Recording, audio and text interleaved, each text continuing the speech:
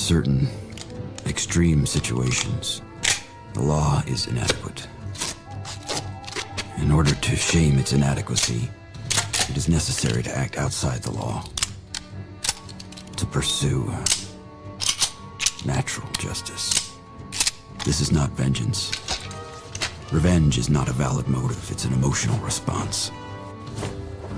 No, not vengeance. Punishment. Tonight we have a chance to say, yeah, you're right. We're too extreme, we're too wild, we're too out of control, we're too full of our own shit. Or we have a chance to say, hey, fuck you, you're wrong. Fuck you, we're right. Because you have all made it to the dance. Because believe me, this is the dance. Start the show.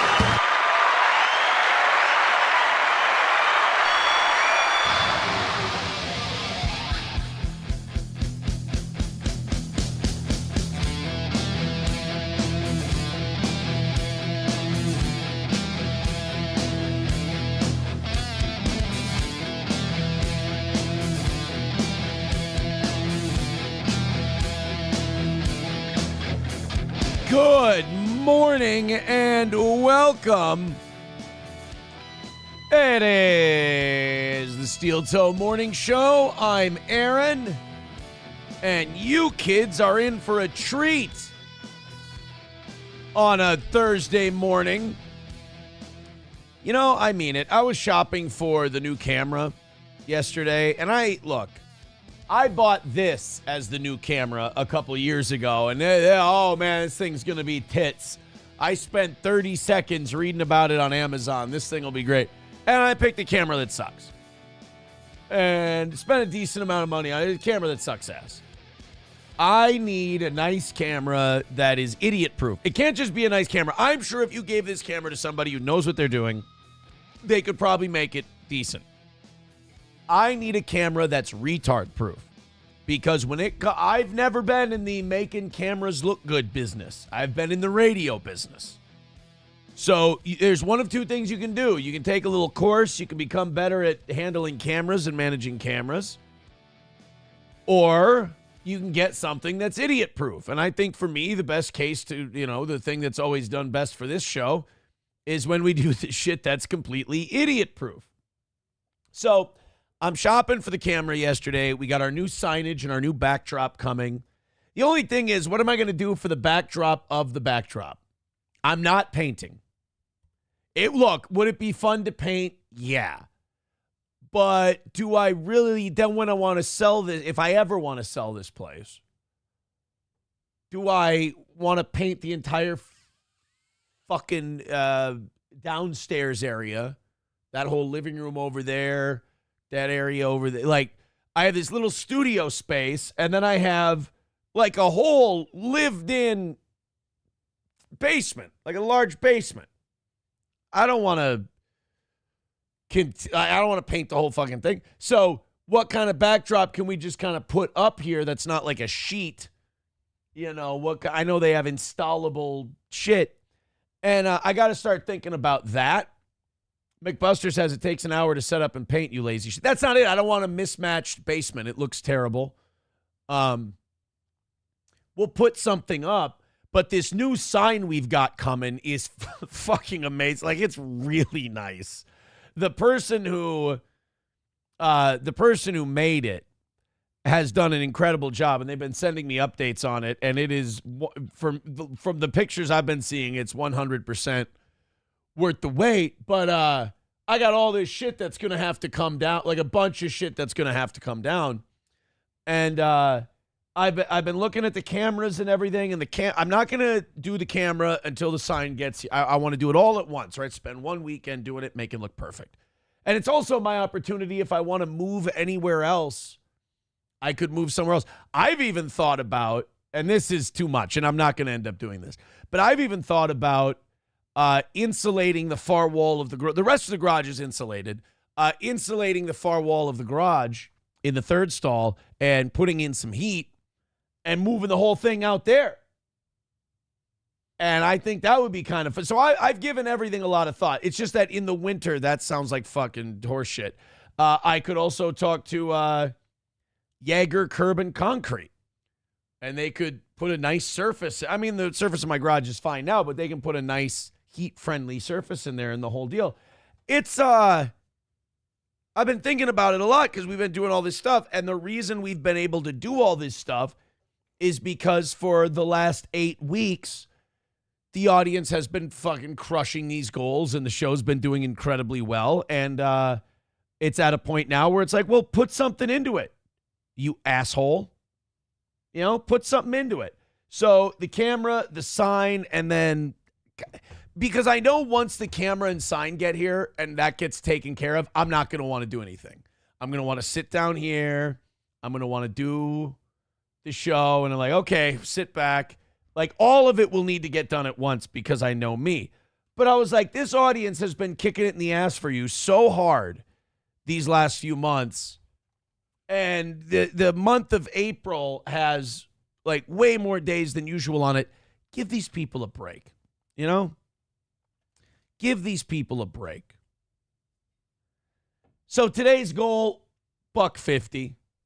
$150 for today's goal. We'll call it a perfect week. I appreciate it, guys. You're the absolute best. Thank you. Balls Deep kicking us off today with a gifted membership. So what I'm trying to say is, nobody better than the Toe fans. Nobody better than the Steel Toe audience. And even if you're one of the people who's in here just to seethe at me every day, even if you're one of the people who's in here going, look, he's been through the worst. He's pulverized his own life into a fine powder, as we said on last night's show, and he's bounced back from it, and he's clearly won that.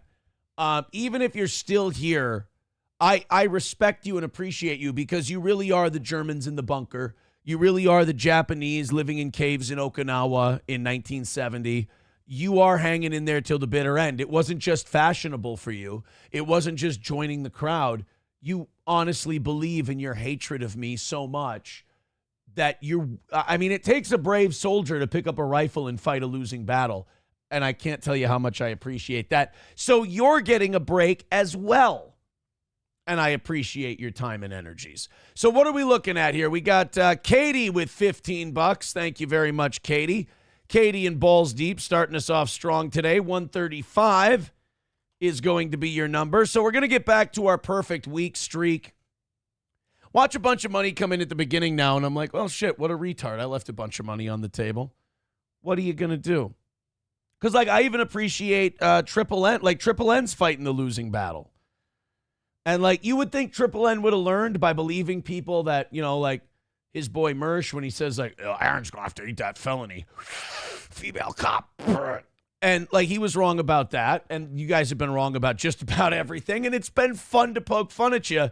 But for you to still have the confidence you have to go the way you have and continue to fight this losing battle, not only have you given us an amazing amount of entertainment and it's been fun to goof on you, but you still believe, and I know you think I'm trolling you.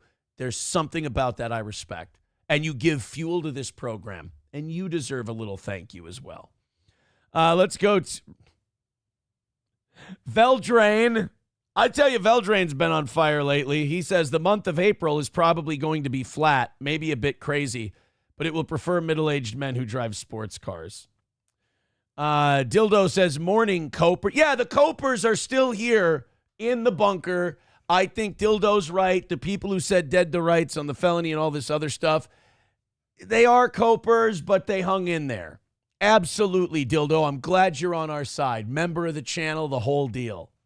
Now, either I'm right about that, and I'm thanking you, or I'm being a dick. Your response gets to decide. All right, guys, here we go. We've got so much to do today, so many things to talk about, and it's a day before Rumble Friday. We've got big things coming up. I'm very, very excited. Next week is going to be a big week. And last night's evening, I keep thinking about last night's evening show. It was one of the best in a long time. And look,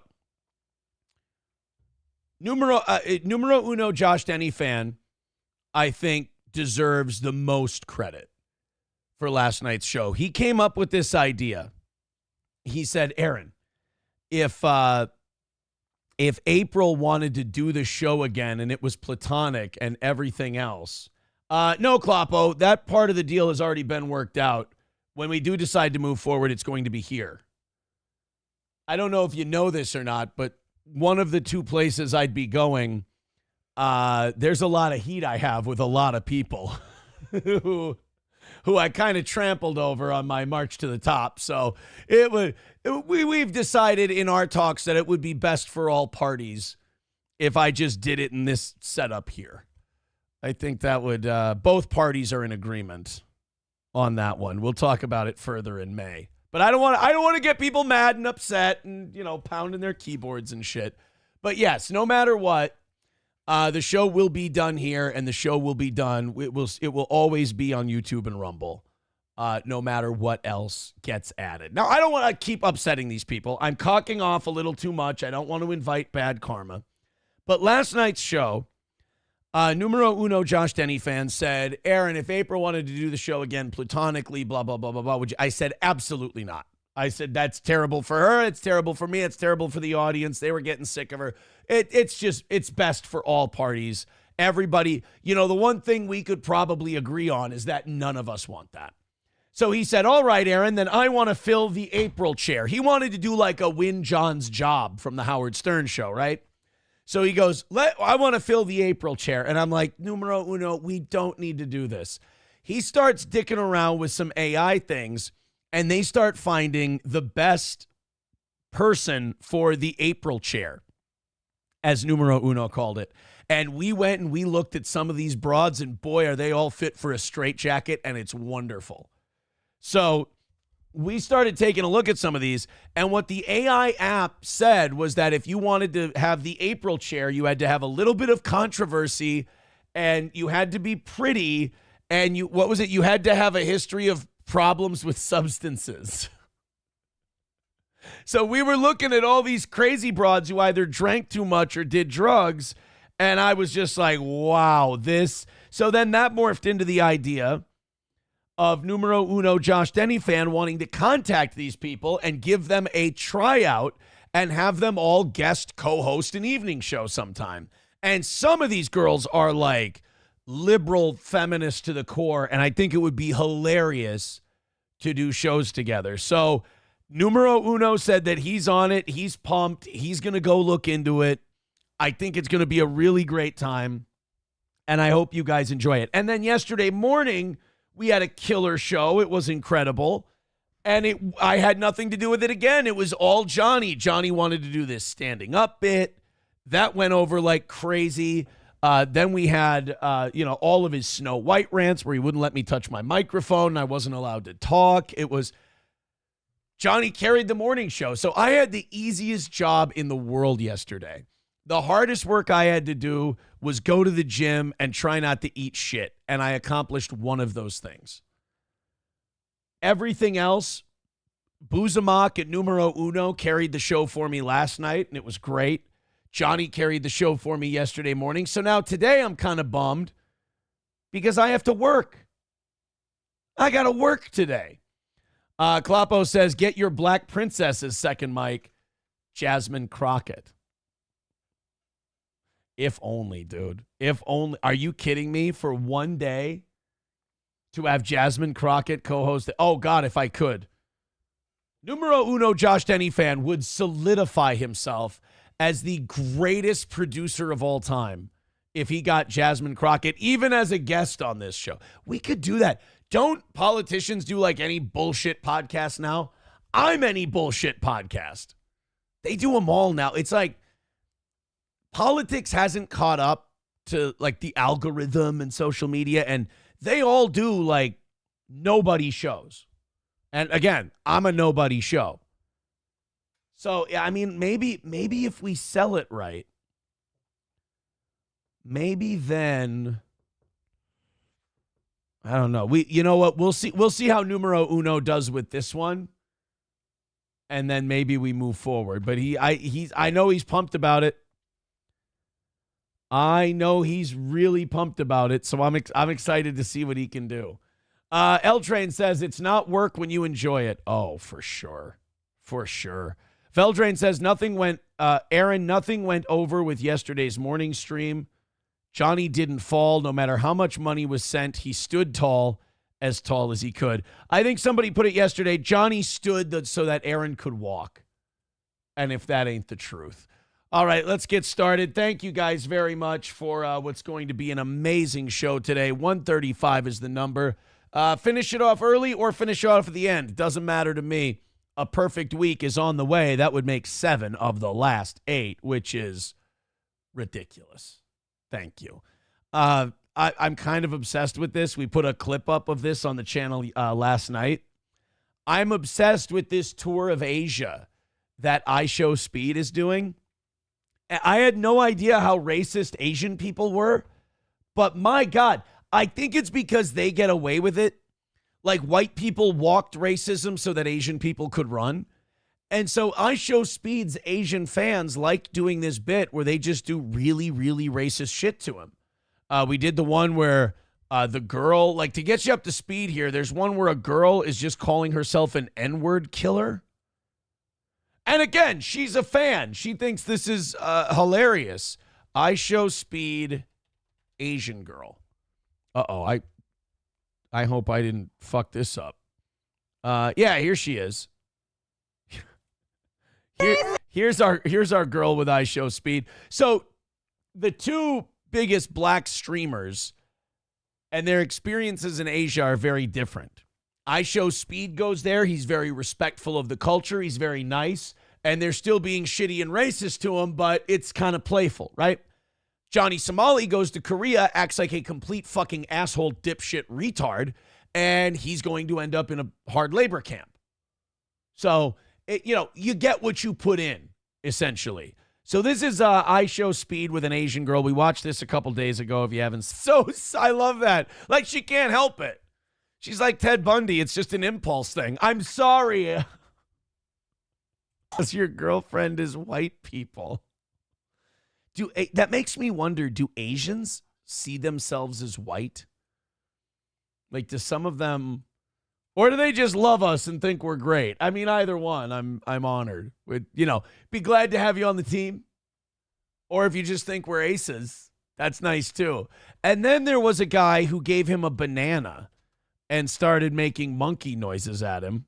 And he delivered the banana in a KFC bucket. He takes a good sense of humor about it, takes it all in stride. Meanwhile, Johnny Somali is getting punched in the fucking head by people who are tired of him being in their country. And I'm really sorry about that, Korea, but he's going to have to be there for at least 7 to 15 years longer. But at least he'll be out of sight, out of mind. Well, iShowSpeed was going around this week on his Asian tour, and somebody else decided to give iShowSpeed a gift. A very nice gift, a pretty gift, some would say. Speed, this is for you. What is this? It's a content. Speed, look. Cotton?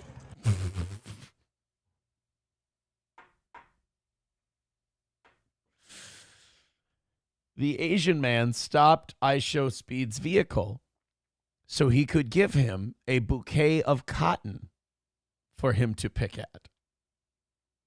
They're like, Americans get so much shit like race relations, this and that. Asian people are really fucking hateful. And they smile so nice, and you know what it is? English is their second language, so they sound so innocent, like they don't understand what they're doing. And yes, they do. They're being fucking Klansmen. It's cruel. I never got gifted cotton. You are Lafayette? Yeah. Cristiano, my friend. Why did you give me cotton? Yeah. W gift, chat. It's my love. It's my love. It's W gift. Bro, y'all be gifting me anything in China, bro. I'm not gonna cap. Thank you. Does he not know? Nice. Yes, sir. Yes, sir. Just show you now before. Okay, that was fantastic because I thought by the end of it, iShowSpeed was going to understand what that guy was doing. He just thought that guy was being really nice and that maybe in China or Japan or Korea or wherever the fuck he is, he just thought that it was really nice that they gift people. Oh, no. Oh, speed. That's not. It's not what they're doing. They're gifting you, and then you're picking at it. You're picking at the you couldn't have played into their hands any better. Clapogram says Asians getting payback for the blacks attacking them during COVID. Do you remember when the attacks against Asian people started during COVID and they tried to blame it on Trump? Now, Epp didn't said he's picking it. Yes, he knew. I don't know. Like, look at the way, like, when he understood the banana and he understood the Asian girl talking about how racist she was, it got a rise out of him. He got upset about it. The cotton thing, he was just kind of confused by it. I buy it. I think it's a shoot. Mike Erb says, now wait a cotton picking minute. Oh, geez. It's not very. Fauci's Pangolin says, Aarons are very giving of racism. Yes, they do. They've got plenty, apparently. It's a big export there. But remember when COVID started and in big cities, Asians were being attacked and the media was like, this is Trump's fault for calling it the Kung flu and the China virus and all of this stuff. And they were trying to paint it as like, you know, the guys wearing the MAGA hats with Jussie Smollett, you know, we're walking around punching Asian people in the head. We go, yeah, God damn it, you shut down my schools. And it turns out, so then the CCTV footage, the store, like the surveillance footage started coming out of these attacks, and they all started to look oddly like I Show Speed more than say. I mean, they look like the actual Jussie Smollett attackers versus what Jussie Smollett said the attackers looked like. And then all of a sudden the media dropped it. It wasn't, remember, Stop Asian Hate and, you know, the violence against Asians must stop. They started coming out with the surveillance footage, and all of a sudden all of that Stop Asian Hate shit just stopped. The Asian hate didn't stop. The Stop Asian Hate movement stopped because the media was confronted. All right, you can defend this minority, but you're going to have to attack this minority and call them out, or we could just call the whole thing off. And they decided to call the whole thing off. Oof. Kloppo says, Aaron, you just said Aarons instead of Asians. Really? Did I really? But you knew what I meant, right? Then it's all good. It's all good. Bappa Shab says they fucked up by trying to blame Whitey. Nobody was going for it. Well, it's kind of like, remember when that knockout game stuff happened? And then they said, that's not really happening. That's a rumor. And then all of a sudden, just a bunch of videos come out of people like sneaking up behind white people and punching them in the head. And then, oh God, we can go through those. Some of our favorite, like, media buildups that they had to back off on. They had to back off on the Asian hate one. They had to back off on the knockout game one. But then the one they embraced was the Tide Pod deal, because like one or two retarded white kids chewed on a Tide Pod and died or went to the hospital. And they're like, "Oh my God, this is a crazy trend. This isn't oh my, we have to stop." Rob, I'm not making this up. If you remember, Rob Gronkowski, what was Tide Pods, like 2017, 2018? Rob Gronkowski had to do, what are they called? Not commercials, PSAs. Rob Gronkowski had to do PSAs telling kids don't chomp on laundry detergent pods because the media convinced us that this was such a huge problem. And the reason I know it was 2017 or 2018 is because I was still living in Big Lake. I was doing my laundry, and I remember a commercial came up on YouTube, and it was Gronk telling people not to eat Tide Pods while I'm doing my laundry, which should tell you how much your phone knows about what you're doing. I didn't know this. You know when your phone's been off for a while, and it will just, the screen will just turn on randomly. You didn't touch it. You didn't do anything. I didn't know this. That is like a design. It's not a flaw. It's a design in the phone to encourage you to pick it up, look at it, and start dicking around with it. It's mind control, basically. You guys got to remember, before you look at me and you go, "Oh, Aaron, we all knew that." I'm like, I got the mind of a 55-year-old man. I find shit out from like 10 years ago, and I'm amazed by it. So like Sam Show's writing, no shit. I know. I share these things with you. You can have fun with it. I have fun with it. But I just found out about that yesterday. I was also like really jonesing to play some craps. So I found a craps game on my computer, and for about a half hour, I sat and played some craps. I found a new strategy. It's the Connect 3 bet. So you bet the pass line, right? And then once the point is set, depending on what the point is, you either double your repeat your bet on the pass line, double the bet on the pass line, or triple the bet. Like if the point's 8, you triple the bet. If you put like, let's say $20 on the pass line, put $60 more on the pass line if the point's an 8. And then bet the 6 and the 9. So you got 6, 8, 9, and the pass line. Or you got 6, 8, 9 because the 8's the pass line. And then that I was using that strategy. It worked remarkably well. Dub says that shit with the leftover turkey yesterday was priceless. Yeah, we could go to Chef Gurkey like once a year and go over that bit again. It's always fun. Have you ever seen Chop and Steal? They did one where they were a strongman team on the news named Chop and Steal. And they were, Chop and Steal. And they were just like picking each other up off the ground and going like, yeah, this is one of our amazing feats. And they get these guys booked on the news and they totally take a shit over the whole segment. And then when they're about to like promote their book, something always happened with the book. It got lost. The truck blew up. They're going to have to cancel their doing it. So it kind of shows how little homework these local morning show news programs actually do for their guests, because they thought these two were a strongman duo. There's no way they looked at any pictures. There's no way they looked at any videos. They thought that these two guys were strongmen, Chop and Steal. And the two of them are lifting a cinder block together, wearing Zubas as one of their feats of strength. Educate people, that is coming up. You can still do all these strongman tricks from just stuff you find around your house and around your yard or whatever. So that's what we want to show you today. Yeah, but actions speak louder than demonstrations. Let's get to some of the action right now. Yeah. Actions speak louder than demonstrations, guys. And we're going to go. Ready? Yep. 1, 2, 3, 4, 5, 6, 7, 8, 9, 10, 11. We found some sticks actually This is on television. in your parking lot.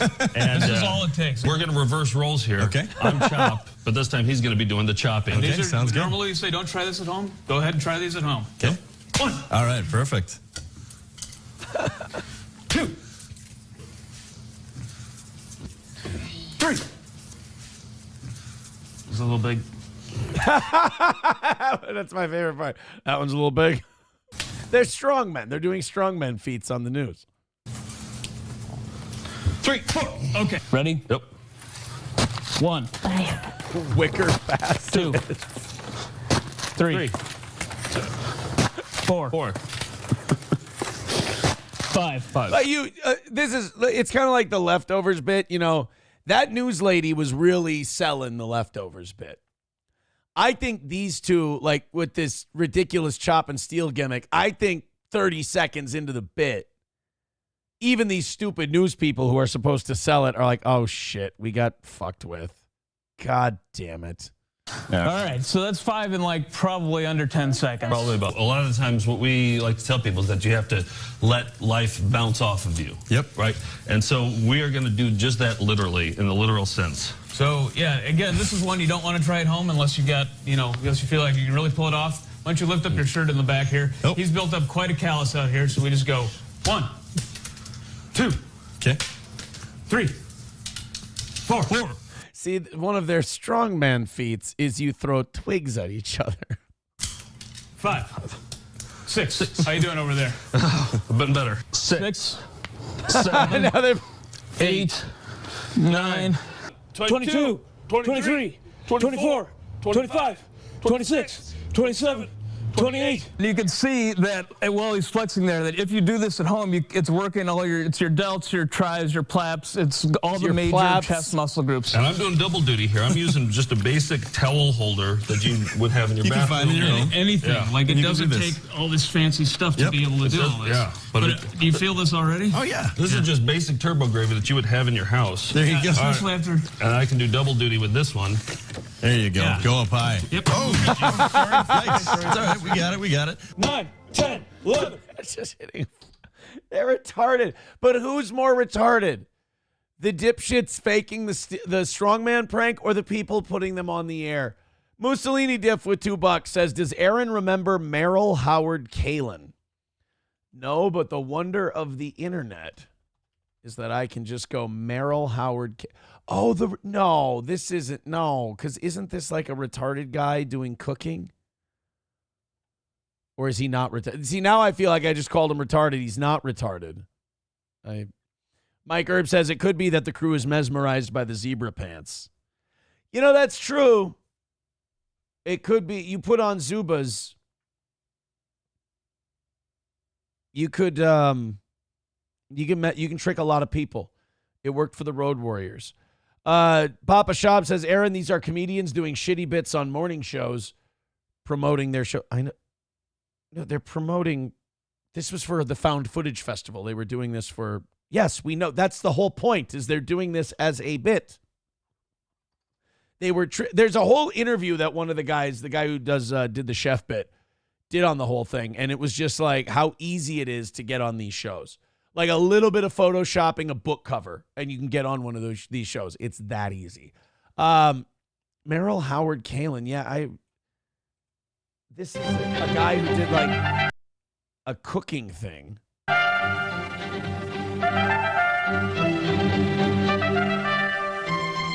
So this is 1992. He must have like bought time and did a public access show. The prehistoric internet was if you paid your local cable or if you paid to produce the show, you could get time on cable access television.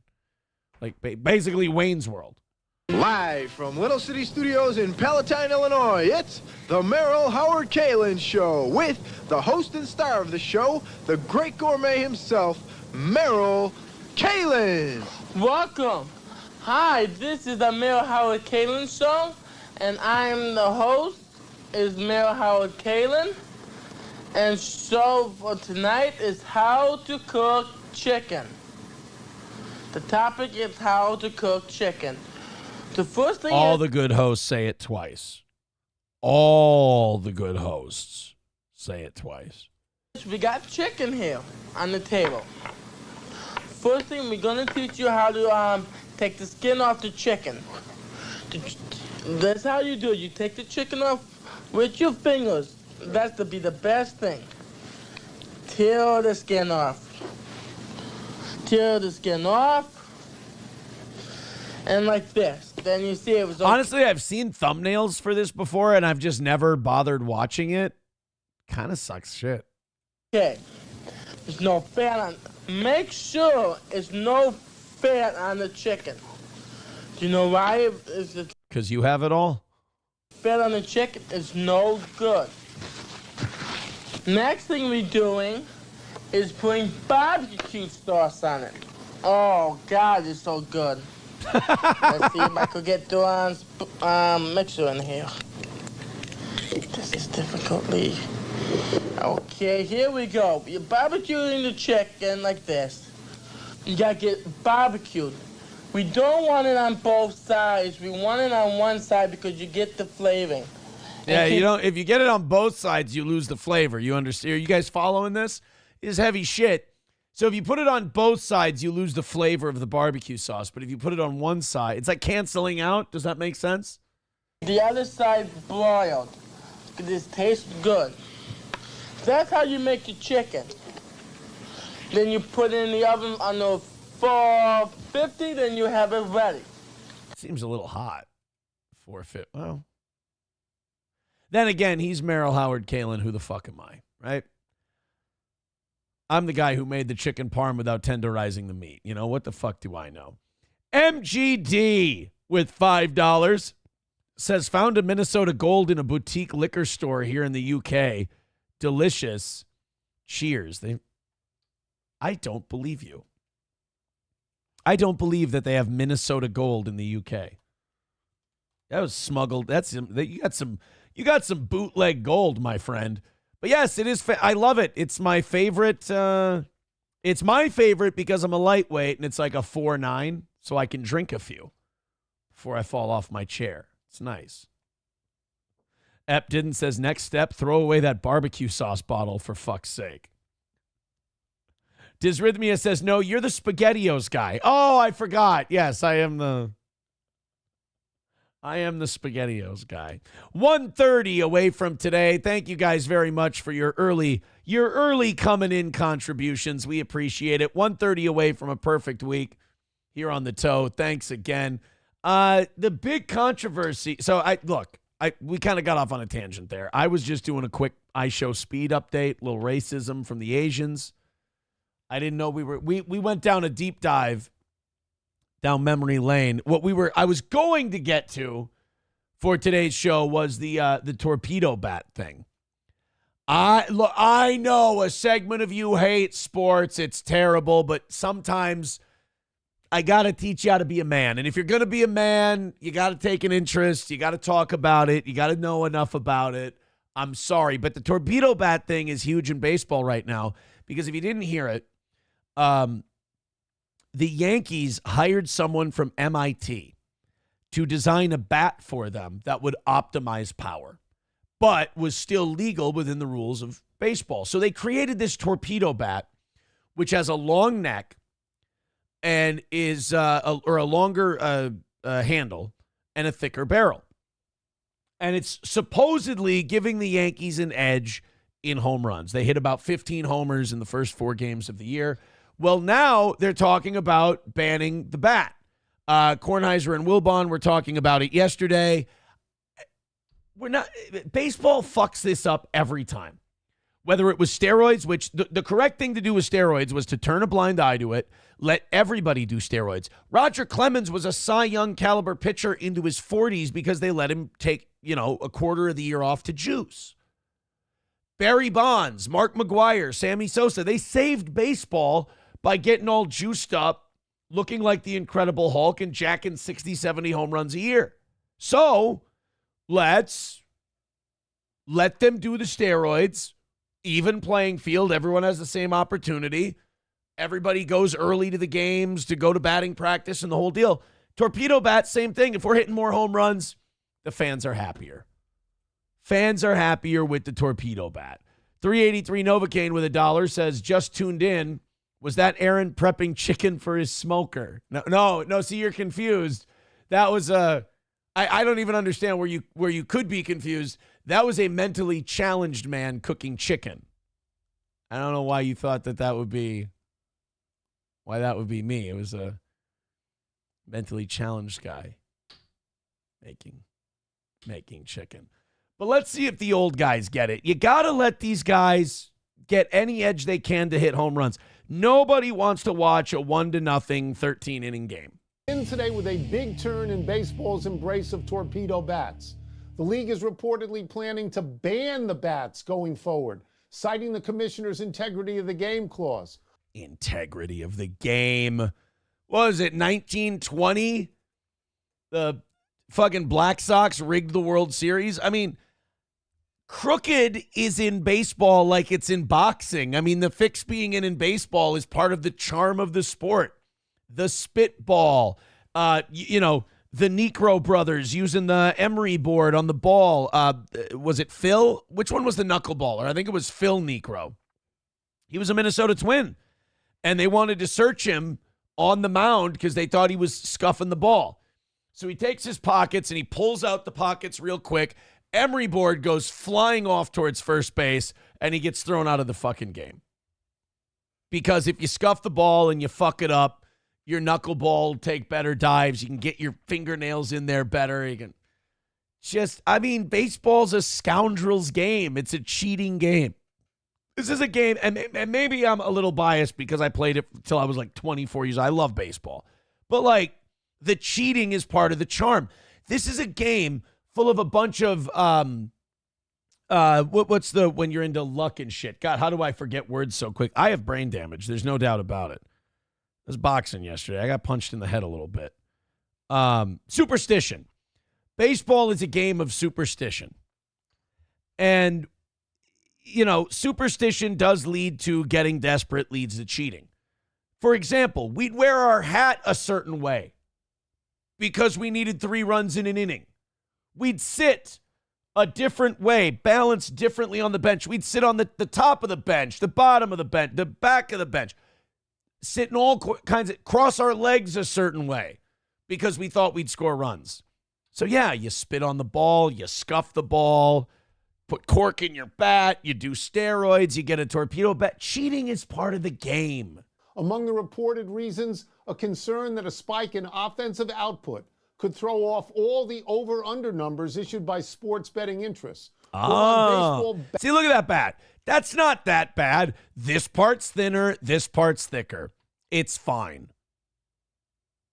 There's nothing wrong with the torpedo bat. I see what it is. So, football, baseball, basketball, they've all embraced sports betting now. Which, again, the fact that Pete Rose didn't get to go into the Hall of Fame in his lifetime is a goddamn shame. Now, I mean, they're all just, they post the over-under and the betting odds for these games on ESPN. They advertise them openly on the game. They run DraftKings and gambling websites as commercials during the ball games.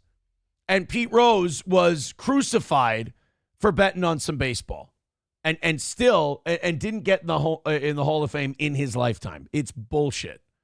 So now they're worried that the gambling degenerates are going to get fucked over because the baseball players are going to be hitting a bunch of home runs, and God forbid fans might want to come to the stadiums again.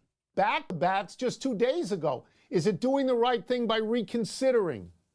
Do you think baseball reconsidered the torpedo bat thing just because they studied it further and they changed their mind? Or did Vegas give them a call and said, hey, you're really fucking us over here on the over-unders? And baseball went, yeah, we gotta...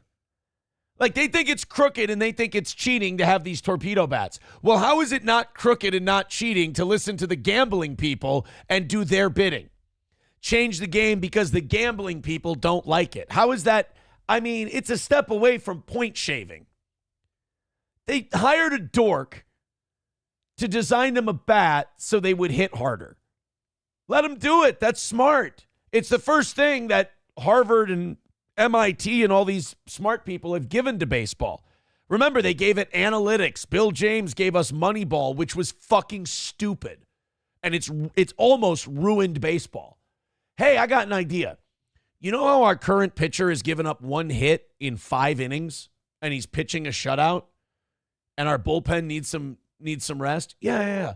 We're going to yank him next inning. Why? Well, because he's going through the lineup for a 3rd time, and everyone knows that the 3rd time through the lineup, according to Bill James and analytics, says that they have a tougher time. It's like, by today's standards, Jack Morris would have been pulled in the 7th inning in Game 7 of the World Series in 91 because of fucking smart people and analytics.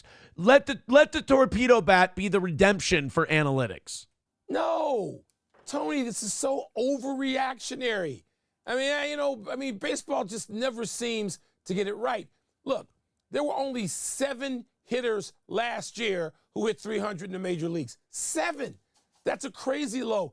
Batting averages overall way down. They've done all these things to actually, unlike the trend in most sports, take offense away, right? God damn, I want to go golfing. I'm really starting to relate to the olds. Like, I'm just watching this clip right now, and I'm like, this is what sports talk should be. Enough of like, hey, we got a cute, is she black, is she white, is she Latino, or is she Asian chick who's going to toss to Mad Dog Russo and Stephen A. Smith to talk about football. I don't need her. Get her out of there. All I need is a couple of old dudes, and I need them to look terrible, like they could never make any team at any point in their life. And I need them, that sounds like they've been smoking a few cigars and having a few drinks, talking shit about sports. That's what I need. A Mad Dog. I need some loud, obnoxious Jewish man going, well, the torpedo bats are fine for baseball. There's nothing wrong with the torpedo bats. You can hit the home runs. People love home runs. What are you trying to have every game be 2-1? It would be terrible for the game. So look, I've been accused of being misogynist before. This is not coming from a place of misogyny. This is coming from a place of common sense. Fire all the women on sports shows, right? And you're like, oh, don't you keep a couple? No, because then we're just keeping them to be tokens, and that's not fair. That's kind of sexist. So just ban them from sports coverage altogether, and let's just have either a bunch of old sports writers who sound like Scotch, and then a bunch of old, fat, retired ball players, and let them analyze the game all day. Perfect. Wilbon, Kornheiser, they're the best because they look like shit. I trust them. They're weathered. That's the way it should be. Triple N says Kevin Brent. Yeah, you know what? How about Kevin Brent? Is Kevin into sports? We could have Kevin Brennan and Mad Dog Russo host a show.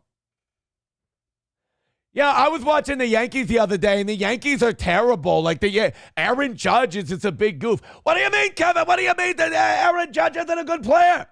Aaron Judge is the best player in baseball, and you're trying to bench him, Kevin. He's an idiot. Fuck him. I don't even want to see Aaron Judge on the field anymore. It really is. Like, if you try to do a Mad Dog and a Kevin Brennan back-to-back, they start to meld into Kevin Brennan is Goy Mad Dog Russo. Holy shit. Thank you, Triple N. We stumbled onto something today. You know, I was talking to Chad the other day. Chad said that the Cleveland Cavaliers can win the title. Oh, I don't even know who the hell Chad Zumock is. I don't want to know who Chad Zumock is. And the Cleveland Cavaliers are not winning a title. It's the Boston Celtics this year. They're going to take it home again. You're insane, Kevin. Neil was better. See, it starts slipping. You start putting that lisp in there. It starts becoming Kevin Brennan. Mussolini Diff with $2 says, it isn't officially cheating unless Asians improve. That reminds me, what happened to Jeremy Lin? Remember Jeremy Lin was like an Asian guy who could play basketball for 5 minutes? And then and then all of a sudden everybody's like going crazy. Like, oh my God, there's an Asian guy who can do a behind the back pass. And they were like, we all have to get an Asian guy now. And then he just kind of disappeared. No more Jeremy Lin. There was that guy who got in trouble. I can't remember what outfit he worked for, but Jeremy Lin played for the Knicks, and the Knicks were struggling. And I think Jeremy Lin was struggling, and they made a headline, "A chink in their armor." Oh boy. It was one of those things where, like, it's okay. Like, in my opinion, I think I was in Litchfield at the time we were talking about it. And I was like, it's okay to write that if that guy didn't know what he was doing. But here's the problem. That fucking guy knew what he was doing. Like, go back in his career and find out how many times that guy had written a chink in his armor before Jeremy Lin came along. And all of us free speech people rallied to his side and were like, oh, come on, you got to be allowed to write. Like, there was part of our free speech shit that was just kind of protecting racism back in the day. And you were like, come on, it's not a big deal. Chink in the armor it's a common phrase. But then you grow up and you get a little older and you're like, all right, I can admit he was pulling some bullshit. He was being a dick. There was a reason he wrote it the way he did. Scooby Jooby Jew says, I love analytics. Oh, yeah. The Dodgers won the 2020 World Series because the Rays pulled Snell due to analytics. That's what I'm talking about. Didn't they pull Snell like in the fourth inning or the fifth inning? Because they said that this is going to be the third time he goes through the Dodgers order, and pitcher analytics say that pitchers struggle the third time through the order. Oh, man. It's unbelievable. McBuster says, you ever going to clean up your mod moles in YouTube or just be a mark for the rest? Well, you name. Here's the thing, McBuster. You rat them out. I'll take a look. You rat out those mod moles. I'll look into them and I'll cut out the ones that need cutting out. How's that, buddy? $2 from MGD says, for making sports talk even slightly entertaining. This is why I tell you guys, you got to give it a minute.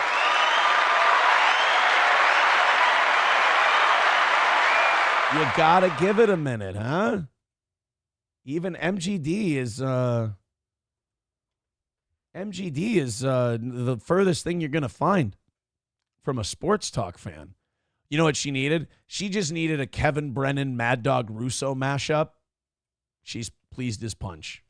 She's pleased as punch. Sam Show says, only gay Fs and women use the term misogyny. You don't have to acknowledge it. I've upset Sam Show. And now McBuster, wait a minute. Didn't I just fire all women from any sports jobs? And now Sam Show's saying that I'm being weak? I don't understand it. McBuster, go ahead and throw me some names. You name names right here. Hey, chat, don't you think that McBuster should name names publicly and we should McCarthyism this shit so we can call some people out on the carpet? Who is it? Who's the mod mole? Call them out, McBuster. We want to know. We deserve to know so we can investigate, cancel people. We're going to engage in some cancel culture on today's show. Isn't that exciting? We get to be on the other side of that for once. So, McBuster, we're waiting on you. You give me a list of names. We'll go in there like the Gestapo. I'll send MGD after him.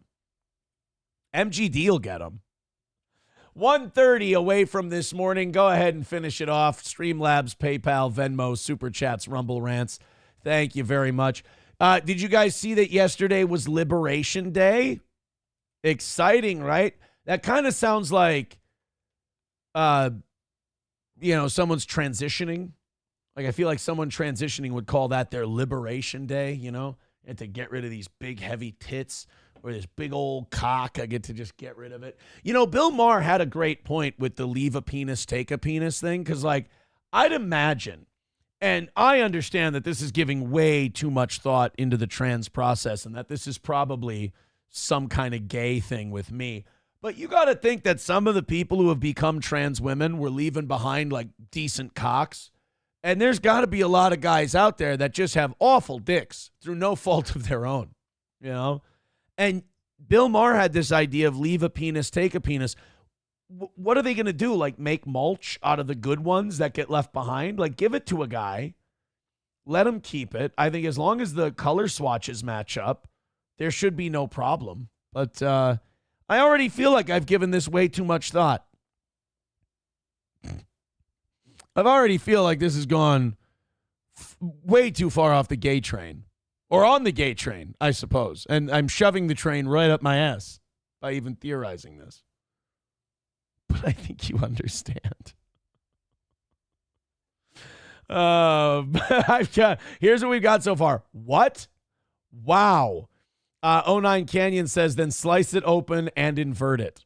Triple N says, Aaron wants a secondhand dick. No. I'm fine with my dick. I got that. Remember, don't I have a crazy straw dick that bends in 19 directions?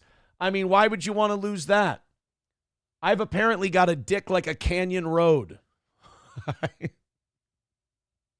Well, I mean, this story was told by someone who looks at it a lot more than I do.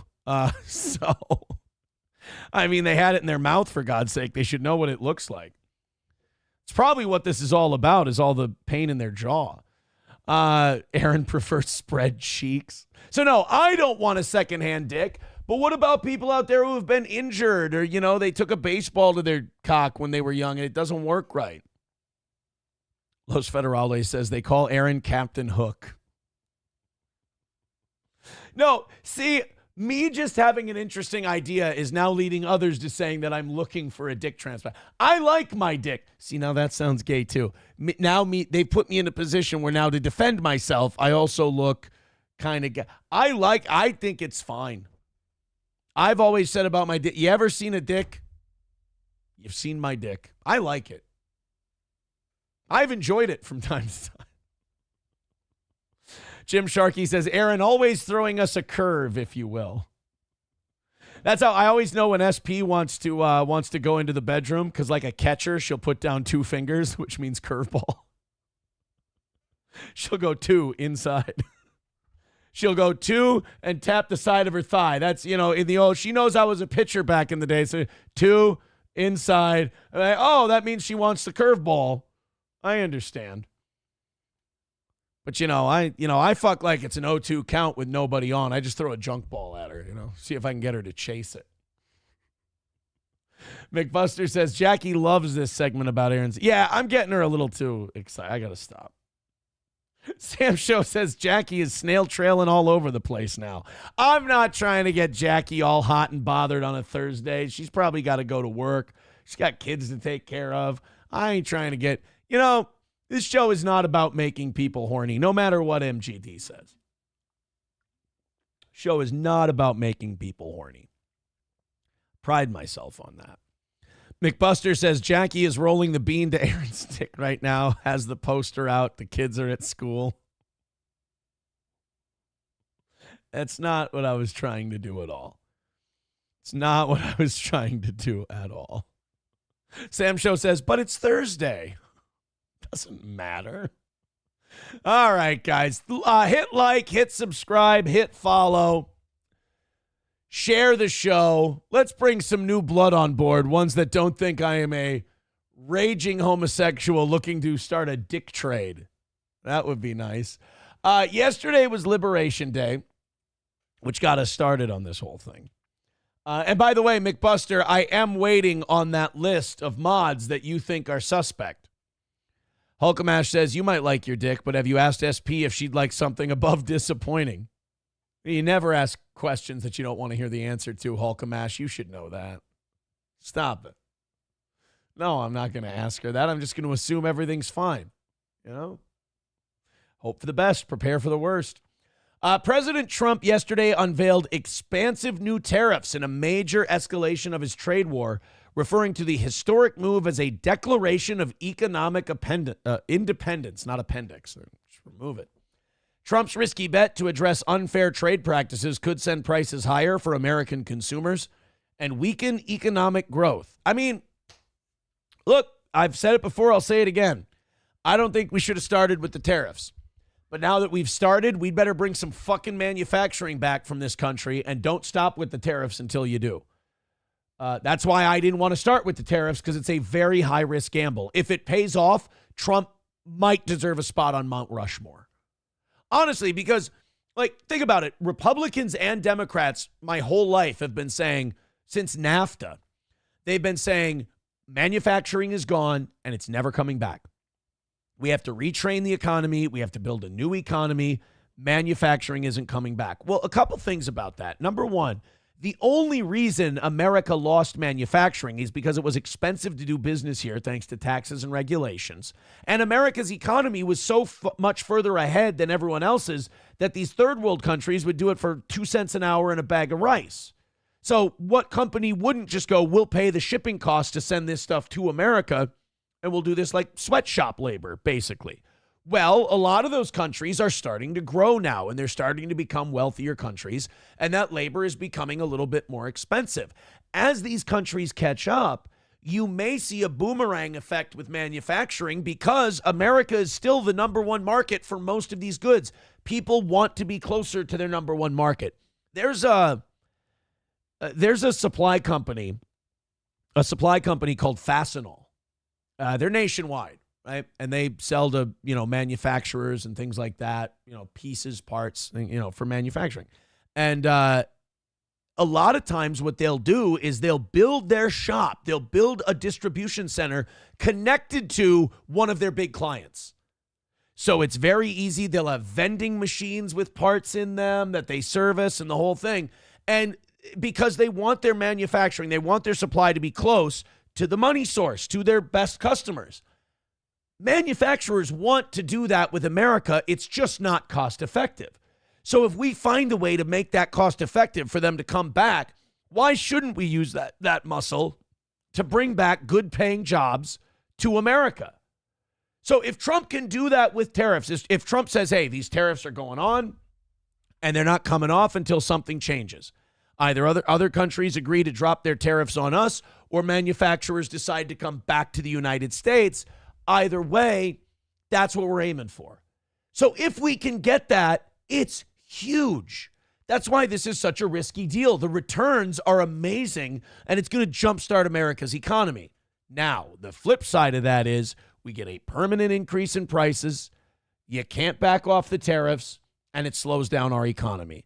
Or Trump has to back down for the sake of the economy and lose his trade war. There's one outcome that is really, really good, and Trump has decided that it's worth it.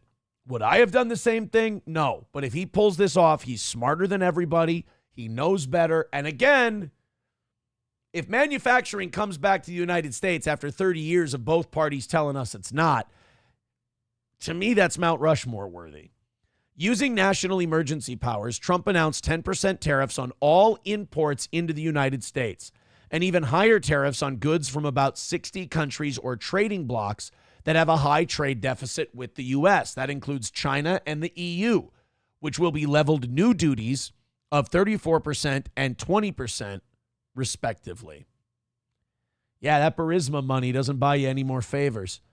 Trump's latest actions represent the most significant escalation in U.S. tariffs in nearly a century since the Smoot-Hawley Act of 1930.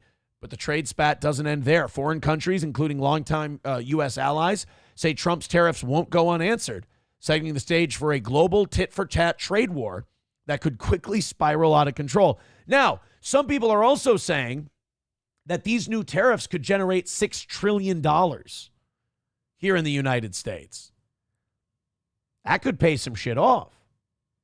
So there's a chance that this pays off, but there is an equal, if not better chance that this causes a problem. We'll see. I mean, if we can get, look, I'll say this. I'm hoping I'm wrong. And if it brings manufacturing back to the United States and when our economy just revs back up again, awesome. If not, I think in the next year or two, we're going to find out if we're going to be wishing we were back in term one of the Trump administration.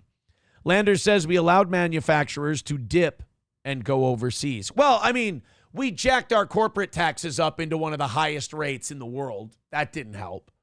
And it just got expensive. The workers got expensive because of the quality of life in the United States. And, you know, they could find a way to make a shittier product overseas with cheaper labor, and we still bought it. So you certainly can't blame the companies for doing it. Clinton put the final nail in the coffin for American manufacturing. Yeah, when I was a kid, I remember them talking about, Clinton was talking about NAFTA like it was some huge accomplishment, and I had uncles who were in trades. They didn't seem to feel the same way about NAFTA. A lot of working class people kind of felt like they got left behind in that whole deal. Los Federales says, as a Canadian, not only do I have to deal with tariffs, but also with the shit exchange rate, which is hovering around $1.50 Canadian to purchase a Jew dollar. Sam Show says, I never expected too much out of this J-loving. Sam Show, ladies and gentlemen, he's talking about Trump.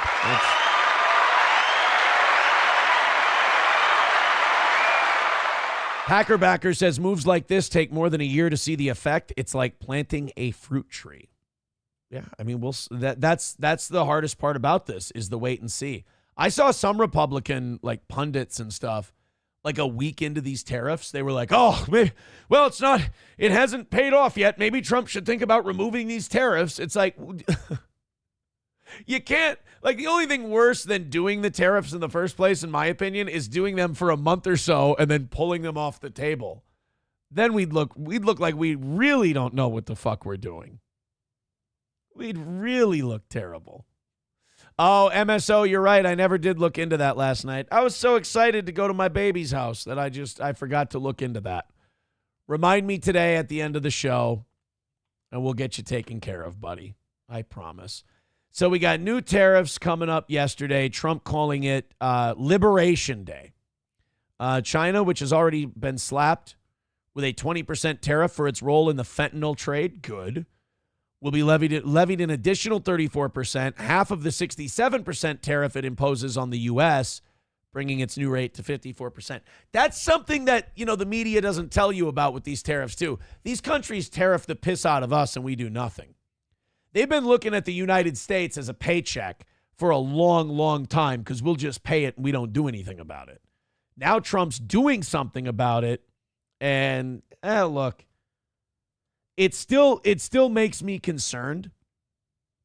But at the same time, this is a guy who, his first term, he did a great job with the economy. So a little benefit of the doubt, I think.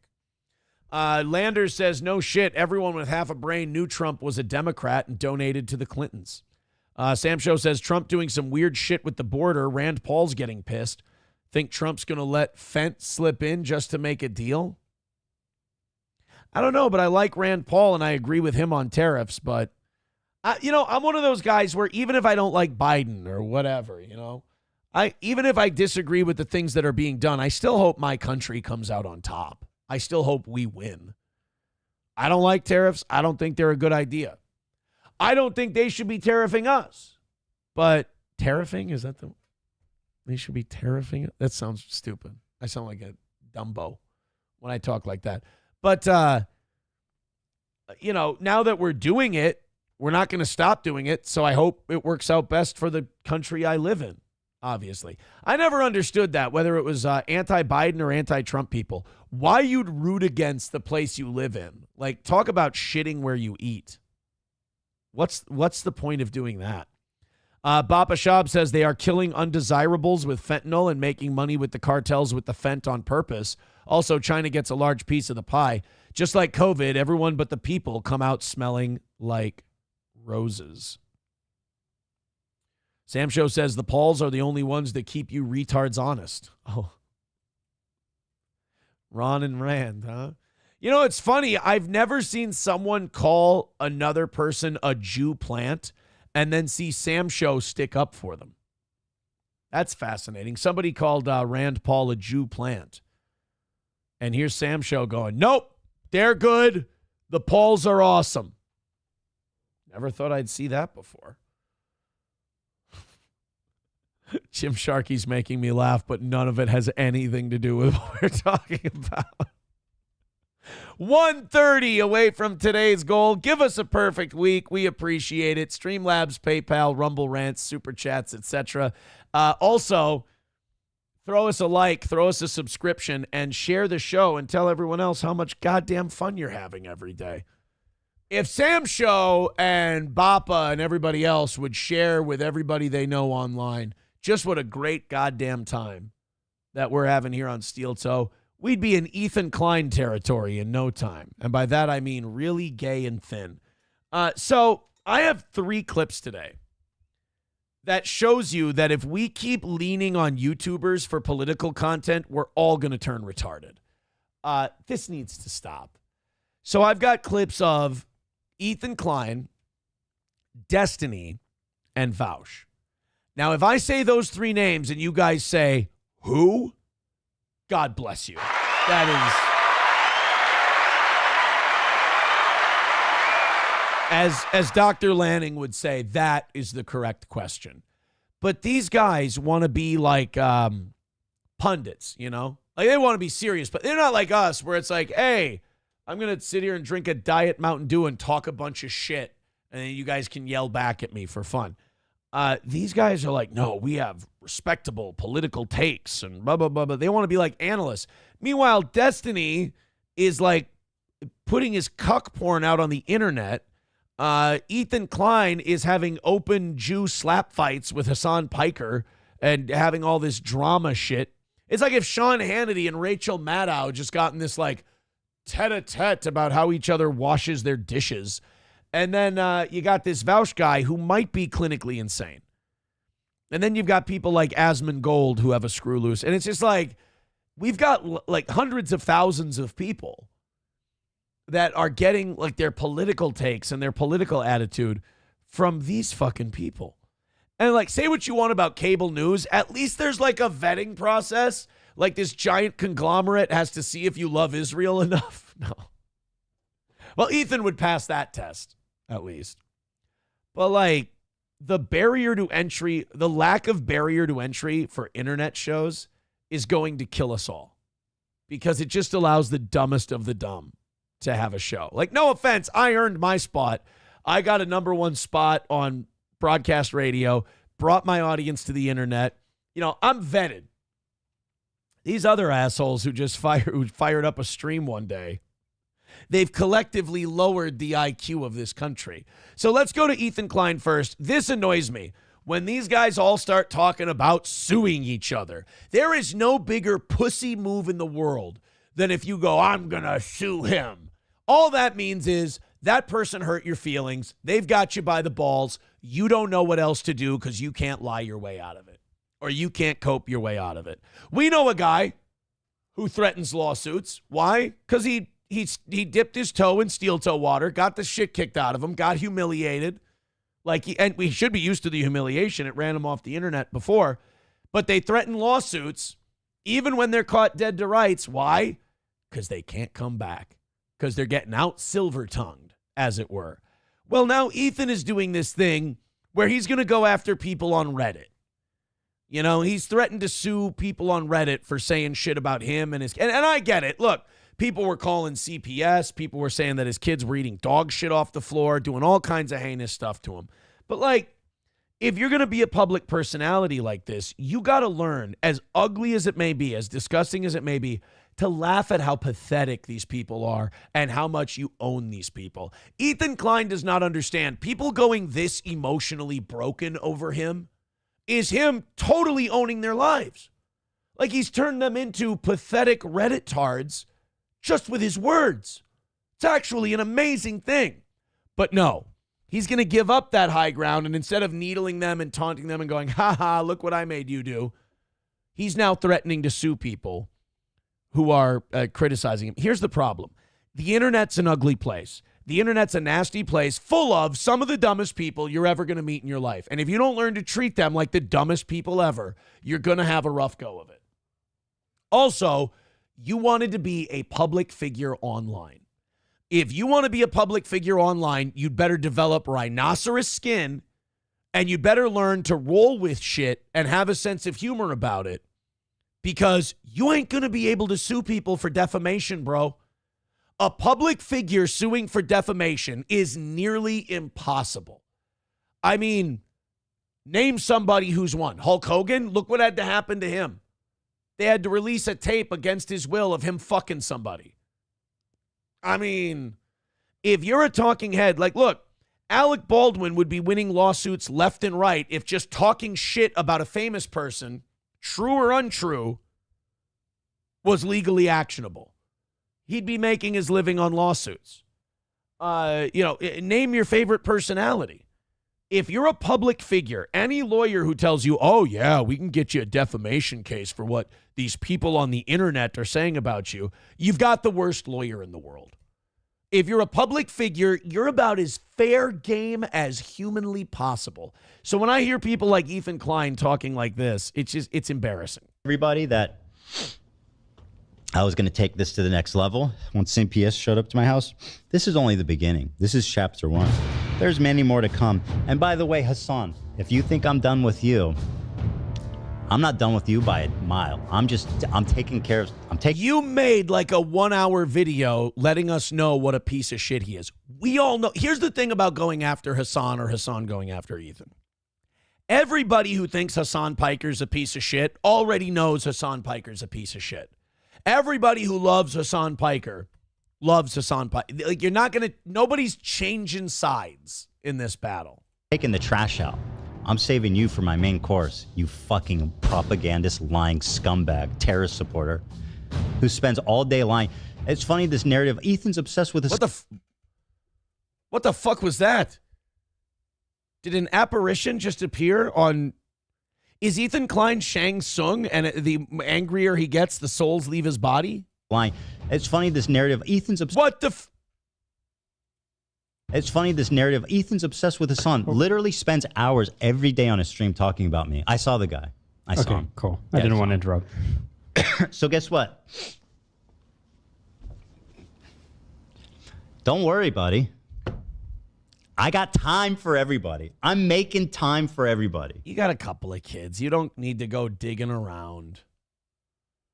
You don't need to go digging around and figuring out, Hassan Piker. Like, what are you going to do? What are you investigating? Whether or not Hassan Piker is a piece of shit? You don't need to do any more studying. The hypothesis has been tested and repeatedly tested over and over. The conclusion hasn't changed. He sucks. He's an asshole. You know what I mean? And I'm just that kind of guy. The world is wide enough for all of us. Hamilton. So don't worry. Don't worry. You know what I mean? By the way, Ozempic, right? Because he was a big fat fuck a while ago. Now he's rail thin. But he's talking about suing people on Reddit. He's talking about, I'm going to make 17 videos about Hassan Piker. Like, we've learned this from watching One Sad Sack. The longer you keep this up, and the longer you obsess and you can't stop and you spend hours and hours and hours a day on something, the more you just kind of start to look like the crazy person. Because, like, the people's opinion of Hassan Piker is already down here. All you can do is go down there too, and you both look like retards. I don't understand Ethan's approach to all this. The threatening to sue people, I'm going to come after you, the wrestling promo shit. Like, you're too big for this. And I know there's a lot of people who don't like Ethan Klein, and believe me, it's understandable. But, like, you're too big. You have a huge audience. You have millions of dollars. None of this shit should even touch you. Even the CPS stuff. CPS came to your house. It was mildly inconvenient for a while, but in exchange for that, you get millions of dollars. Ethan, you won. The game's over. You're the winner. But it's just like they can't take their eyes off of what Reddit's saying about them, or they had to have an inconvenient conversation at their door. And yeah, are those people wrong? Are they shitheads? Are they retards? Yeah, but you can't reach them. They're dead. They're done. Their life is over. If you're calling CPS or you're doing gay ops on the internet, your life is over. Like, that's it. That's who you are. Ethan, pity is the proper emotion. You pity these people. Coltrane with $2 says, my dad is such an anti-Trumper that he was telling me he hopes the country tanks to punish people. He's about to be put in a home. Yeah, see, I never understood that. You want your life to go to shit.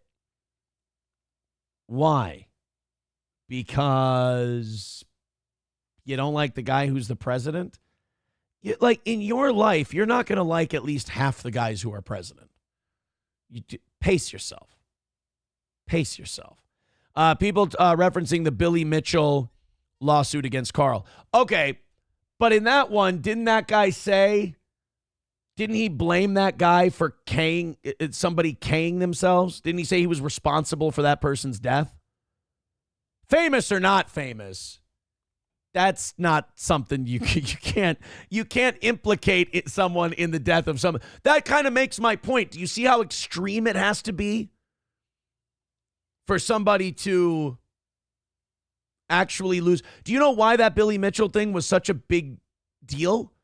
Is because it's so incredibly rare that happens. It's like the Hulk Hogan thing. Look what has to happen for someone to win a lawsuit like that. You know, people like to say that it's about the accusations of cheating in the game. I read up on that. That's not what it was about.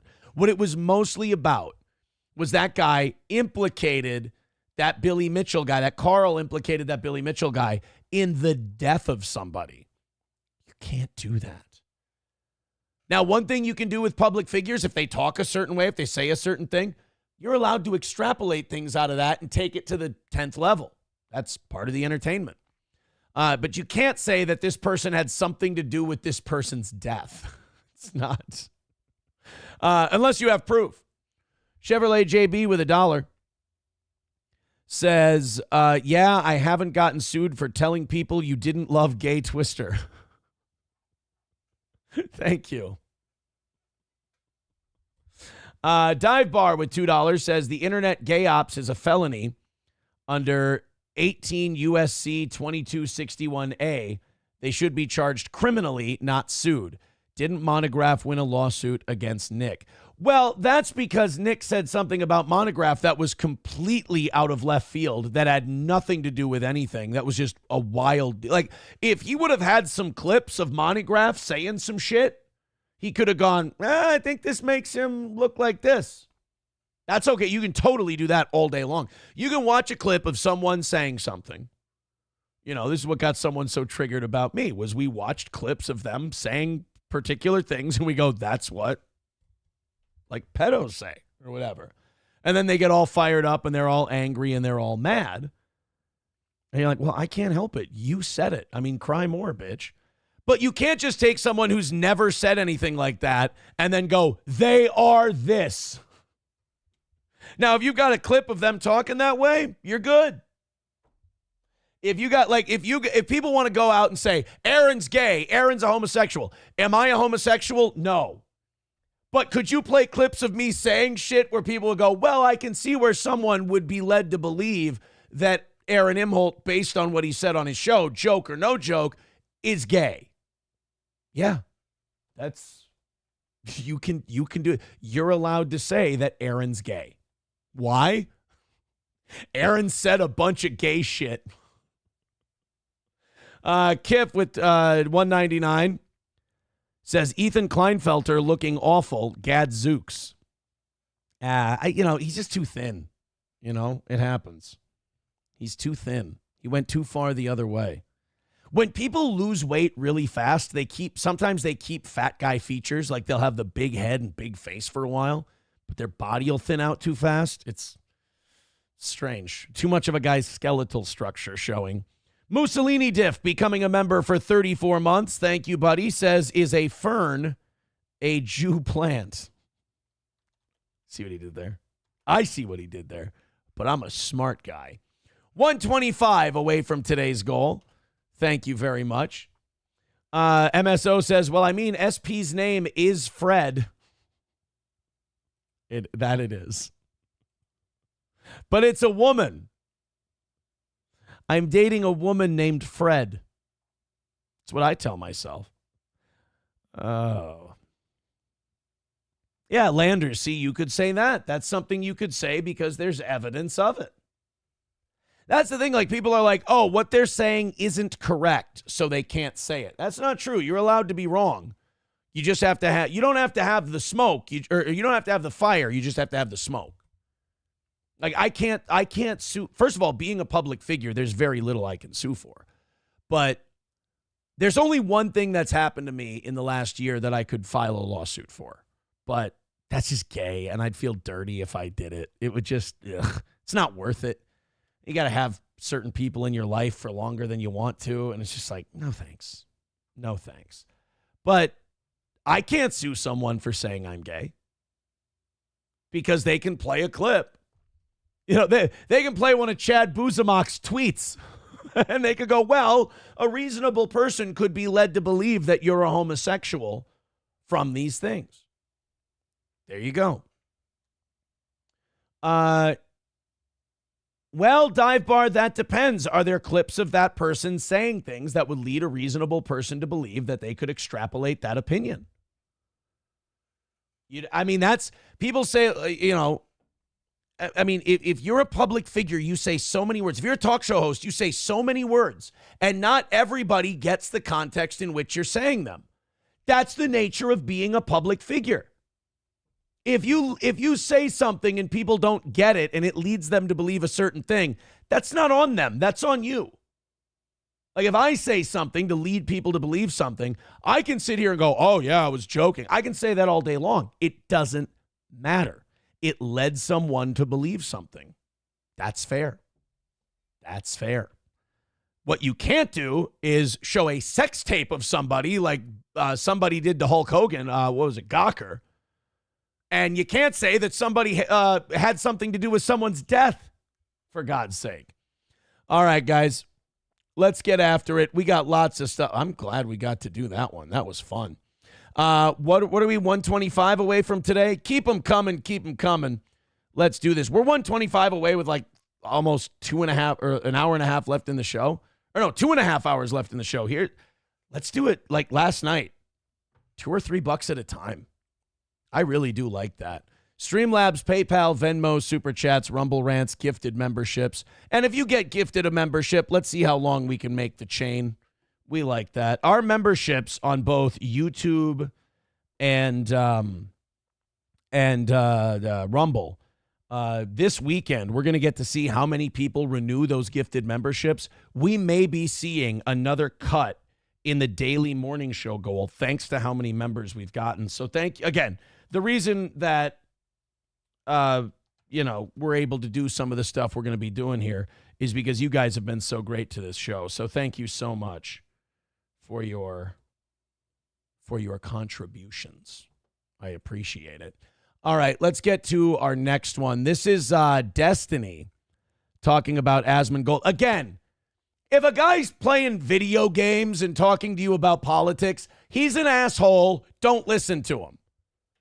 If you want to take advice on what... Now, I'm going to sound old here because I don't know fucking Gabe Goblin fantasy games. If you want to know which mana spell to cast on a dungeon rat, go ahead and listen to Destiny. He seems to have experience. But when a guy's sitting there clicking like an autist in some ogre game and he's going to tell you what the Democrats should do, meanwhile he's releasing his, dick-sucking cuck porn, maybe don't take him seriously. And like, Asmongold, I hate to take the Jordan Peterson take on this, but if a guy can't clean his fucking room, bucko, maybe we don't let him tell us what the rest of the country should be like. These guys take themselves seriously as pundits. I don't. And they get in fights with their chat when their chat like doesn't agree with them or thinks they're wrong about something.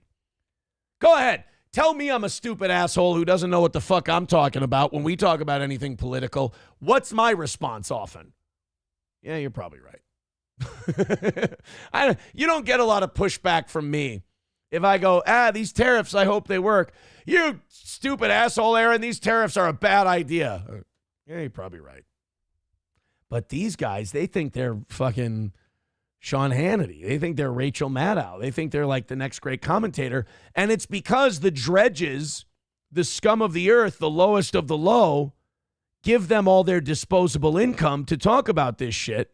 Like, I think in Asmongold's case, it's probably a large incel crowd. And with Destiny, it's more just a cell crowd, I think. Let's go ahead and check out this clip of Destiny talking about Asmongold. I think I have to move myself for this one because, Destiny's got his killer video game playing there in the background. Imagine, like, if you're like one of these like super liberal leftist people that think that Trump is actually going to get rid of democracy and he's like actually a fascist, like you've totally bought into everything. Can you imagine how bad their day is?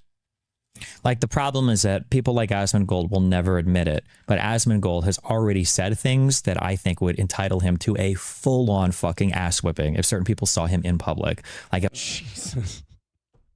You see what I mean? Like, we talk about the level of discourse we have in this country, and then there are people who legit look up to these two as internet daddies. And what's their commentary?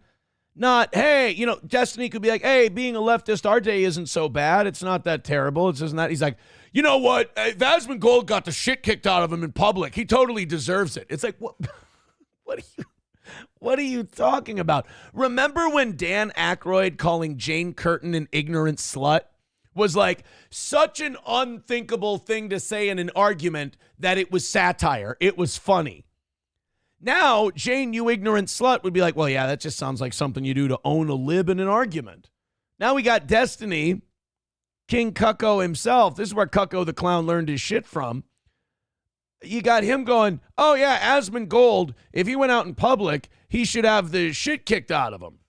First of all, I think when you look at the skin complexion of Asmongold, I think the most important word in that sentence is if. I don't know if there's a lot of outdoors time for old Asmon or Destiny. It's a very pasty complexion, and that's coming from a guy who, has snow on the ground in April where he lives. If I had family members that were being deported and this guy's out here saying like, oh, I think they should want to be fucking epic, or family members that worked for USAID or any of these government institutions, and Asmongold is sitting here like laughing with his teeth falling out, making, you know, $1 million a month about how epic it is that they're all getting fired and shit. Like, he's already so far beyond the pale in terms of the things that he's like supported. It's just absolutely. So you should get this. But it's all like epic and memes and hilarious. And federal workers you can't be happy that the people that your tax dollars go to pay are getting shit canned for the redundant fucking jobs they do. You can't be excited about that. Or you deserve to get the shit kicked out of you. Shut up. Play your fucking video game. You know, Destiny plays these video games, and it's like so clear that this political commentary is interfering with his ability to do gaming. Just turn off your camera and play some video games. Sounds like fun, right? But because Asmongold thinks that the federal workforce should be trimmed, those federal workers, because you lost your gig, you should be able to just kick the shit out of people like Asmongold. What do you think that Destiny thinks you should be allowed to do to Elon Musk? Probably set the cars on fire and bomb the dealerships.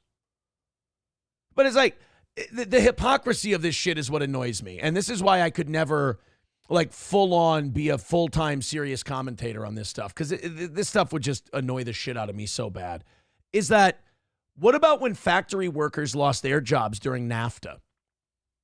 What about when blue-collar workers lose their gig and people like, people tell them learn to code? So those people, they're not allowed to like punch Rachel Maddow in the face. They're not allowed to kick Destiny's ass when they see them in public, if they ever see them in public. That's not okay. But if Asmongold cheers on people who suck up our tax dollars and parasitically live off the fat of others, oh, he deserves to have the shit kicked out of him. Or if somebody breaks the law to come into this country and Asmongold is happy when the law gets enforced, he deserves to have the shit kicked out of him. Like, nobody should listen to these people. Like, unless it, like, entertains you somehow. But, like, getting your actual, getting your actual political takes from these guys is as probably more retarded than getting your political takes from me. And it's retarded to get your political takes from me. Lander says, Asmongold is dirty, but his takes aren't all that incorrect. Anybody who puts that much value into their political opinions, though, I don't know. I kind of, like, anytime that cult of personality stuff, like, really starts to dig in on politics, I start to kind of tiptoe out of the room. You know, like, a good example was when I first heard Jordan Peterson, I was like, oh, this guy makes some really good points. Okay, this guy's, but then all of a sudden it became, like, people like, Jordan Peterson is the man who should lead boys to teach them to be men. And Jordan Peterson starts melting down anytime someone mentions him on Twitter and says something critical. I tiptoed away from all that Jordan Peterson, the Weinstein brothers, like all those guys Rogan used to have on. I tiptoed away from those guys because I kind of saw the crowd that was building around them. And I'm like, this ain't for me, man. 191 Redbird with $1 says, okay, then what are the 14,000 pipeline workers that lost their jobs on day one of Biden's term entitled to do to Destiny? Right. Like, okay, if people lose their job, that's very sad, but they're not allowed to hit people who cheer them losing their job. You're not allowed to hit people because they have an opinion about your firing. You know? Let's go to Veldrain. He says, the number one rule of every Destiny stream, if you say anything about how well or not well Destiny is doing in a game, it's an instant. Really? He bans people for commenting on, then why are you playing video games on the stream if you're going to ban people for talking about the way you play the video games? That's a weird thing. Like, you're playing the video game, someone's like, you fucking suck at this video game. Well, you're fucking out of here. You play like a MAGA guy, you fucking asshole. Kloppo says, Aaron, if you didn't do this, I could see you being a cop. I think you would love being a cop. What makes you think that I would love being a cop? No. Mad Max Mardigan says, what's always gotten me is how much violence Destiny calls for, but claims he's part of the party that's nonviolence. That is interesting. Yeah, anytime someone says, I'm not for violence, but look out. Look out. You're gonna hear some bullshit. MGD with $2. Is this true? 170? Shit, we're having a low day at about 600 with all our 603. We're having a shit day today, but goddamn, I wouldn't want to be at 170. Especially if it's like your bread and butter, the biggest thing you got. Buy some fucking numbers, dude, like you usually do.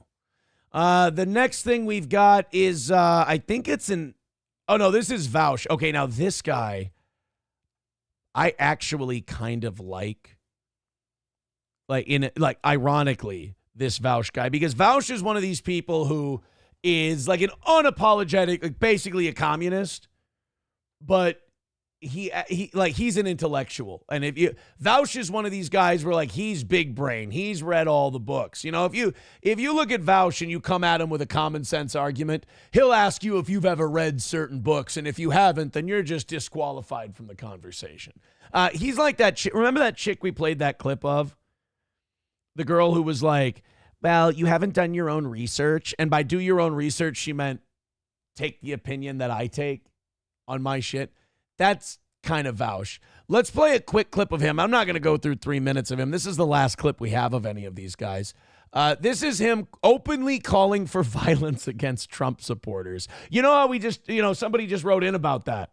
All these guys who are on the side of nonviolence think that it's okay to beat the shit out of certain people. Let's take a look. As a Canadian, it kind of baffles me how people can say over and over that things will just be fine when things are clearly not just fine being like 2 months in. It just feels complacent. Yeah, we need to get militant and fast, okay? Bro, it's been 2 months. I'm sorry, not that much has changed. I know you guys, I know you're on the internet all the time. I know you're reading all the most horrible stuff. That's the thing. These guys read disaster porn constantly to reinforce their worldview.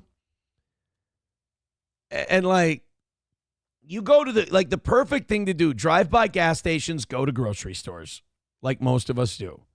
You'll find out that change has been marginal so far, and it's been up and down. And again, it's been 2 months. Give it a second, guys. But we're 2 months in, and Vaush is already going, we need to start getting fucking militant. What's the deal?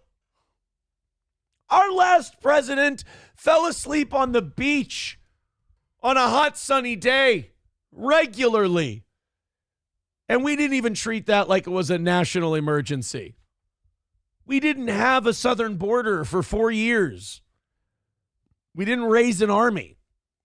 Now we've got some tariffs and we're enforcing immigration laws. And Vaush is like, we need to get fucking militant, guys. It's not even funny. They're going to start like disappearing U.S. citizens. There are going to be bodies like washing up on the shore. They're going to build the camps. They're going to try to do everything they can. The whole thing is like a loot and burn experiment. Wow. Did you guys know about this? Sam Show, I feel like this is something you would have known about. Why didn't you tell the rest of us? They're building camps. They're bodies are washing up on shore. Jesus, all I know about is some gay Latino barber.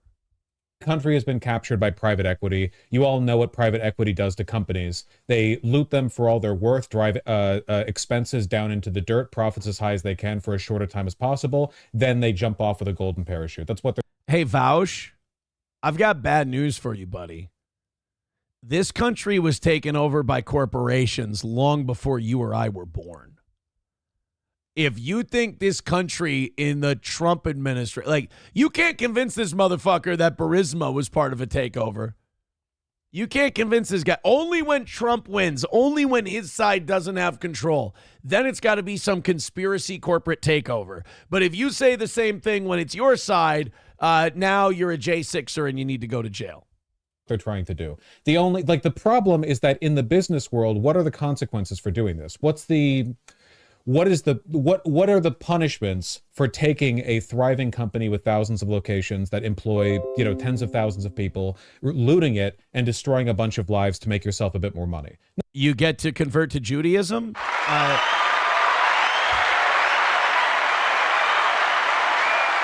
I don't know. I'm not sure. I can't, but you know what? I can't wait to hear the answer. Nothing. There are no punishments. In reality, those people should be sent to prison for the rest of their lives, and that's generous. The amount of harm they've done is incomparably greater than any random serial killer. By the way, did he script this? Is he reading this? That always strikes me as a little psychotic. Because like if you're flying off the handle and you're getting emotional and you start saying wild shit, it's like, okay, like it may be stupid to say, but I understand. You're a little worked up. But like to write something down and it sounds crazy and then you read it back and you're like, I'm good. This is what I believe.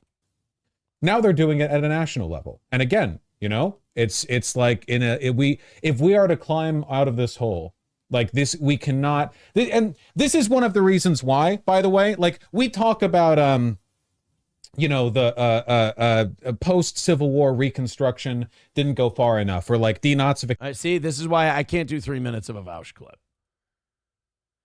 So this is what they do. They sit there and they go, well, they're going to build camps and they're going to do this. So you know what we can do is we should start physically being violent and confronting. Like Vaush is the kind of guy who thinks that the Tesla stuff is totally reasonable. Because in his mind, he's convinced himself that they're building camps, that they're going to start killing people. So if we set a few Teslas on fire, totally cool. Totally fine. Yeah, Kloppo, I'm with you. Get him off the screen. I can't take too much more of that guy. I had 3 clips. Those were the 3 clips I wanted, and I'm satisfied. I'm worn out from that kind of shit, and I'm ready to move on. That was the perfect amount of time.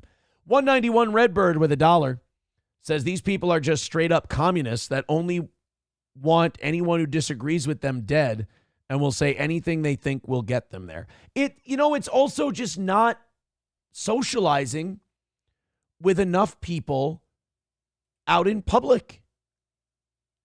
You're just not talking to enough people. Point blank. That's it. Because if you go and you talk to people and you meet with them and you're face to face, there's consequences if you fucking disrespect people like that in public. Mike Tyson had it right. Social media has made way too many dorky people far too comfortable saying shit that would get them punched in the face in public. Losing that touch of socializing with people has created a brand of mega retards who just go way too far and there's no consequence. So a guy like Vaush or these other people, they just don't talk to enough people. They don't meet enough people, and they don't realize that having political disagreements is not the end of the world, and it's not going to lead to the Holocaust. Dive Bar with $1 says, did you not see my gifted sub? Let's take a look. I see Balls Deep with a gifted membership on YouTube. And I'm scrolling and scrolling. Oh, Dive Bar gifting a membership to Frostalicious. Hey, let's pay forward that membership over there on Rumble. Thank you very much, Dive Bar. Very much appreciated. 120 away from this morning. $120 away from our final goal of the week. Gabriel with $2 says, hello, we're waiting. I've made a huge mistake wrong. All right.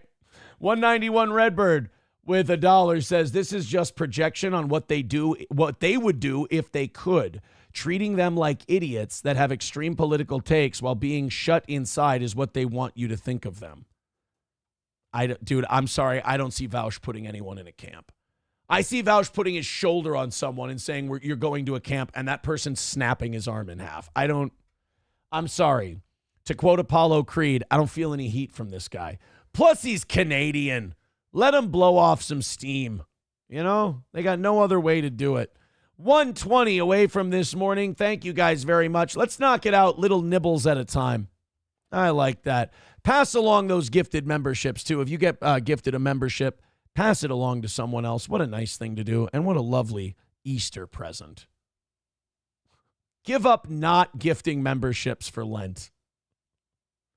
Vaush is a Nepo kid? That makes a lot of sense, too. That makes a lot of sense.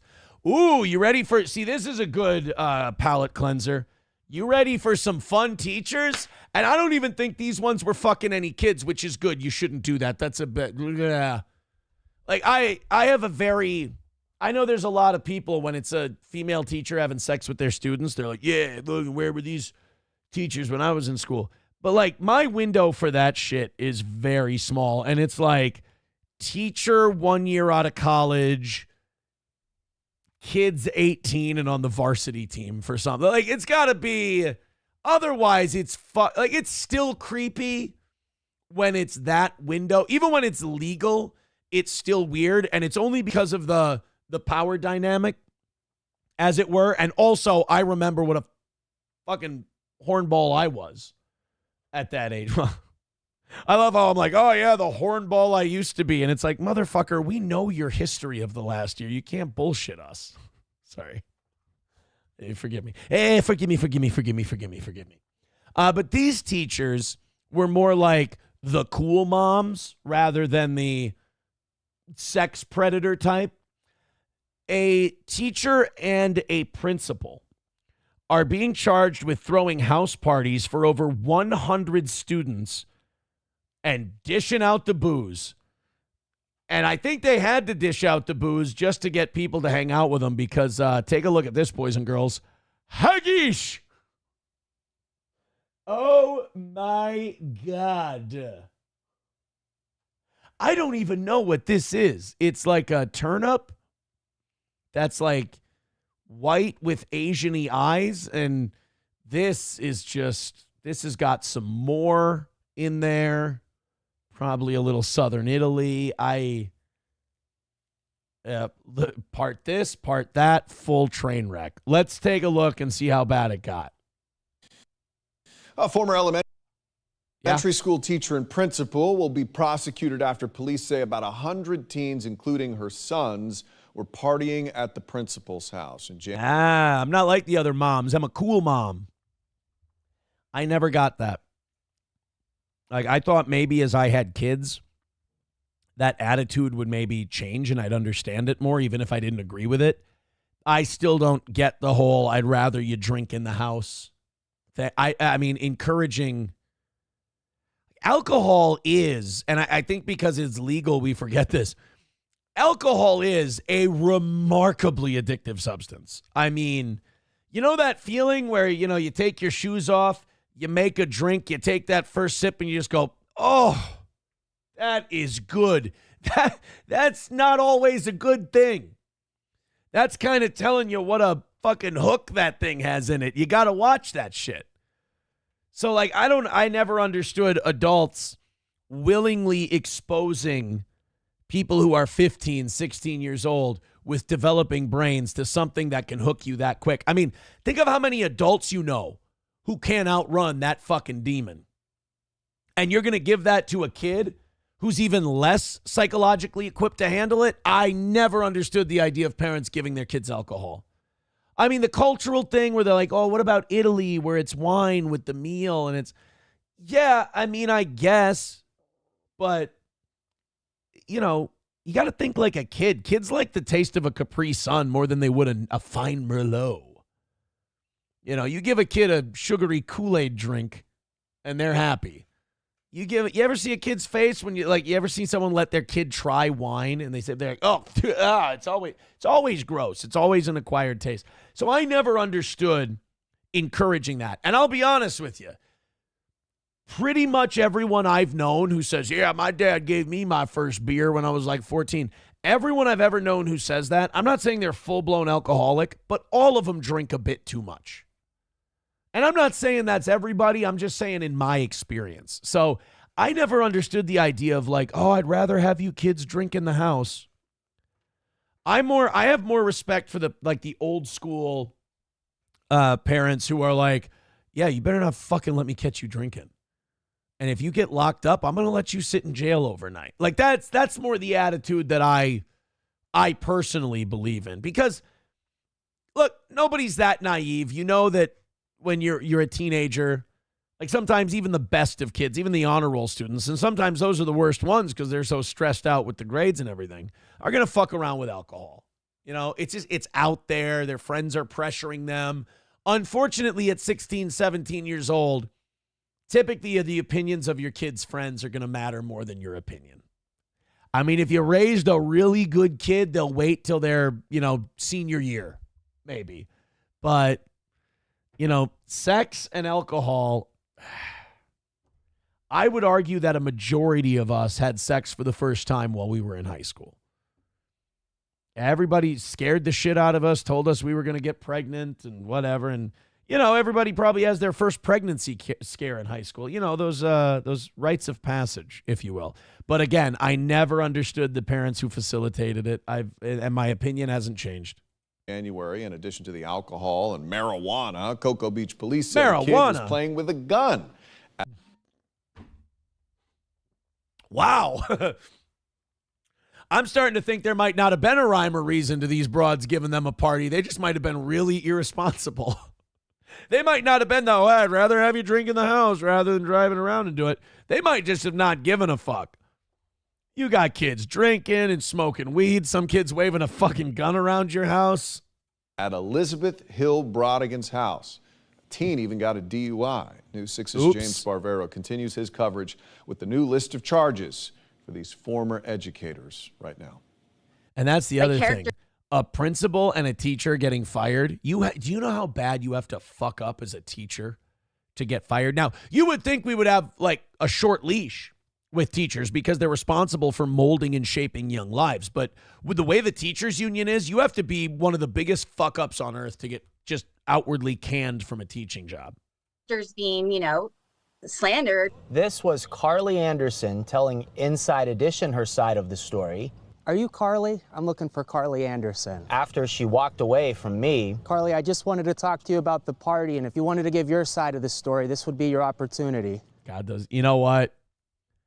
I know she's a piece of shit for throwing these parties, but these journalists are fucking scumbags. Journalists and cops do the same fucking thing. And not saying the person is a bad person, but this part of that job is a scummy thing to do. Cops and journalists do the same thing. Oh, I just want you to have a chance to tell your side of the story without you cutting it, editing it, and presenting it how you want. Shit. I didn't say all that, but, don't you want to tell your story to me so I can get a raise? Now the former Roosevelt Elementary School teacher and the principal, too, will have to answer questions in court because the state attorney's office just formally decided to prosecute them. The statement from the state attorney's office reads, Florida's laws dealing with open house parties and underage drinking are meant to keep our young people and communities safe. When laws are violated, the state attorney's office stands with law enforcement, the school board, and the community we serve to hold the offenders accountable and ensure the safety of our youth. There's something in Minnesota, and maybe somebody can look it up before I can. It's called like the host law or something like that. It's a really tricky law, or at least it was when I did radio in Litchfield. I was friends with Representative Dean Erdahl, who's since retired. But he was campaigning to change this like social host law that we had in Minnesota because there was like the law was so strict that like if a kid was at a house party that his parents threw for adults and they got booze, like the parents could be charged. Like it was really aggressive and they wanted to kind of, I don't know how more people don't get busted at grad parties, really. I think if you're a cop and there's a grad party, if you wanted to make a bust, you could, because there's always underage people drinking. One thing I will give the cops credit for, at least around here, they seem to leave grad parties alone as long as you're not fucking tearing up the neighborhood. Because if they wanted to be dicks and technically still be in the right, you could bust every grad party that ever got thrown. So I think they do deserve a little credit for kind of fucking off on the turning a blind eye to the grad party thing. Here in St. Cloud, we used to be a really thriving university campus because the cops would just let people get fucking shit hammered out on their front yard because all the houses were college houses. It was all students living there anyway. So who gives a shit if they make a lot of noise and get hammered? Well, then there was some president who had a stick up his ass, university president, and he goes, no, we're going to be an educational hub, and we're going to bring kids from all over the world here to St. Cloud. And if you get drunk and we find alcohol, we're taking it and we're giving you a minor and this and that. And it killed the school because the school was never a school for scholars. St. Cloud State University, go back and look in the 90s, it was always in the top 5 of party schools. People came here to get away from their parents in desolate Nowheresville, Minnesota, and get fucked up and have fun and have an experience. And the school literally just saw a golden calf and chopped its head off. And now the school has, I think, less than half the people it did at its peak.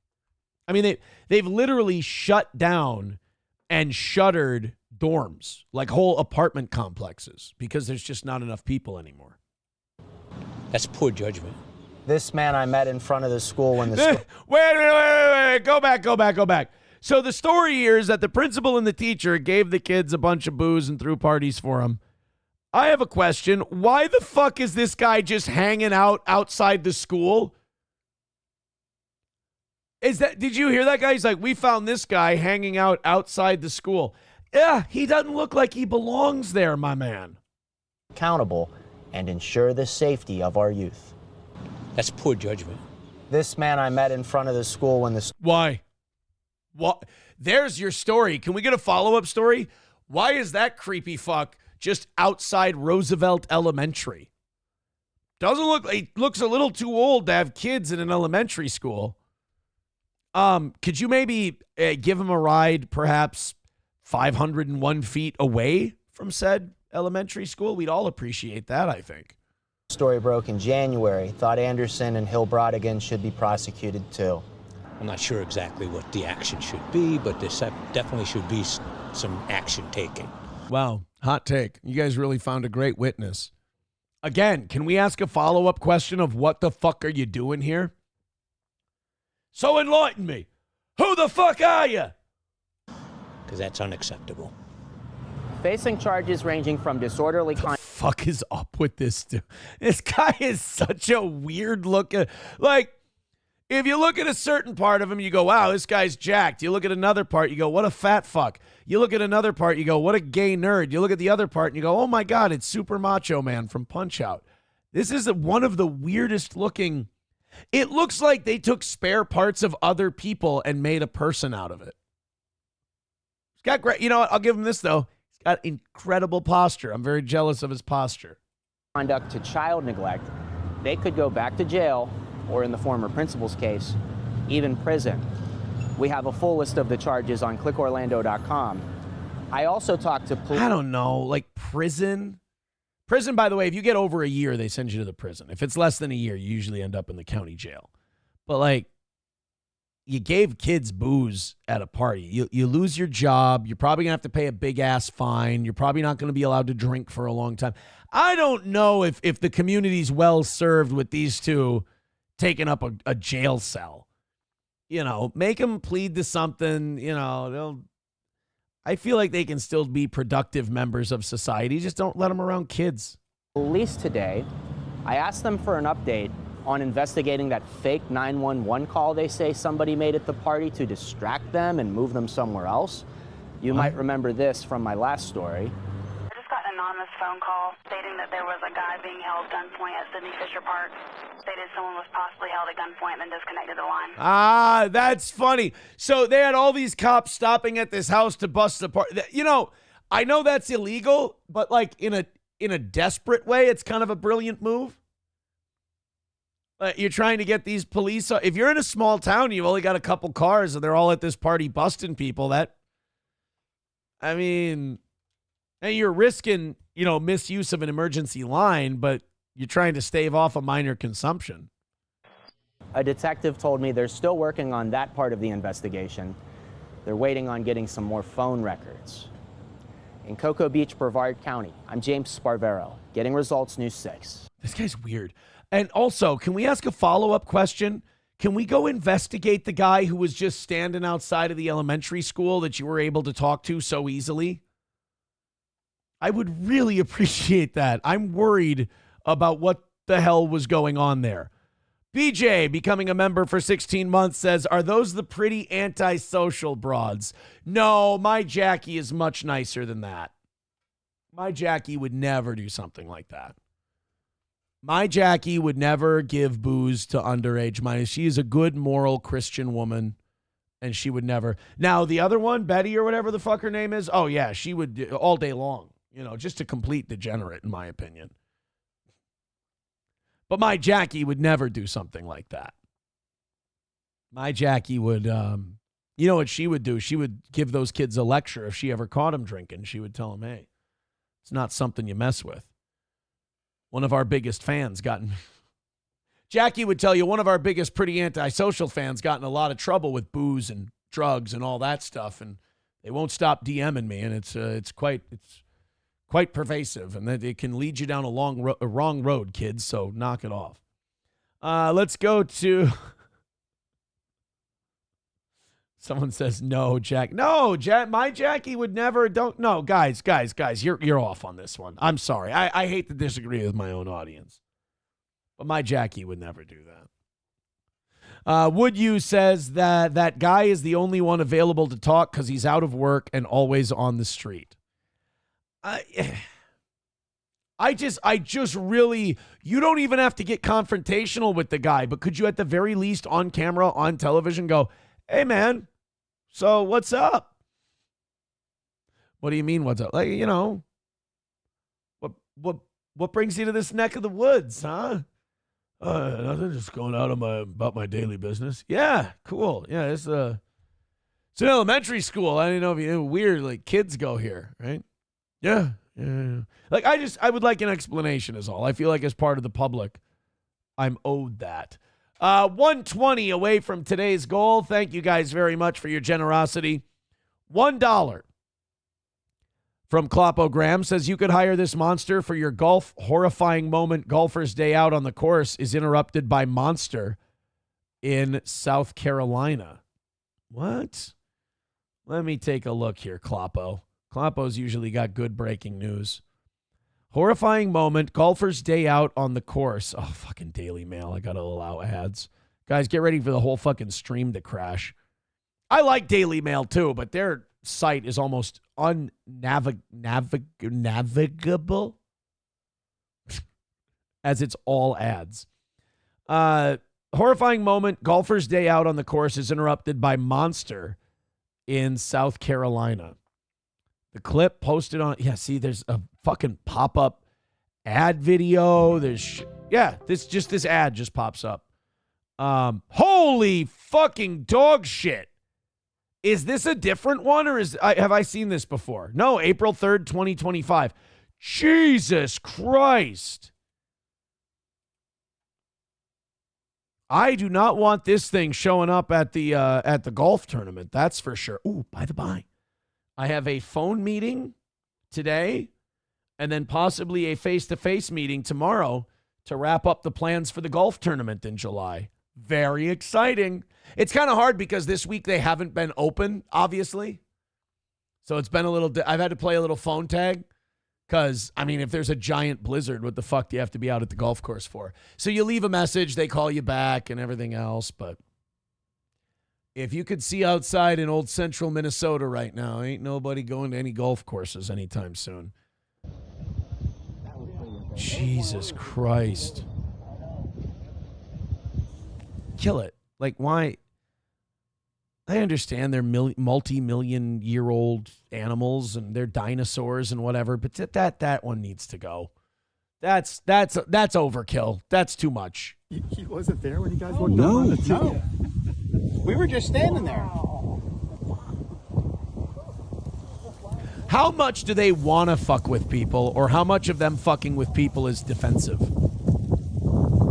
Like, do they want to fuck with humans, or would they rather, like, we both just stay away from each other? It really is just it's a small tank, is what it is. Jesus. Yeah, no, Kloppo, I'd rather that thing didn't come to the golf tournament. I'm not trying to be racist or anything, but no, I'm I'm good. Yeah, good point, Bapa Shab. How do you know it can be killed? Chips and Diff clearly getting the point of this story. He says, hey, replace your divots, asshole. I mean, it would be nice if you guys could take care of that kind of shit, in fairness. MSO says, alligators, for the most part, want to be left alone. Now, crocodiles, that's a different story. Oh, crocodiles are motherfuckers? Okay. Are crocodiles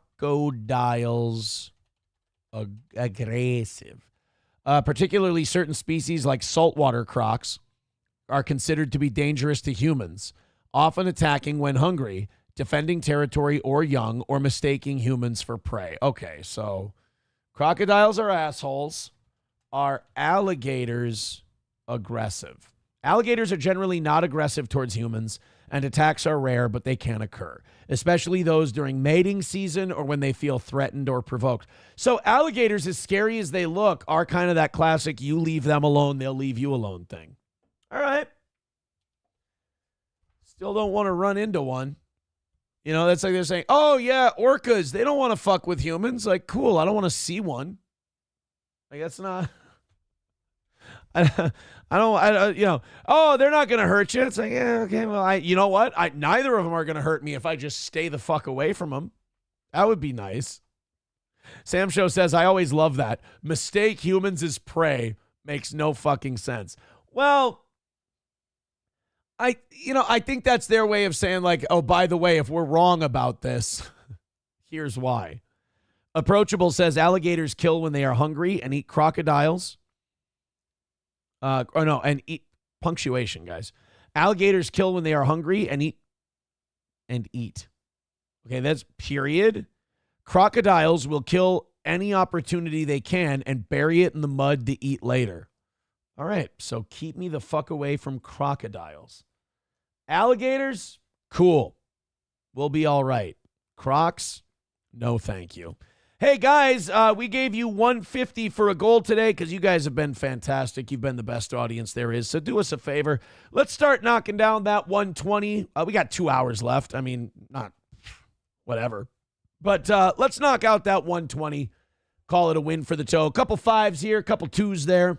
We'll have it knocked out in no time. Thanks a million. Streamlabs, PayPal, Venmo, Super Chats, and Rumble Rants. Everybody team up. We don't need you on the fucking leaderboard here or anything. Just a couple of bucks. You know, if you want to get on the leaderboard, you know what? The top spot is 205. That's pretty steep. Gray Ducklings at 165 in second. That's, attackable. Fuck you, dude, in third with 100. That's gettable. But that number 4 spot, No Pen 15, Fatheads at 56. The problem is, No Pen paid to have his name on the board for 2 days. Because he said, how much to put my name on the board and track my donations for a whole month? And we said $300. You throw in $300 right now, you get a spot on that board, and we save it for you. That's basically you knock out a full day's goal. We'll track your contributions for the whole month. And he said, well, how about for the rest of the week? And I said, $50. And he did.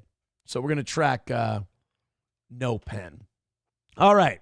Streamlabs, PayPal, Venmo, Super Chats, Rumble Rants, etc. Thank you, guys. But if you don't do any of that, just make sure everybody who's watching right now hits like, hits share, hits subscribe, and, helps out the show. I know we're late to the party on this broad, but she just scared me too much. She doesn't like Donald Trump. And she's hideous. And those two things and she's angry. So she's a lot like a saltwater crocodile. And she has a killer wolf with her, a monster demon animal. And she, I think this is actually Ward Churchill, if I'm not mistaken. This person who looks like an AI creation does not like Trump, takes it very personally, and has a really heavily damaged steering wheel cover. Let's take a look. An AI image from my nightmares.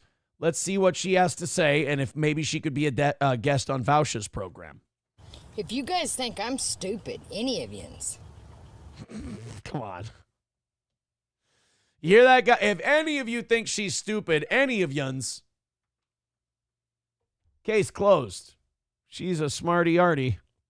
If you guys think I'm stupid, any of yous, I'm not. I'm just wondering how long you're gonna play this fucking game that you think you're playing. And it's a flirting game. What happened is, if you guys don't know the backstory to this, a lot of guys flirt with her and they don't commit for the date. They're intimidated by her beauty. And what they do is they just kind of send her texts. They text like WYD, show booty hole pics. And then she's like, Harry, get off my goddamn phone. And she's upset about the games they're playing. Yeah. How long you think you're gonna play it, America? How long you gonna disrespect? You're gonna get exactly what God brings you. You know what? She kind of actually reminds me of Shirley Phelps Roper. Like, she kind of reminds me of the Westboro Baptist Church chick a little bit. You mess with God, you'll see what he's got. 9/11, right? Yeah, you are. Wait and see. Said, how long, Lord, until the house is without inhabitants? Whoa. That's talking about deportations because they were in a house and now they're not inhabiting it? That makes sense. She's got to train that dog to bark when she makes like the heavy punctuation points on her rants. That would be, these two could have like a 1-2 kind of a team thing going on, but they're missing out. Inhabitants. Until the land is wasted. There's no one there. There'll be a 10th left. But even they will be destroyed. Is she sitting in traffic?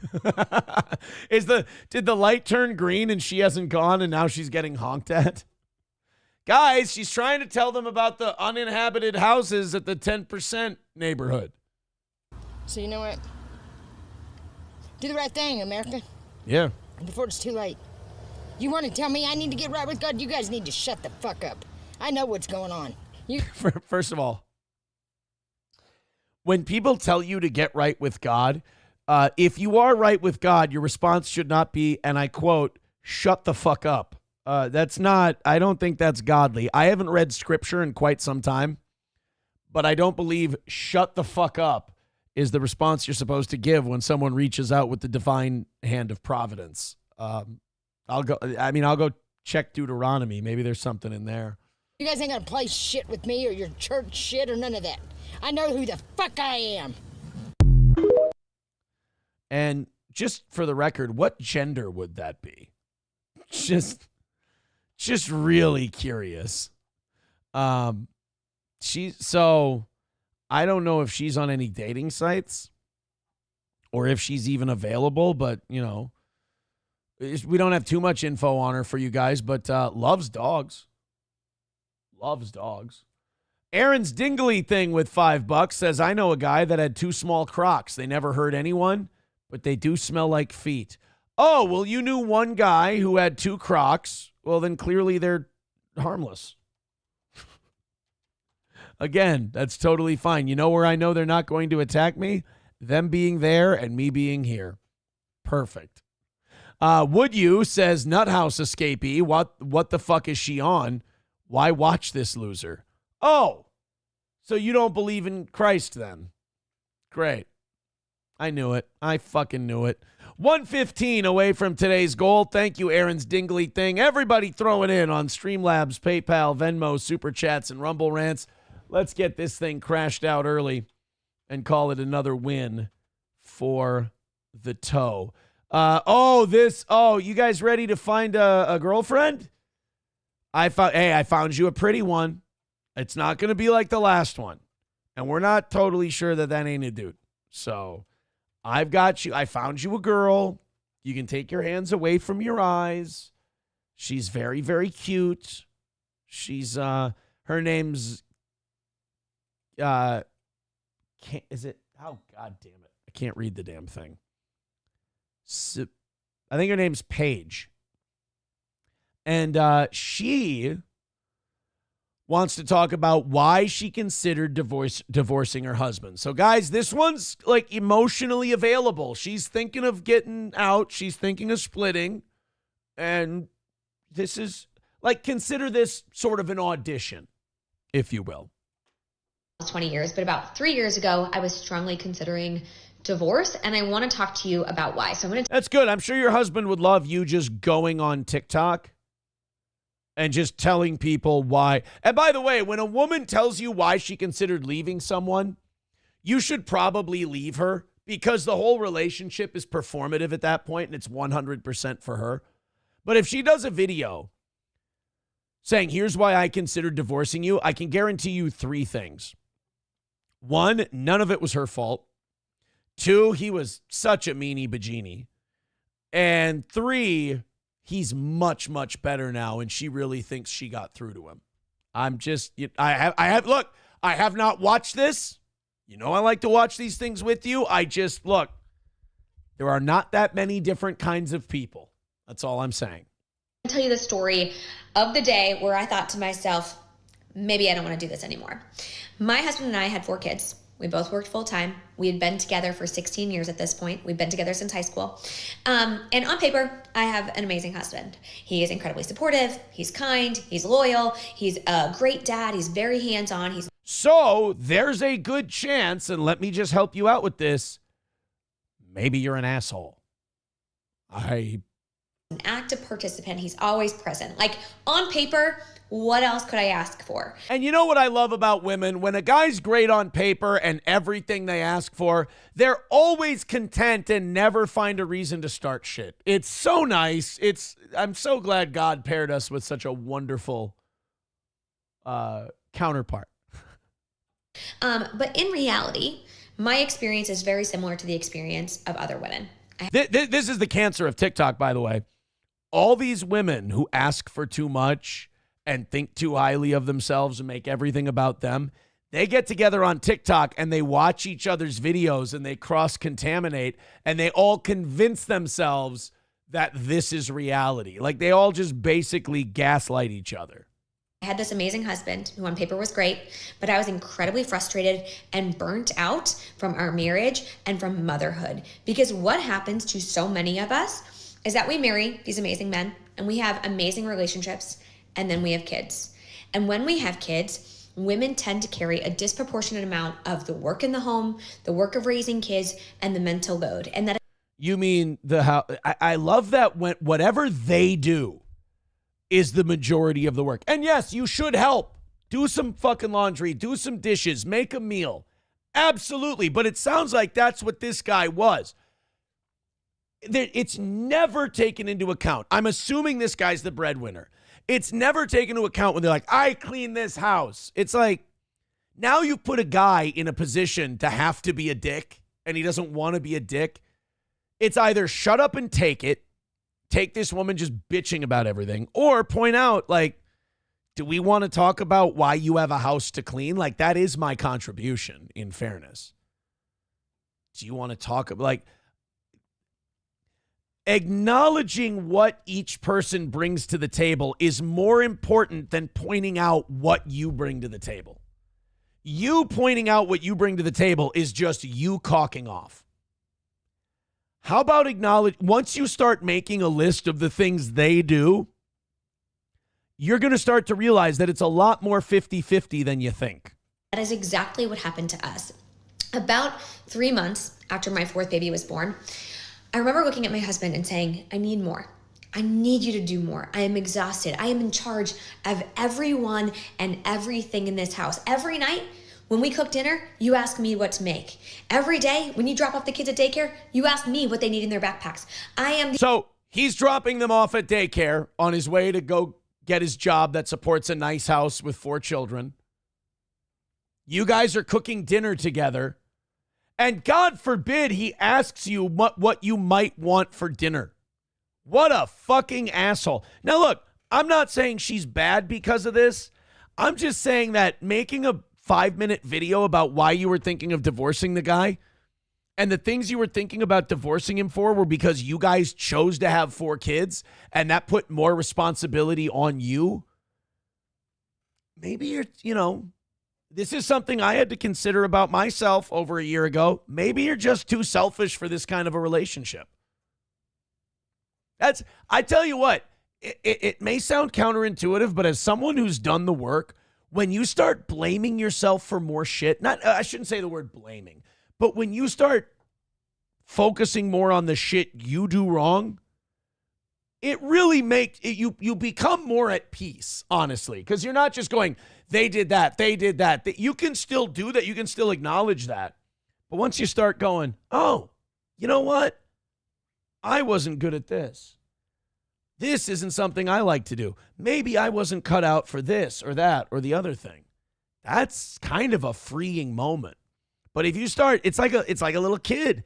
If you start getting angry at the world and blaming the world for everything else, nothing's going to get better.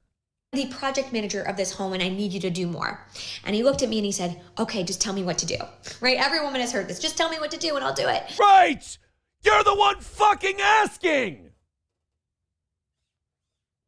If I sit there and I go, I want chicken, and I'm at a restaurant and they go, how do you want it prepared? Like, oh, do I have to tell you everything? Yes, you're putting in an order, asshole. You have to tell me. You just tell me what you want and I will get it for you.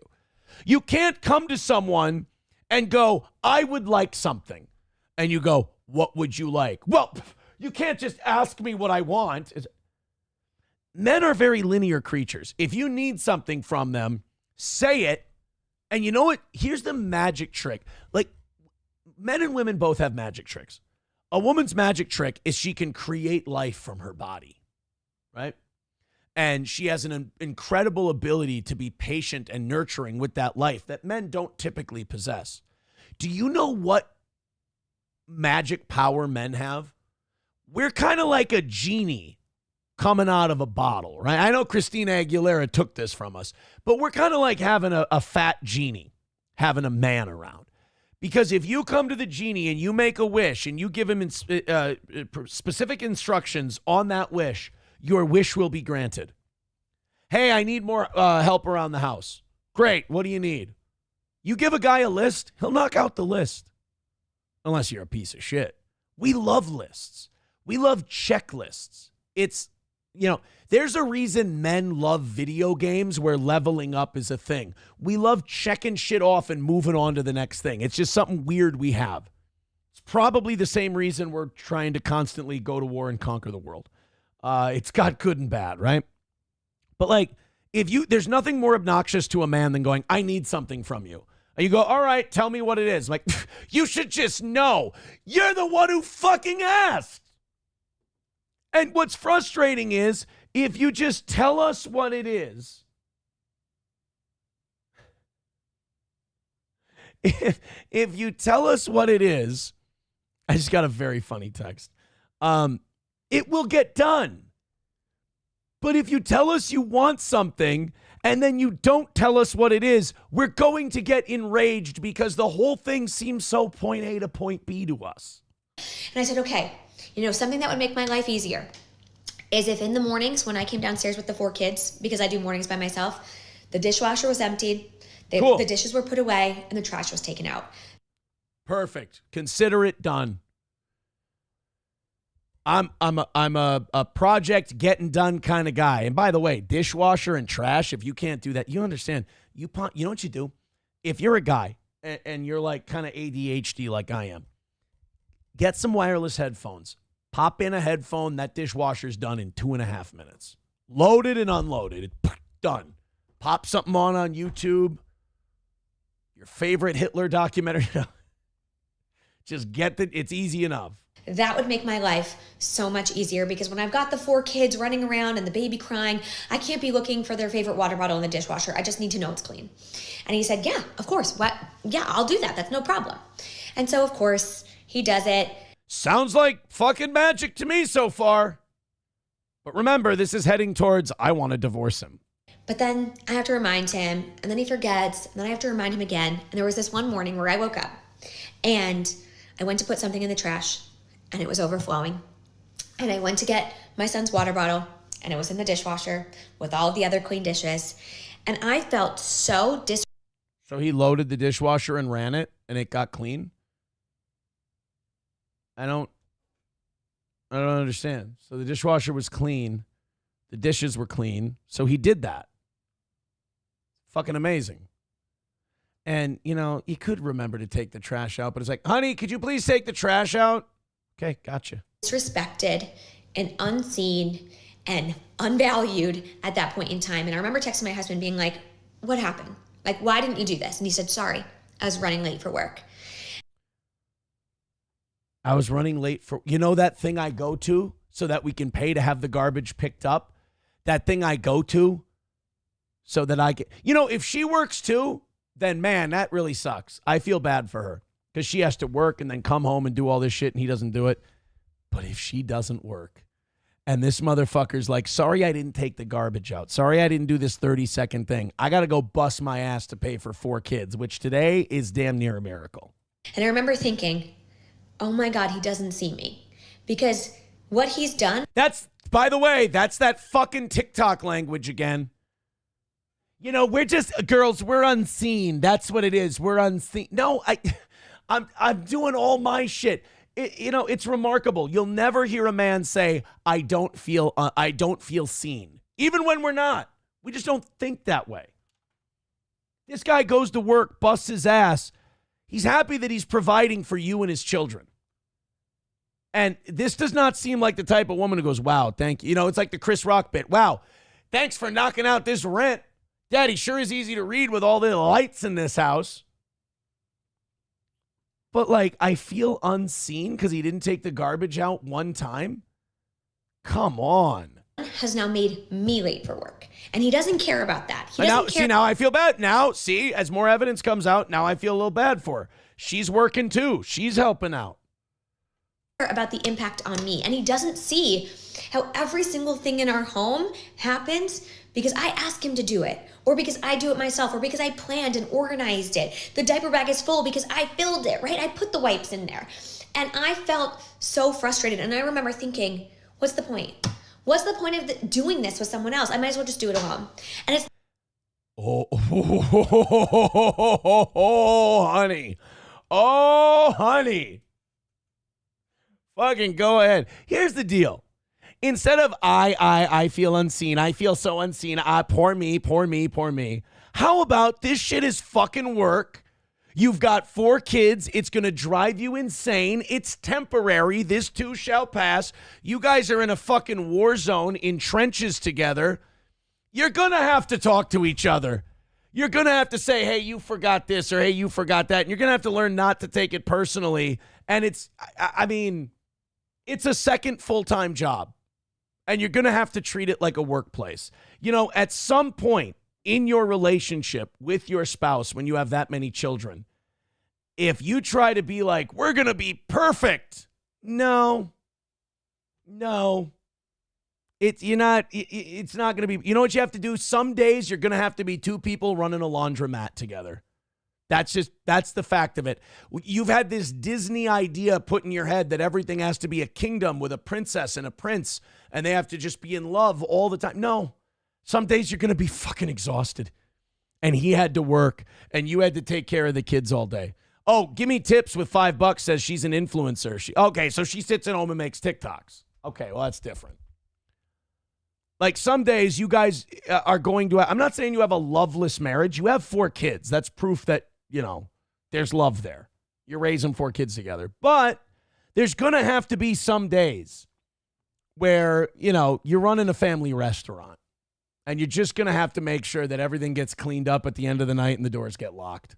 It's not because my husband didn't love me or he did anything to me, and it's not because I didn't love him, but because I felt so taken advantage of in our relationship. And this dynamic, it doesn't happen by accident, right? It's not like my husband did it to me, but we've been raised in this society that tells men and women who they should be in marriages and what it looks like to be a good mom versus a good dad. And we know. But that's what you're doing, right? Like, that's what you're doing right now.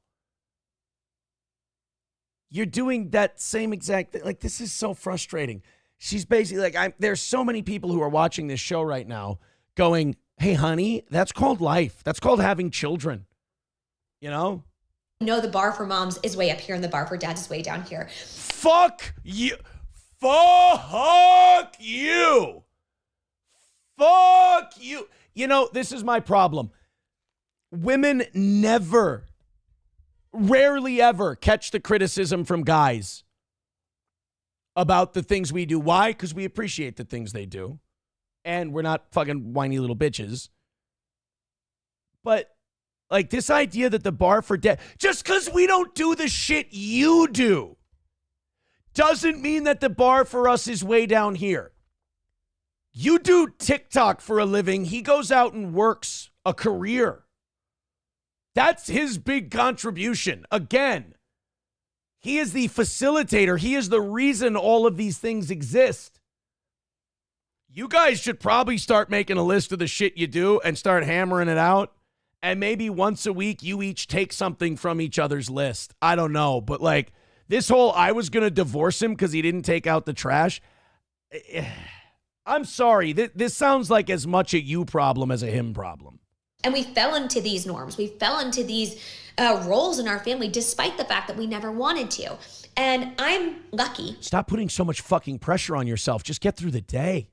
And I say lucky because I have a partner who I know loves me and wants me to be happy and was willing and able to change. And so we did the work to... The fucking balls, man. The fucking... But you know how I said she never did anything wrong? Did I not nail this before I even heard it? She never did anything wrong. She doesn't have to do anything to change, and she was being taken advantage of. Meanwhile, this guy's never created a TikTok to complain or bitch about the things that might upset him. You've never even cared for once during this 5-minute rant about what might bother him or what might upset him. Part of being a man does mean taking an incredible amount of shit with a smile. I mean, and this is evidence of it. If you, like, this seems like this guy kind of got walked over. And then he changed. Did you change? Because I have a guarantee for you. There will come a day where this is not enough. Whatever he did to change, he will need to change further. To figure out what equity looked like in our relationship. And I can tell you now, 3 years later, that we are happier than ever. Our kids are thriving. Our home runs like a well-oiled machine. And that took a lot of work. I want to say it took like 18 months to get there. And it was well worth. And it was all on him. It was all on, not once during this 5 minutes did you hear anything that she did. I kick ass. I was amazing. I was incredible. Then I asked him to do shit that made him late for fucking work that pays our bills. But don't worry, after 18 months, I whipped him into shape. You didn't get a better partner. You got an obedient servant is what you got. You emasculated him until you got what you wanted. You didn't trade. You didn't understand each other. You asked him to come 100% of the way to you. Worth it. But it is not uncommon. And so if your wife is coming to you and she's saying, I'm burnt out by the mental load and I need you to do more, she's not just saying that because she wants you to do more chores. She's saying that because truly it can hurt your relationship. It can ruin your marriage if you do not participate in an equitable way in your home. And so what does that look like? No, you know what? You know what hurts a relationship? And this is guys as well as girls. If you don't acknowledge what each other does and appreciate what each other does, like it's a two-way street. I've been taken advantage of. I've taken advantage of people. 100% I've done it. I've had it done to me. The best you can do is not whine about what you're not getting. If you want something out of this world, you put it out there to it. You give it to the world. So you tell the person that you're with, hey, I see that you do this, that, and this, and I can't tell you how much I appreciate it. And you hope that they give you that same thing back. And when you get that, be like, is there anything I can do? What does it look like to change these dynamics? Well, we need to really assess in our homes what the work looks like. Because in most homes, the data supports this, women do a disproportionate amount of the work. They just do. They do more of the cooking and the cleaning and the laundry and the childcare while also working full time. And men have more time for things like their hobbies, like golf, for example, or just working out. Golf rules. Golf does rule. But like the working out one, okay, that's a good one. The working out one is a good one. You should go to the gym. Go to the gym, get your workout in. I'll stay here with the kids. I don't know any guy who wouldn't say yes to that. Running a marathon, right? And so we need to have hard conversations about what our time looks like, what our labor in the home looks like, what is invisible labor. We have to talk about these things. And when we don't, the alternative is that you no longer have a marriage or you don't have. No, that's not the alternative. And second of all, you just presented this as a complete dumping on your husband while not saying that you took advantage of him for anything, saying you whipped him into shape. I got him to change over 18 months. You can do it too. It's like, and then this whole thing started with, I almost dumped this loser a year and a half ago. And here's why. Oh, fuck, man. And people watch this shit on TikTok and it's all, yes, queen. Yeah. Oh, yeah, I hear you. Do not take advice from this lady. Please. It's going to kill you. It's going to kill you. It's a two-way street. And I mean that in every sense of the word. It's a two-way street. Dive Bar with $1 says, come on, Johnny put us through this garbage yesterday. Quit giving this bitch a Oh, I don't watch Johnny's show. I'm sorry if I doubled up. I apologize. Let me just scroll through here real quick. Potato Head Case says, that takes a man too. Does Aaron not know how babies are made? Oh, no, come on, though. She carries the damn thing for 10 months and then pushes it out of her body. You got to acknowledge that women definitely do the grunt work on the kid thing, for sure. McBuster says, it's not magic. Childbirth is like taking an expensive shit.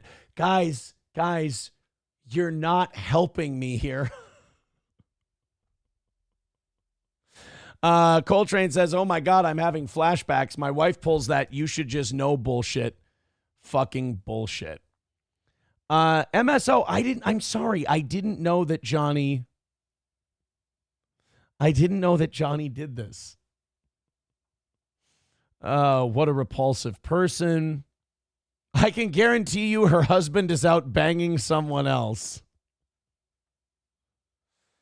Bullshit, no husband. Do you see her countertops? She's got no tits. She didn't get that from OnlyFans, says Sam Show. Kloppo says, imagine how sad she's going to be after the divorce when she gets the kids and he gets a nice young dolly bird. Oh, boy. 383 Novocaine says, granite countertops, stainless appliances. I'm so abused. Wah. Oh. Skrider says, if my girl has time to make TikTok videos, she has time for garbage, dishwasher, and my blowjob. Yeah, I mean, you're ranting about minuscule shit, but it's because it feeds that dopamine drip. If she goes out and she makes this TikTok, a bunch of women will go, I hear you, girl. I'm unappreciated in the same way. I mean, it's an addiction. It gets in there. Boomer Bob with $5 says, let's hear her husband's video listing complaints. I'll be very honest with you. If her husband made a video listing all the shit that he doesn't like, I'd think he was being a fucking asshole too. That ain't for the fucking internet's consumption. That's for you two to be talking about. And as far as guys' complaints, yeah, they've got a million of them, but you know what they do? And what guys do is no healthier.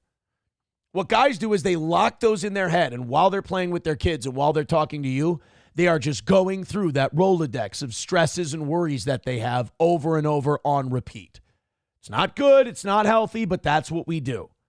And we are terrified that if we let you in and talk about those things, you're going to feel like shit. And we don't want you to feel like shit. And by the way, that's not healthy either. You got to trust your partner to kind of carry the load for you too. And it feels better. Atomic Ray with $1 says that bitch deserves more beating. Play it again, Aaron. Bo Beardington with $1.99 says marry a foreigner. They're not allowed to backtalk. $5 from Gimme Tip says she is an influencer. She doesn't have a real job. All right. 105 away from today's goal. Thank you very, very much. Over 600 of you checking out the toe at the moment, about 650 by my count here. Hit like, whether you're on YouTube, Rumble, Facebook, Kick, whatever the fuck we're on. Go ahead and hit like, hit share, hit subscribe. We appreciate it. 105 is the number for this morning. It's the final goal of the week. Let's knock it out and call it a perfect week for the toe. 105. Streamlabs, PayPal, Super Chats, Rumble Rants. Everybody throw in. Oh my God. Oh, someone sent me a link to the song Gold Digger. I get it.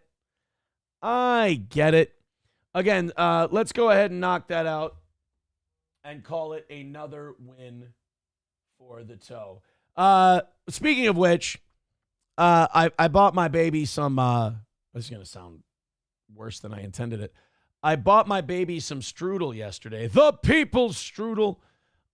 It was a strawberry cream cheese thing. And she was like, oh, God, why did you get me something that's so, it's like baked goods and it's so heavy and this and that. Now, this is a beautiful relationship, I have to tell you. I got a text today. I wasn't offended. I understand that. Like, I'm getting, like, shitty dessert baked goods food. It's delicious. It's fresh baked. It's great. But it's like, you want to watch what you eat and whatever. She certainly didn't have to do this because I didn't take any offense to it. I understood. She said, sorry, I shamed you about the Danish. Now, first of all, I'm a little annoyed that she keeps calling it a Danish. It's long. Oh, God, don't do that, Aaron. It's long. It's got the white cream on the it's got the white, like, sugary cream thing hardened on the top, and it's filled with cream cheese and strawberry filling. And it's like don't put that up to your mouth. It's, Chad Buzamak is in my fucking head. And it's like that, And she wrote to me, she said, sorry I shamed you about the Danish. It's not a fucking Danish. They're airy, and I thought they were a solid log. I don't have a solid log. I have a very airy strudel. They're very good. They're very good. Rebecca with $5 over on PayPal. Thank you very much, Rebecca. She says, why do women put all their bullshit on public forums? My sister-in-law does this shit while threatening to divorce my brother unless he changes. Look, man, there's always something all of us can change. I like the idea of making the list of what you both do, and you each take something off each other's list either once a week or once a day or whatever. I think that's a good way to do it. And don't ever trash your significant other in public. Ever.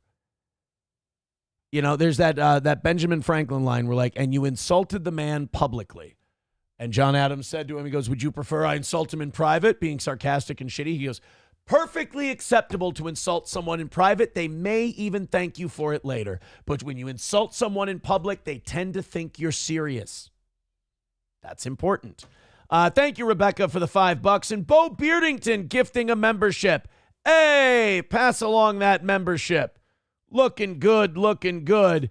And even hundo away from today's goal. You guys are right on track. Thank you very much. Streamlabs, PayPal, Venmo, Super Chats, and Rumble Rants. Thank you very much.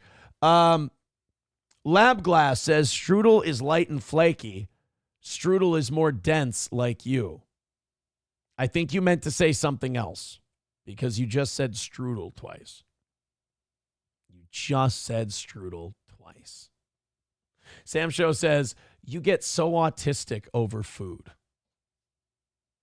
Dildo says, it's a Danish. It's not a Danish. A Danish is it's a circled thing. I'm going to go insane. And Dildo's going to win because this is not about him being right or wrong about whether it's a Danish. It's about me having a meltdown over baked goods, and he's already won. So, fuck it. Carry on. The Danish is the circled thing. Watch. He's going to try and get me to make some kind of dick motion. Watch Caddyshack. A donut with no holes is a Danish. You know what? Here. Dildo, you win. I say that way too often in my life. What is a Danish? A boring person. That's not right. Here. That's a fucking Danish, my man. That is what a Danish looks like. What is a strudel? It's a little thicker than what my thing looks like. God fucking damn it, Aaron. Every goddamn time. But it's strudel-ish. Here, let's figure out what the fuck it is. Is it a turnover? What is the thing thinner than a strudel? Let's take a look. The pastry used in strudel. That's not what I'm looking for. What is a turnover? How quickly a company sold its inventory. Oh! Baked good. No, that's not it either. Those are like triangles. What the fuck is that long thing? God damn it. Put your hands down, you fucking homo. Cannoli. No, it's not a cannoli. I know what a cannoli is. It's not a bear claw. Help me. Boomer Bob Show says Volbeat is Danish. Oh, that would be it. Isn't Dave Draymond Danish also? It's not a Danish. It's more of a strudel than it is a Danish. A cannoli is the rolled dough thing with the cream in the... Put your hands down. It's like a Long John, but it's got the cuts in it. You know, it's got the cuts. This hand motion is safe. Chevy fan says a turnover is what SP does when you want sex. Yeah, Raziv Chaz says call your dad. My dad was a baker. He would know. Puff pastry. That could be it. This is the best part of the show so far. What is a puff pastry? All right, now we're getting somewhere. No, that's still too gay. That's not it. These are long tubular things. Long, thin pastry. Show me the fucking thing. That's kind of like it, but it's got cuts in it. That's a churro. Get the fuck out of here. Here's what we're going to do. Long, thin pastry with cuts in it. No. It's like this. It's just thinner. That's all. I think it might just be a strudel. It's like this, but guys, I think we're going strudel. I can't keep wasting time on this. I've already. Mussolini Dip with $2 says Aaron Strudel ist klein und wieb. I don't know what I just read. No, it's not an eclair. I know what an eclair is. Cruller? They're saying Danish. You know what, guys? You know what this is doing? This is dividing this country, and we can't have it. We're not going to divide this country any further. $100 even away from today's goal. Contribute towards it. Let's get to zero. Let's do overtime today. Thank you guys very much for your contributions. $100 away from a perfect week. Hey, there's Peterman with $5. Says, just got done with yesterday's episode. This is for Johnny's Snow White rant, and your reaction had me in tears. I got a lot of very nice comments about yesterday's program. Mersh ROTC says, I can't wait until we get this on radio. Here's where you're the buffoon and we all know what the fuck's going on. It was segments like this that made us number one with a bullet, my friend. Your finger is far away from the pulse, jammed firmly up your own ass. Thank you very much. All right, guys, $95 away. Thank you very much. Let's open those 7 o'clock hour stories. And while we do, let's talk about our friends at All Care Towing in St. Cloud. Of course, All Care Towing serving all of central Minnesota. Nobody quicker than All Care Towing. You go in the ditch, you need some help. You need my friends at All Care because there's nobody faster than All Care Towing. 320-253-5203 for All Care Towing of St. Cloud. Again, All Care Towing from motorcycles all the way up to heavy-duty equipment. Nobody better than All Care Towing.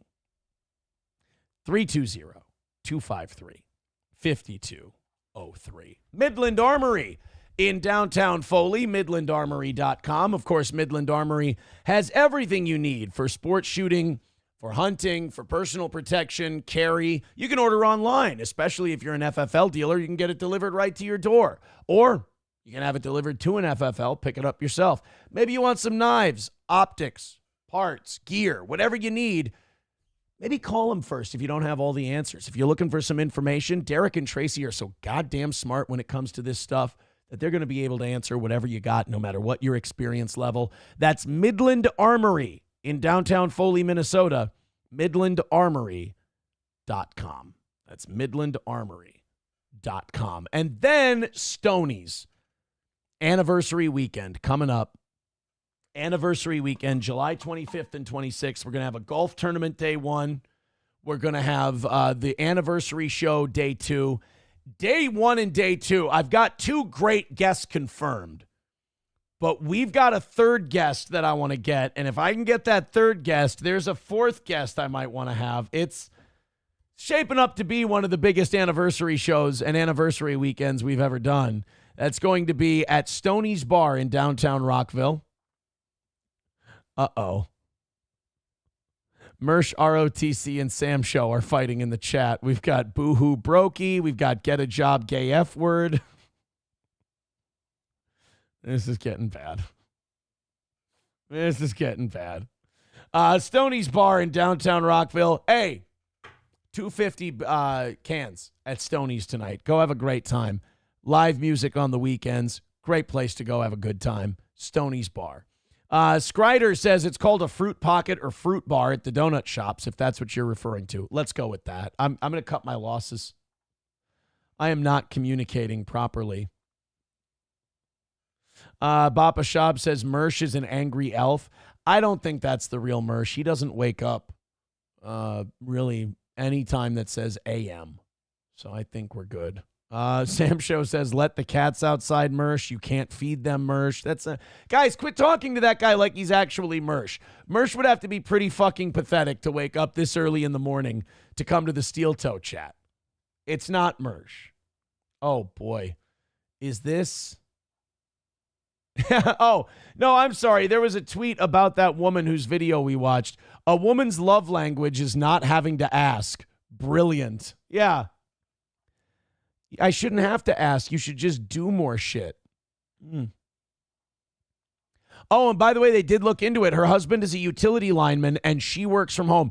He's a fucking utility lineman? And both of them make 6 figures. Connell works from home, so in the mornings and after the workday, she's back on childcare duty. Her husband works as a utility lineman, means he can't work from home, and he's often called for storm duty. And while both Connell and her spouse make 6 figures, she said childcare is probably the thing that costs us the most. But he occasionally forgets to take out the garbage. How fucking dare he? Wow.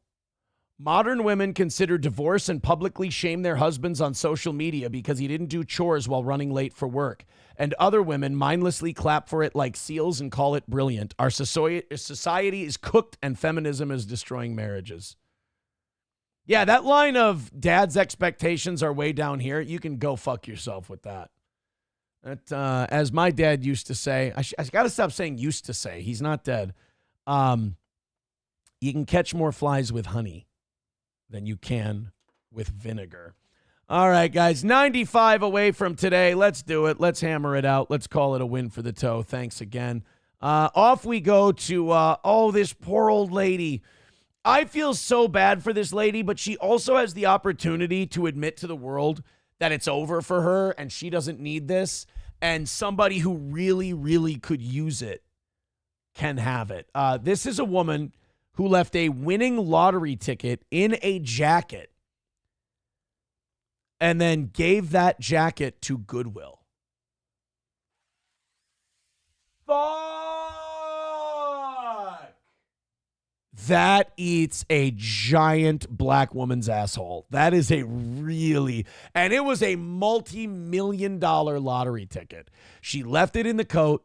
She donated it to Goodwill. I don't know what the rules are about that. She's also old as fuck. So what she could do is let some poverty-stricken asshole have the ticket, have the money, and she could be like, look, I'm dead, But then again, you got kids, you got grandkids. Maybe a nice donation to Goodwill. If Goodwill gives you the ticket back, give them a piece. Give them a cut. Grand Poobah with $2 says, is he a lineman for the county? It's a song by Glenn Campbell, right? Glenn Campbell wrote a song about this motherfucker. All right, let's go ahead and check out the details. A Roval woman has 38 days to find a missing lottery ticket before it expires. It's worth $2.5 million. Shit, this sounds like the start of a Liam Neeson movie. 38 days to find a $2 million lottery ticket. Do Goodwills like share inventory? Like if she donated it at some place, can they like send it somewhere else? Oh, you know what the best would be? She left the lottery ticket in the jacket. She donated the jacket. Somebody bought the jacket, didn't check the pockets, washed it when they got home, destroyed the ticket. $1 million. She explains how it was lost. $2.5 million. Last May, Mildred Simone Larito walked into the Murraysville. She wears a mask. Don't give it back to her. Shop and Save to purchase a lottery ticket. To play the Catch 5. What numbers did you play? 14, 22, 33, 35, and 38. Simone. She don't even have any teeth. What's she going to do? Buy really good food? She's going to have to mush it up in a blender anyway. Nice house, though. You got a little wine rack. I don't have a wine rack. I have a nice house. I don't have a wine rack. She's winning, dude. It's got way too much clutter, though. It's fucking hoarder. Look at this. How many decanters do you need, bitch? Fill them up with something. I'm being mean for no reason. It's Thursday. Mayor Larry Vaughn with $1.99 says, that's my ticket. I want my lottery ticket dollars back.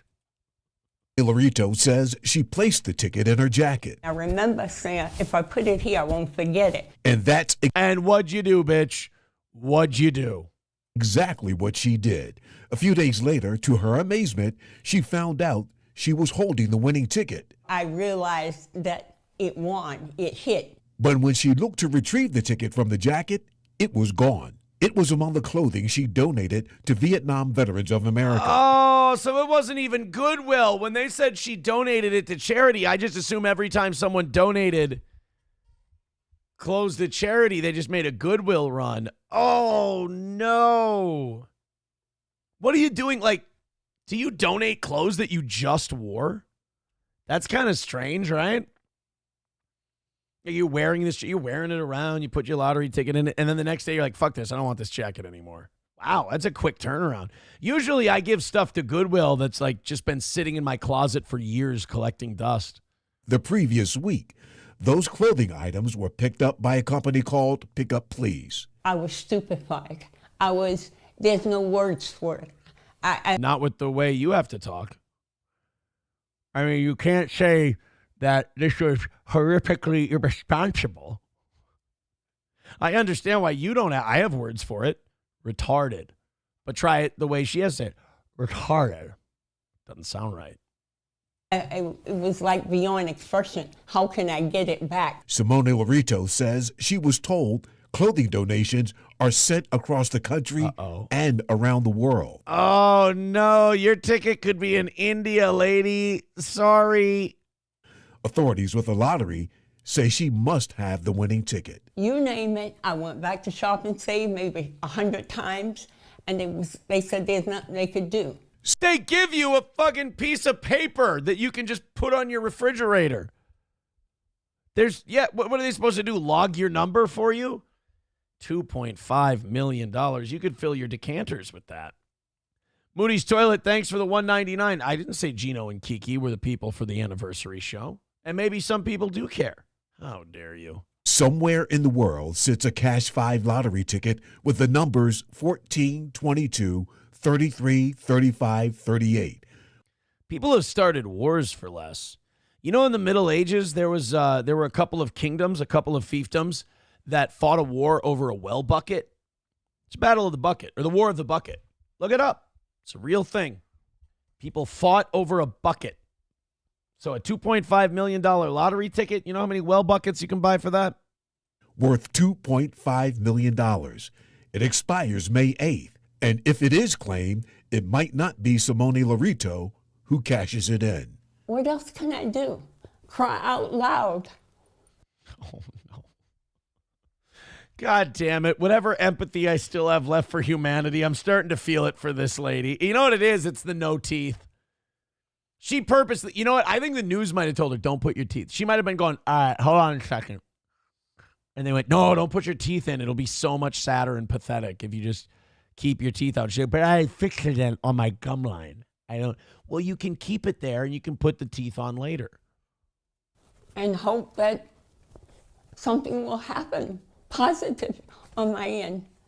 Sheldon Ingram, Pittsburgh. It's hard to tell when people either don't have teeth or they have cerebral palsy. It really kind of sounds the same.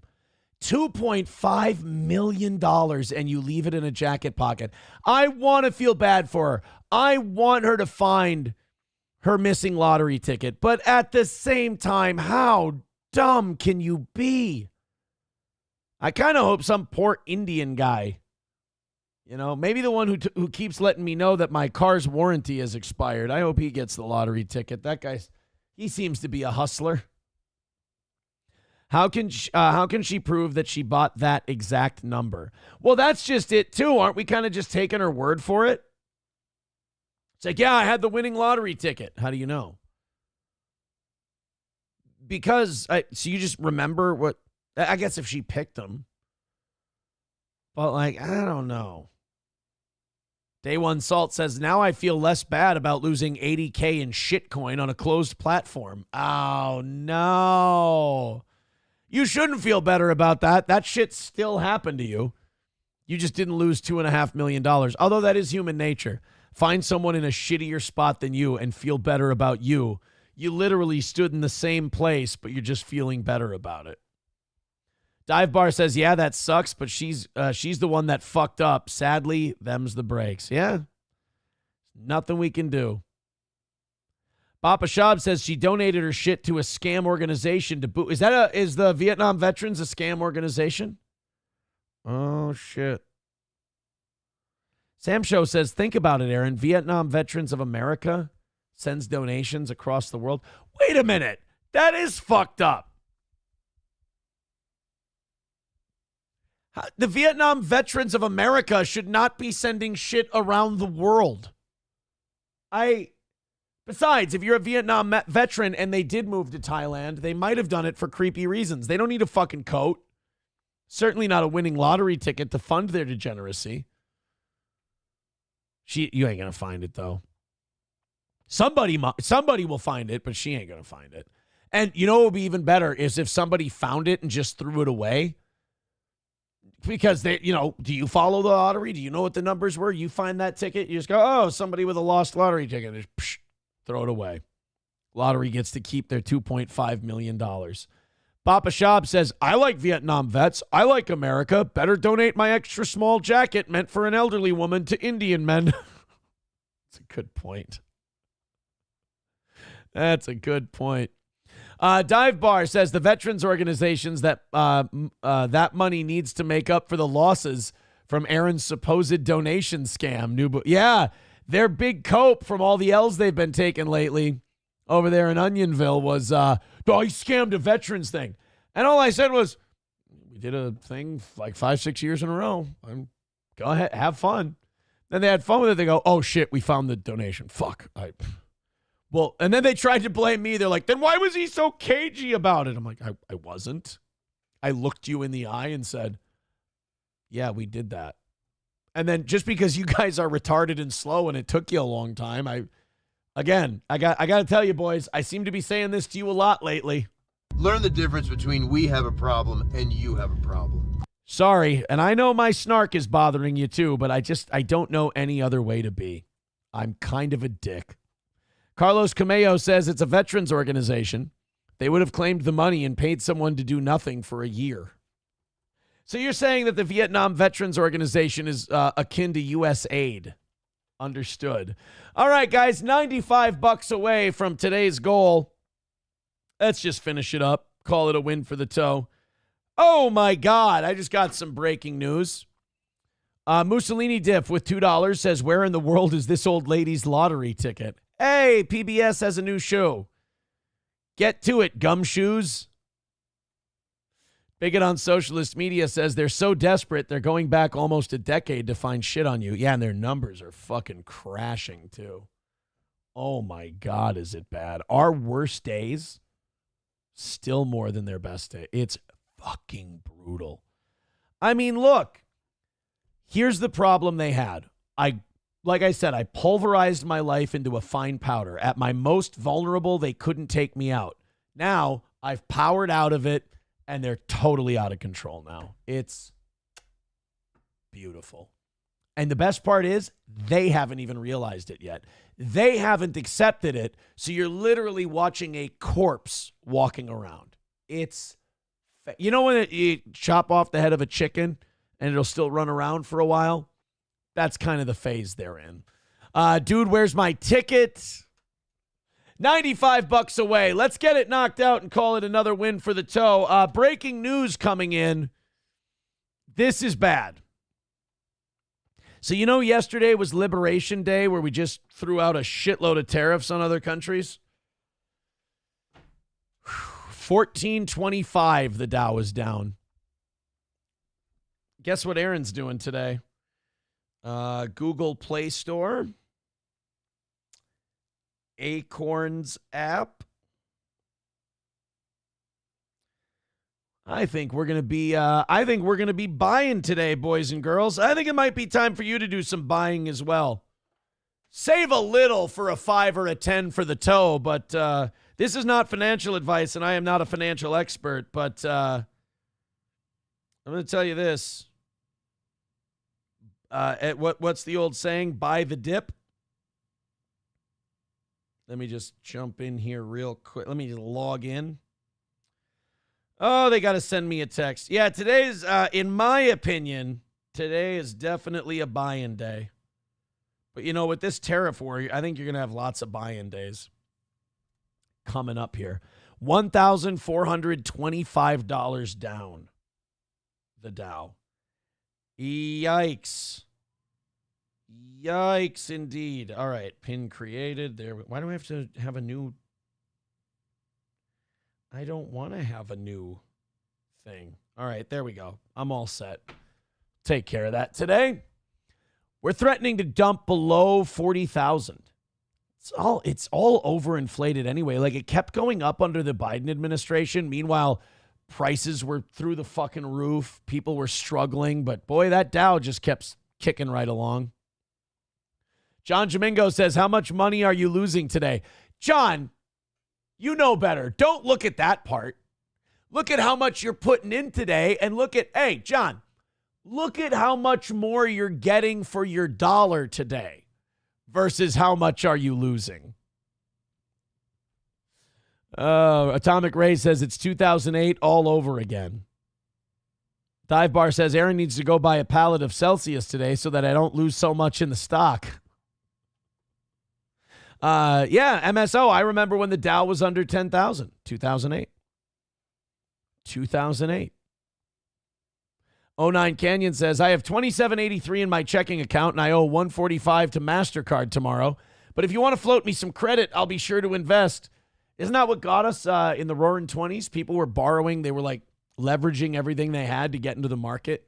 And then 1929. So the bank did not have to, they took out these loans that the banks could call on at any time, but they didn't want to call on them in the 20s because the economy was going crazy and they were making a lot of money on the interest. Meanwhile, the people who were investing that money in the market were making a higher percentage in the market than they were the interest on the loans, so it was all coming up aces for them. Well, then when you had the panic in 1929, the bank called in all of those loans and everybody went fucking broke. And in order to pay back those loans, they had to sell everything they had in the stock. So the market started to sell off. And to respond to that, the banks called in their loans. So then in order to pay those loans, they sold more of what they had in the stock market so they could pay back the loans. Holy shit. The Great Depression is a great symbol of why panic will fucking kill more than actual news. Oh, brutal. And by the time they realized they had panicked their way into a depression, nobody had any fucking money. That was it. Now, if you want to be a conspiracy theorist about it, you could say that the banks were just waiting for these stocks to get nice and fat, and then they would call in those loans and people would sell off everything they had in the market, and then the banks would get to suck out all of the money that the market had made them. Oh, fuck. That's exactly what happened in the Great Depression, wasn't it? We got fucked by the banks. It wasn't an accident. I was 38 years old when I realized that the panic of 1929 was brought about by greedy bankers who borrowed people a shitload of money, waiting until they made a lot of money in the market and then made them extract it to pay back their loans. It was by design. Yay! Dead Game says, I was 9. In 1929, you look great. But Aaron, you can't see him. If he's alive, he looks great. If he's 105 years old. $95 away from today's goal. Let's rally up and call it a win for the toe. It's our last one. We also started today at 150. So I've been very lax on the goal, and boy, you can tell we haven't been getting much for results. But for some reason, I'm very confident, and you guys have been really great. So knock wood, I'm not too worried about it. But let's throw in, couple at a time. We'll get it knocked out. 1,425 points for the Dow today. Hell of a liberation day, huh? I don't want to hit refresh. Oh, 1504. Guys, I was wrong. It's not 1,400. It's 1,504. Dow craters 1,300 points. S&P 500 heads for worst drop in 2 years after Trump tariffs. Maybe I should wait until it goes down 3,000 before we stop buying. Dead Game says I was 9 when my dad told me the truth. Oh, thought you meant you were 9 during the Depression. Nice work. Scott Jennings was on CNN, and boy, how the tables have turned. You know, liberals, when that election was happening, this was the end of democracy. Democracy was on the line. Now, all of a sudden, the right, they're saying that Western civilization is at stake now. Boy, I tell you, depending on who's in charge, we're all going to hell in a handbasket for different reasons. But I usually like Scott Jennings, but this thing Republicans are doing with attacking free speech and becoming the very thing they hate is truly disgusting. And watching liberals try to half-ass stand up for free speech is gross, seeing as how they've treated it in the past. It all comes down to this college campus thing, where Trump wants to literally start deporting and arresting people for criticizing Israel and protesting them on college campuses. I'm sorry, but fuck you. That's free speech. Do you know the shit we said about Muslims after 9/11? And guess what? Some of it, sure, wrong, extreme, whatever. All of it should have been allowed under the First Amendment.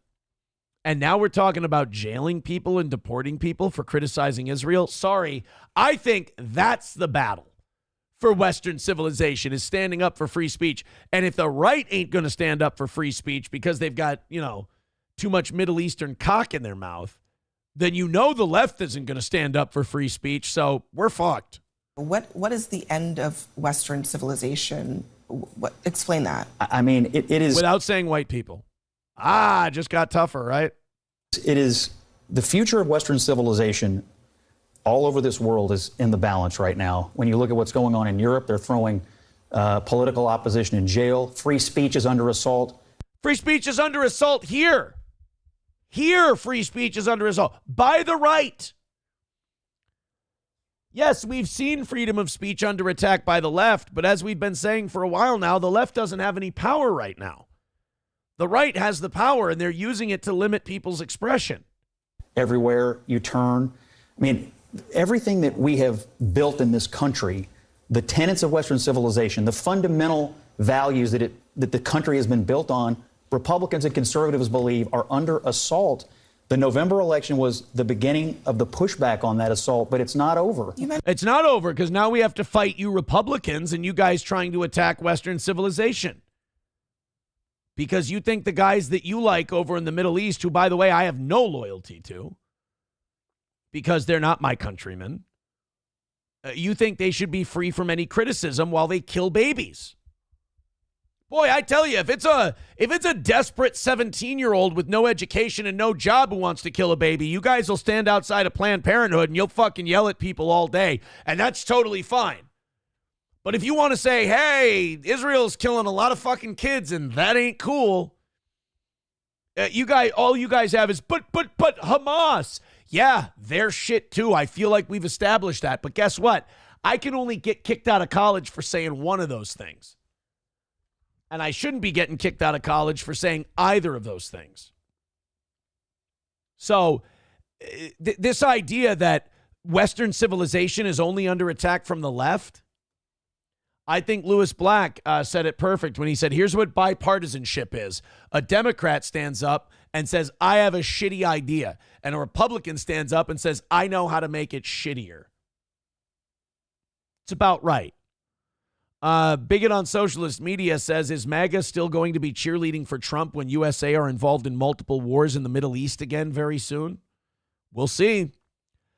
TedSellence.com, I gave a plug, says free speech includes assaulting people and blocking access to buildings. Got it. I didn't say that. You're retroactively coping for Israel right now.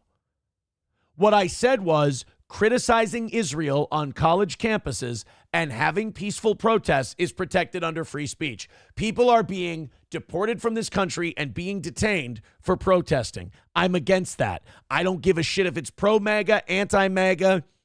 I give a shit that it's free speech. It's really hard to be a free speech absolutist these days because you're always going to run into resistance from both parties who think they're for free speech. With Democrats, it'll be, well, I'm for free speech, but if it sounds hateful towards someone, that no. That's free speech too. TedSellence.com says they're blocking buildings and harassing other students. They're not breaking the law.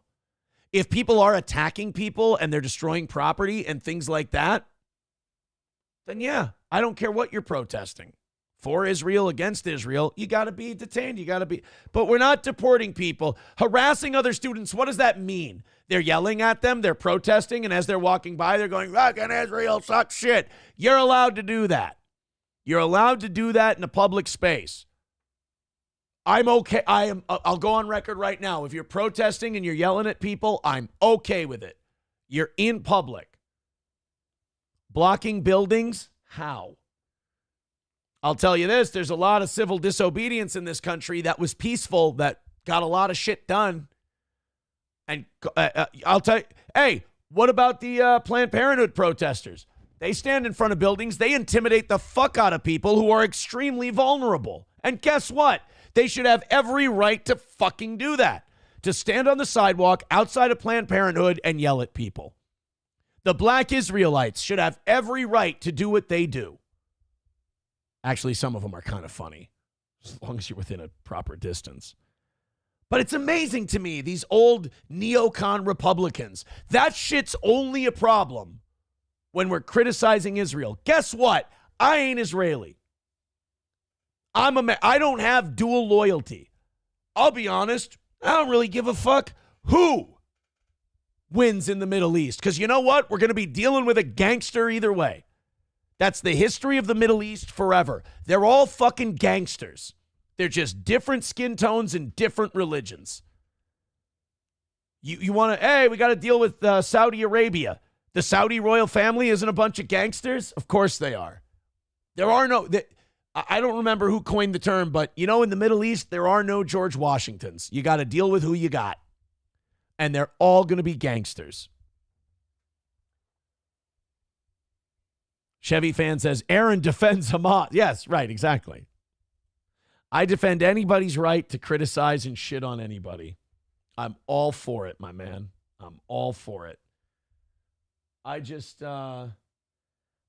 really don't like this idea of getting people in trouble for protesting. And yeah, we allow people a lot of leeway to protest. Again, Planned Parenthood scares the fucking shit out of insanely vulnerable young women. But they have a right to do that. Well, I didn't feel safe when did they hit you? Did they throw something at you? Did they hurt you? No. Then you look. You went out in public. You walked through a protest. I don't know if I'm totally over the whole killing Jesus thing either. Now that you mention it, I don't know if I'm over it. 1929, Raz of Chaz with $1 says, Aaron, who was running the banks in 1929 and how did our crash affect Germany? Shit. Can we not do that? I mean, unless Super Chats and Rumble Rants are going to come in asking questions like that and we can knock out this $95, can we not go with that line of questioning? Doom says, do protests ever work? I mean, not until powerful people are ready to do something about it that benefits them. I mean, do you want to talk about segregation? Was it sit-ins and lunch counter protests that ended, what do you call it? Segregation? Or did LBJ think that he could buy the Democrats the black vote for the next 100 years, like he said? Like he's on record as saying, we just got the black vote for 100 years. As soon as some politicians saw it as politically viable to do it, they acted on it. Same thing with slavery. We like to see history as this poetic, passion play. Abraham Lincoln made it very clear. If I could keep the Union together without freeing a single slave, I would do it. When it became politically expedient, here's what happened. The South was not getting their ass kicked. And England was starting to go, well, we could do trade with them. We really need their cotton. We could help them out. And the Union said, fuck. If they can keep selling their cotton and they can keep their economy viable, we might really be in for a protracted war. They could even maybe force a peace. And so what Lincoln said was, oh yeah, England? Well, guess what? The war's about slavery now, and we're against slavery, and slavery's bad, and the South loves slavery. And England went, fuck. We've been lecturing the Americans on how we ended slavery 100 years ago, and they're fucking, shit. All right, well, guys, we're not trading with the South anymore. They're a bunch of slave hoarders.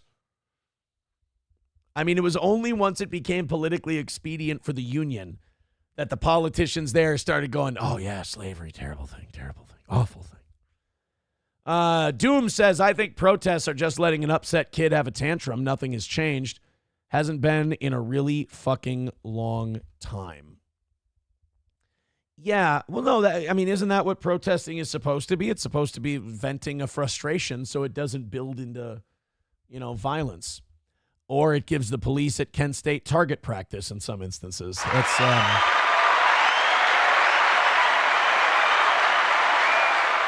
tin soldiers and Nixon's coming. We're finally on our own. This summer I hear the drumming. That is a great fucking song.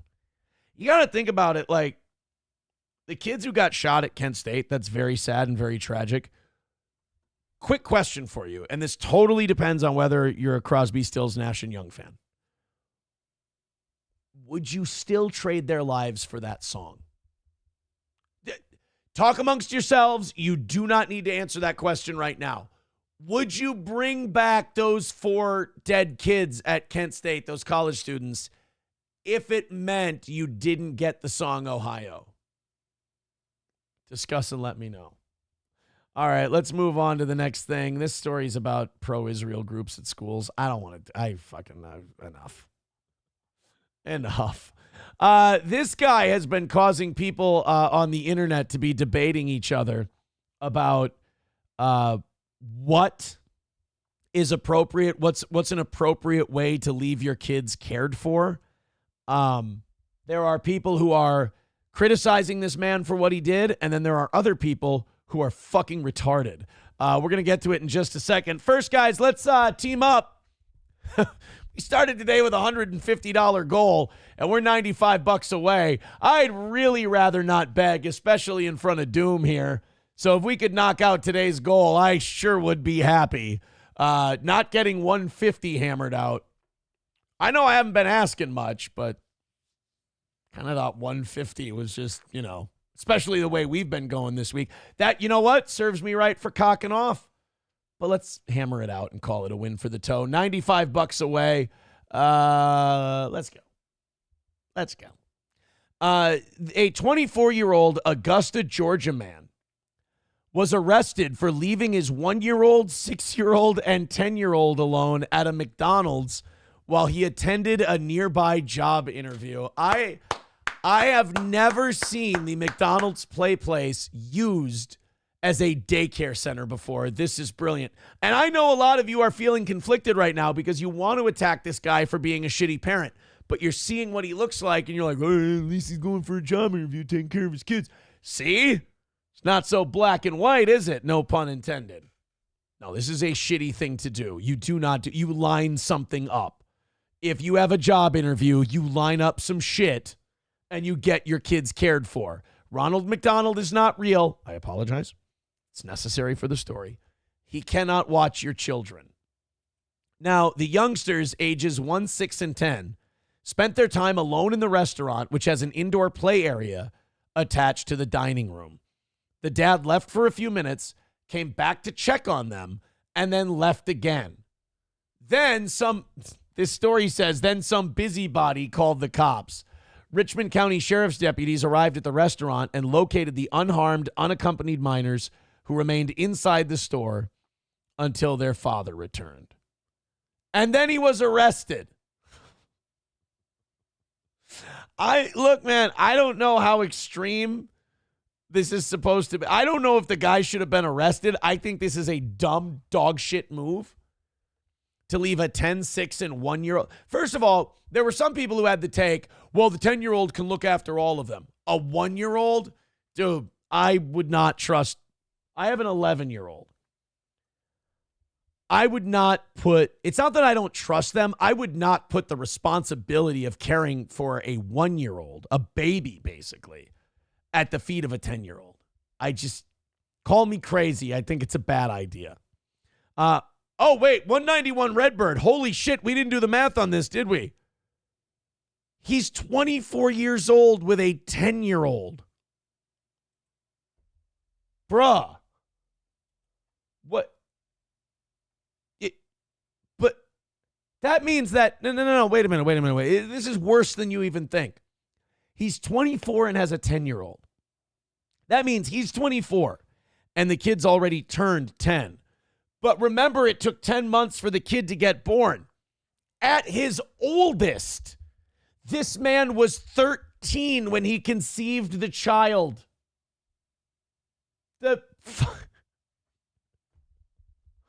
Oh my God. According to police, Chris Lewis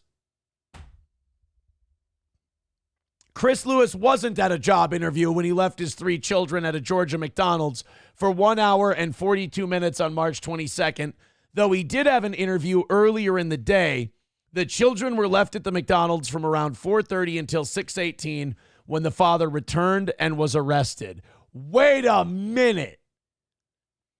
So he had already had his job interview, went to McDonald's, left the kids for 2 hours, and came back. Guys, what was he doing? Everybody all together now. Everybody all together. Come on. What was Sam show? Jesus, take it easy, bud. What was he doing? Everybody do it at the same time. If you could throw in $5 or $10 while you do it too. I mean, things are getting a little. I'm going to see, some people are saying crack and some people are saying drugs. I'm going to say sell. I think he's slanging. Oh, wow. Other people are way more racist than I am. I was saying, Jesus, Bigot says breaking into a house to rob. People are saying he was doing crack. Oh, I wasn't going to that length. I was going to say he was, dishing it out, not taking it. One of the place that I'm planning the golf tournament for just sent me a message and said, just reminding you we're closed today. Yeah, I didn't think you were going to be open. I didn't think we were hitting the links today in any way. But yeah, I don't know. You leave for 2 hours and you leave your kids at the McDonald's. I'm gonna go with probably because you don't have a job. You were just at a job interview. You got to be raising money to pay for them kids somehow. Renegger, I don't think he was doing that, and that's racist. Ryan the Garbage Man says he was out conceiving a fourth kid. Terrible idea. Terrible idea. Kloppo says if Mackey's had an adventure playground, it's Mackey's fault. You actually probably could get away with that nowadays. That might actually work. Hey, boys and girls, perhaps the last time I told you didn't hear me. Maybe the mic's breaking up. $95 away from today. Made $55 on what was a short goal day. I said, you know what? This audience has been amazing. I'm going to give it almost a couple $100 break today. And it just kind of seems that no matter what I set it to, what's that phrase? We play down to our level of competition. Look, I'm in a really good mood. This has been an insanely good week for the toe. It just always seems to be that last day always seems to do this. If you could help us not have it do that, honestly, we're in the double digits. $5 or so at a time is going to take care of it. All the links are in the chat. You know where it is. Atomic Ray says no sound. Shut up. So, if you could, let's make this not a huge embarrassing failure for the toe today. That would be good. You know, we missed last Thursday. Let's not do that. I'm already giving a discount because I thought we've asked a lot of you guys as of late and you've crushed it. So that means that today kind of what I left is what we should probably be hitting. So Renegger says muted. Can't hear you. Hey, could somebody send like $10 on Streamlabs, PayPal, or Venmo. Just test to make sure the sound's working, if you could. Let's do that. Could we throw in a couple of bucks to make sure the sound's working? I would really hate to have technical issues on the program today. Dead Game with $5 says, you killing me, Smalls. Let me see them curtains. Thank you, Dead Game. $90 away. We've broken our frozen streak. Let's just, but I'm not... Chevy Fan says, tried. Rumble is down. Oh, my God. Yeah, then definitely send Rumble rants to prove that Rumble's still working. That would be good. Sam Show says, we still can't hear you. Oh, no. What are we doing? Guys, definitely throw into PayPal, Venmo, and Streamlabs and prove that we can be heard. I don't want there to be technical issues on today's program. That would be awful. Clopogram says, what's happening with the sound? Diesel Cat writes, no obla. That's not how you say it. Oh, boy. Yeah, just, Dub writes, I hear you. I do like that, where he's just like, no, what? I hear you fine. Captain No Sell the bit. All right, prove that our sound is working. Knock out that last 90. A loss today would just be fucking gay. Be really fucking gay. All right, let's go to this man walking into the ladies area. This was so much fun to read the Facebook comments on locally, because this is a St. Cloud story. And I knew that as soon as I clicked the comments section, it was going to be, what if she identifies as a female? Like they were just going to talk shit about the trans part, and then other people were going to get mad. That's not what this is about, you fucking asshole. I knew it was just going to devolve into a shitty argument, and I was entertained. St. Cloud police are asking for the public's help in finding the man who snuck into the women's shower room at the YMCA. According to investigators, just before 11 a.m. on Monday, police were called to the facility after staff was notified about the incident. They confronted the man, who was alone in a private stall adjacent to where a woman was showering. Just shoot him. Just say he had a gun. Don't you guys have drop guns anymore? Turn off the camera. That's just a pig. He had his phone out and was partially undressed. Oh, so the cop had to walk in on him whacking off. Say you thought he had a weapon in his right hand, and, we'll all look the other way. We saw it. We understand. The suspect is described as a white male, approximately 6 feet tall, with an average build and dark hair.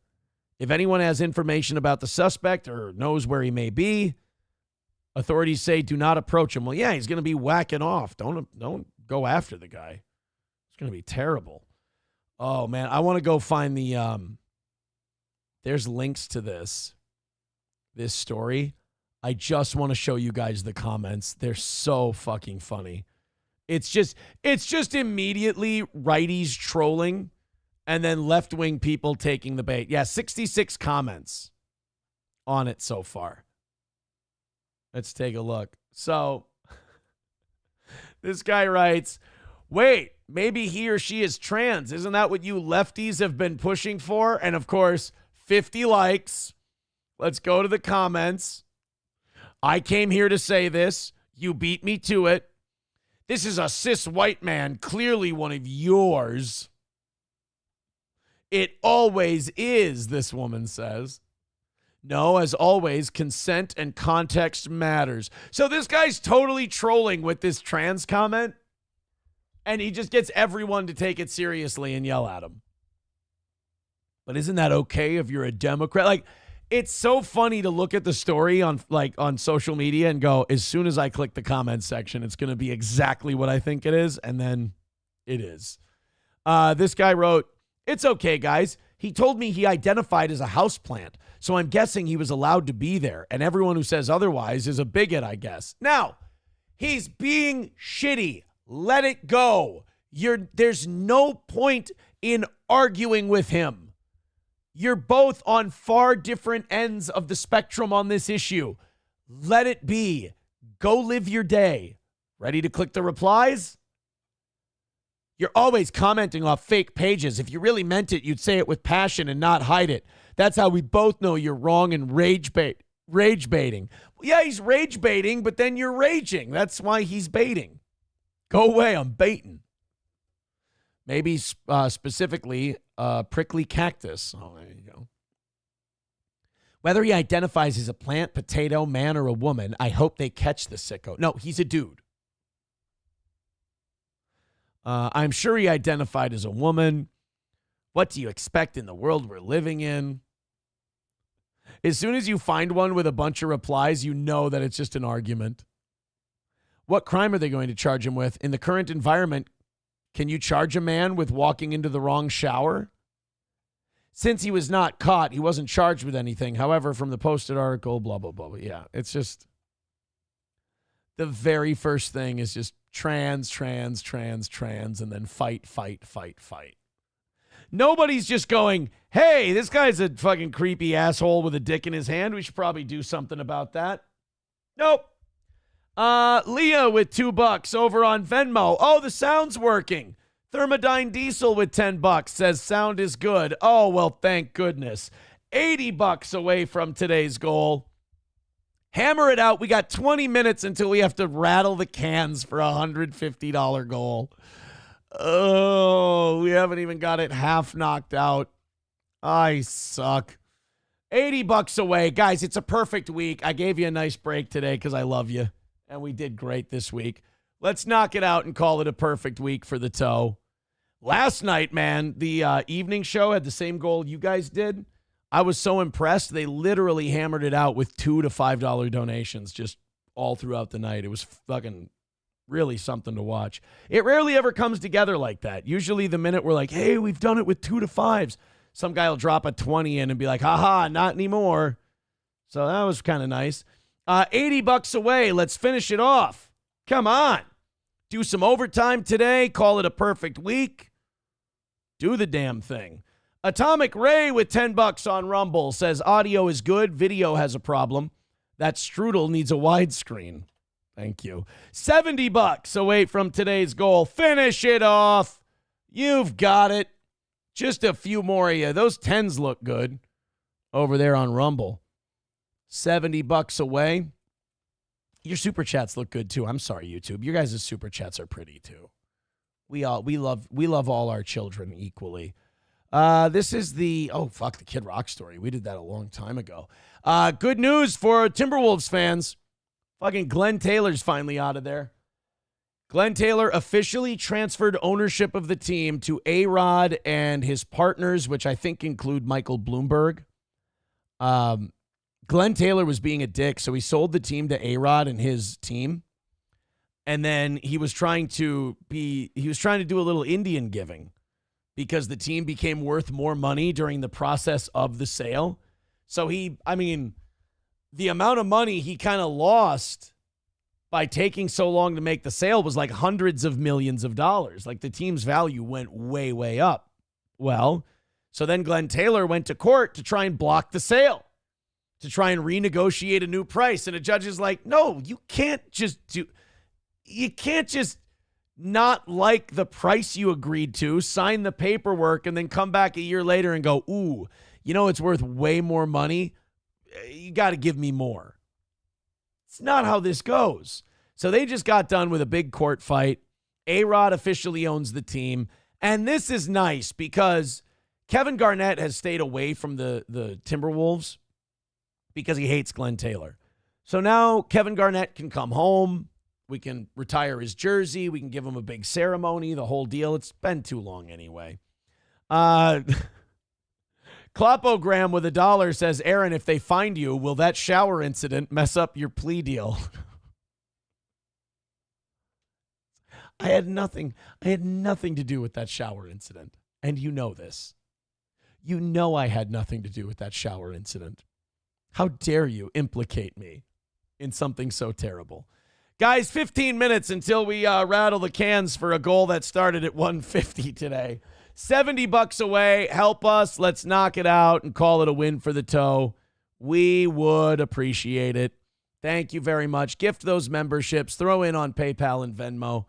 Be a pal. Paige Sporanic is catching shit because she's a really good golfer and she has great tits and a hot ass. And people genuinely, some people get upset about this. Paige Sporanic is honestly, she's a good golfer. She's not like PGA Tour good. She's not like championship caliber good, but she's a good golfer. And she wears tiny little outfits and she shows off her tits and she shows off her ass and she gets made up real nice and she makes a lot of money doing it. Good for her. Like, if you're on OnlyFans and you're just like, my tits, or you're Bonnie Blue and you're just taking dicks, that's one thing. That's very dishonorable. But if you're a kick-ass golfer and you're making golf content, and she does, she gives tips, she tells you what to do, how to help your swing, shit like that, and you do it with giant tits and a great ass, and you're going to let that hang out while you're doing something, is that any different than some guy who has a YouTube channel who teaches basketball or football and he does videos with his shirt off if he's totally jacked? No. They're both aiming for the same audience, gay men. But Paige Sporanic gets a lot of shit because they're like, you're using your tits to sell golf. It's like, well, yeah. Like, what's the problem here? I don't put, like, a lot of people want to put Paige Sporanic on like a prostitution angle. And it's just, it's not the same. And she's not ashamed of it either. So instead of like, going out and be like, oh, I don't know. Why are you guys, you're being so mean to me. I just want to do golf. She basically wrote to everyone recently and said, no, goddamn right, I'm going to show my ass off. I got a great ass. Good. Paige Sporanic wants the haters to butt out of her content, clapping back at a troll who took issue with her featuring a certain asset in a video. The sports influencer and SI swimsuit model posted a clip of her setting up a new golf bag, and at one point she briefly had her back turned to the camera, which put her ass on display. Well, let's be honest. The guys watching her golf content, even if they're watching it to get tips, they're going to be mad if they don't see some tits and ass too. Help me set up my new golf bag. First off, the way that you put your clubs in your new bag is very important. Driver, 3 wood, and obviously putter. You never put your putter in a lower slot. 5 wood, 7 wood. 5, 6, 7. Next, we have 980 pitching wedge. I wonder why she chose that angle. I can't see her face. Why would she choose to load her golf bag in that fashion when I can't I'm trying to see her eyes. I'd like to make eye contact with the person showing me how to load up my golf bag, but I just can't seem to. I mean, I see titty meat. I mean, and by the way, if you don't think that this is like well thought out, if you think she's just skanking it up, you're wrong. There is a math problem on a whiteboard in her office that's showing exactly how much titty meat she can show that still makes it a golf video, and now they look at my titties video. Like, this is the amount of titty meat you can show, where if guys only look at the titty meat, you can go, hey, focus. I'm packing a golf bag here. Now, if she had just that shirt ripped open and basically like from here to here, like basically just nipples and this side of your tits covered, then you could say, all right, this is egregious. But look at this guy. He's shy. You look at this guy and he's saying, 6 more weeks of winter. You look at this one and you're saying, all right, we're going to have an early spring. You can focus on packing the golf bag. She has what's called plausible tit deniability. But I can only see her teeth. I can't see her eyes. I don't understand why. And why does this tit seem to be pushing up against the driver? I feel like. Lastly, wedges. Towel. Oh, now I can see her face. Isn't that wonderful? Drape it around your clubs. And lastly, we change those head covers. And that's the final. Wait, that's not the video where she ripped on the guy for talking about her ass? Oh, I feel like I wasted that video. Some dork was so appalled by the not-so-subtle move, commenting, had to start that second shot with your ass on camera. Real classy, Paige. Dude, she couldn't be more playful about it. Like, every sexual, it's not even sexual, like, everything about her body in these videos is such a wink, wink, nudge, nudge kind of a thing. And by the way, her golf advice checks out. I don't know how to put my bag together properly. You know how many times I take the 9-iron and the 6-iron and I put them together to see which one's which? And I'm like, why are they the same height? Oh, because I'm packing the bag wrong and they're in different heights of the... I'm a stupid asshole. That's why. Paige, who has more than 4 million followers on Instagram alone, didn't take the criticism sitting down. She said, I went from having my back connect to my thighs to this. Paige said Wednesday, it's not the biggest peach now, but I've been working harder than I ever have in the gym and also with my diet. Wait a minute. So people were giving her shit for not having an ass? So then she goes in the gym, works on her ass so she can have better ass shots in her golf videos, and now they're giving her shit for her ass being in the golf videos. I'm sorry, it's mental retardation on a level that I can't battle with. Heck yeah, I'm going to show it off. I'm proud of my body and how hard I've been working to achieve my goals. Oh my God, look at the difference. She really was a no-ass-having freak. No, I'm just kidding. And like I said, the golf advice is solid. It's not like she doesn't know what the fuck she's doing and she's just showing her tits. The 32-year-old has had to fend off plenty of wild antics from her followers over the years, including the one time she had to come out and confirm that she does have nipples. Apparently, people accused her of being nippleless. Chevy fan says, Aaron, what's your tit workout regimen? Well, if I tell you, it's not a secret anymore. Clopogram says, have you seen Trump's granddaughter, Aaron? She's a champion golfer. I have. She is really good. But then again, like, even people who don't like Trump say, like, the people who have golfed with him are like, yeah, he's fine. He's a solid golfer, man. He's really good. BJ with $10 Australian says, I ain't much of a book reader. Oh, this should be good. But that's a page worth turning. Her body has more curves than the lines on that road in Retardville yesterday. Hey, show callback.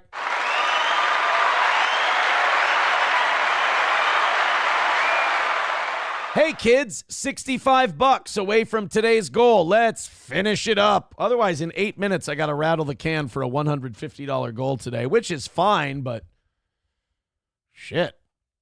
Let's make that not necessary. Go ahead and do it. Papa Shab. That is really mean. Look. Some women are gifted with certain curves. Some women aren't. That doesn't mean that they're less woman.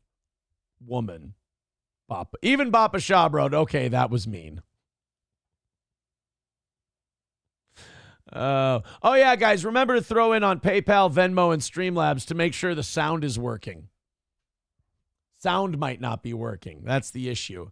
So did she have to make a video about her nipples? Hold on. No, because they've actually gotten a lot bigger. And so I can see a lot of people being confused by, like, when I first started this, they were like, I've always had like a chest, but not like this. And it's because I've gained weight and I've talked about all those reasons. But I can see why people question it and they're confused sometimes, because it's like 1 week they're here and 1 week they're there. And then like next year they're here. And then it's like, well, what is going on? I don't know. It's just the human body is a magical thing. Wish my fucking golf score could get a little closer to your cup size, but I can't chip. Why doesn't she make a chipping video? Show me how to chip. That's what I need. What's that? Home run, Jefferson. Go to break. Mad Max Mardigan says, of course she's a solid instructor. She helped Aaron swing so he's not constantly hurting his tits. Maybe that's why she helps me out so much with my golf stuff. Us gals need to protect our bust when we're swinging a driver. So she has nipples. That's confirmed. People thought for a while there that she was nippleless. Let's go from one super hot chick to another one. Mick Foley was injured in a car accident recently. I hope Mick's okay. He's got great tits, too. WWE legend Mick Foley says he suffered a minor concussion. God damn it, Mick. Of the one thing Mick Foley doesn't need, it's his fucking head knocked around anymore. After a terrifying car accident on Tuesday, Foley admitted he has no idea how he's still walking around after the wreck. It showed him, he posted a picture on Instagram of him standing. Oh, my God. Holy shit. So he was in this car, and that's the accident. I mean, the fire truck is still there, and Mick is standing next to it. Imagine you get in a car accident, you're pissed at the car in front of you. Let's say it was Mick's fault. I don't know if it was or not. But let's say it was Mick's fault. You get out, you're about to fucking read the guy the riot act, and you get out, and it's Mick Foley. You're like, holy shit. I mean, we still got to exchange insurance information, but goddamn Cactus Jack. Foley says he has since checked himself into a hospital, and he's sore from his knees to his neck. Yeah, but how is that different from any other day for Mick? His comment section was flooded with well wishes, with fans and coworkers sharing relief that the experience wasn't worse for the beloved wrestler. If you're Mick Foley, how do you know that you're in pain? I have a feeling that the pain tolerance level for a Mick Foley versus the pain tolerance level for the rest of us is a little bit different. Dive Bar with $2 over on Rumble says, with no audio, you look like a crazy muted marionette. Still entertaining. Oh, no. Are you guys saying the audio doesn't work? You guys can't hear me? Well, then I should probably remind you that we're $65 away from today's super easy goal.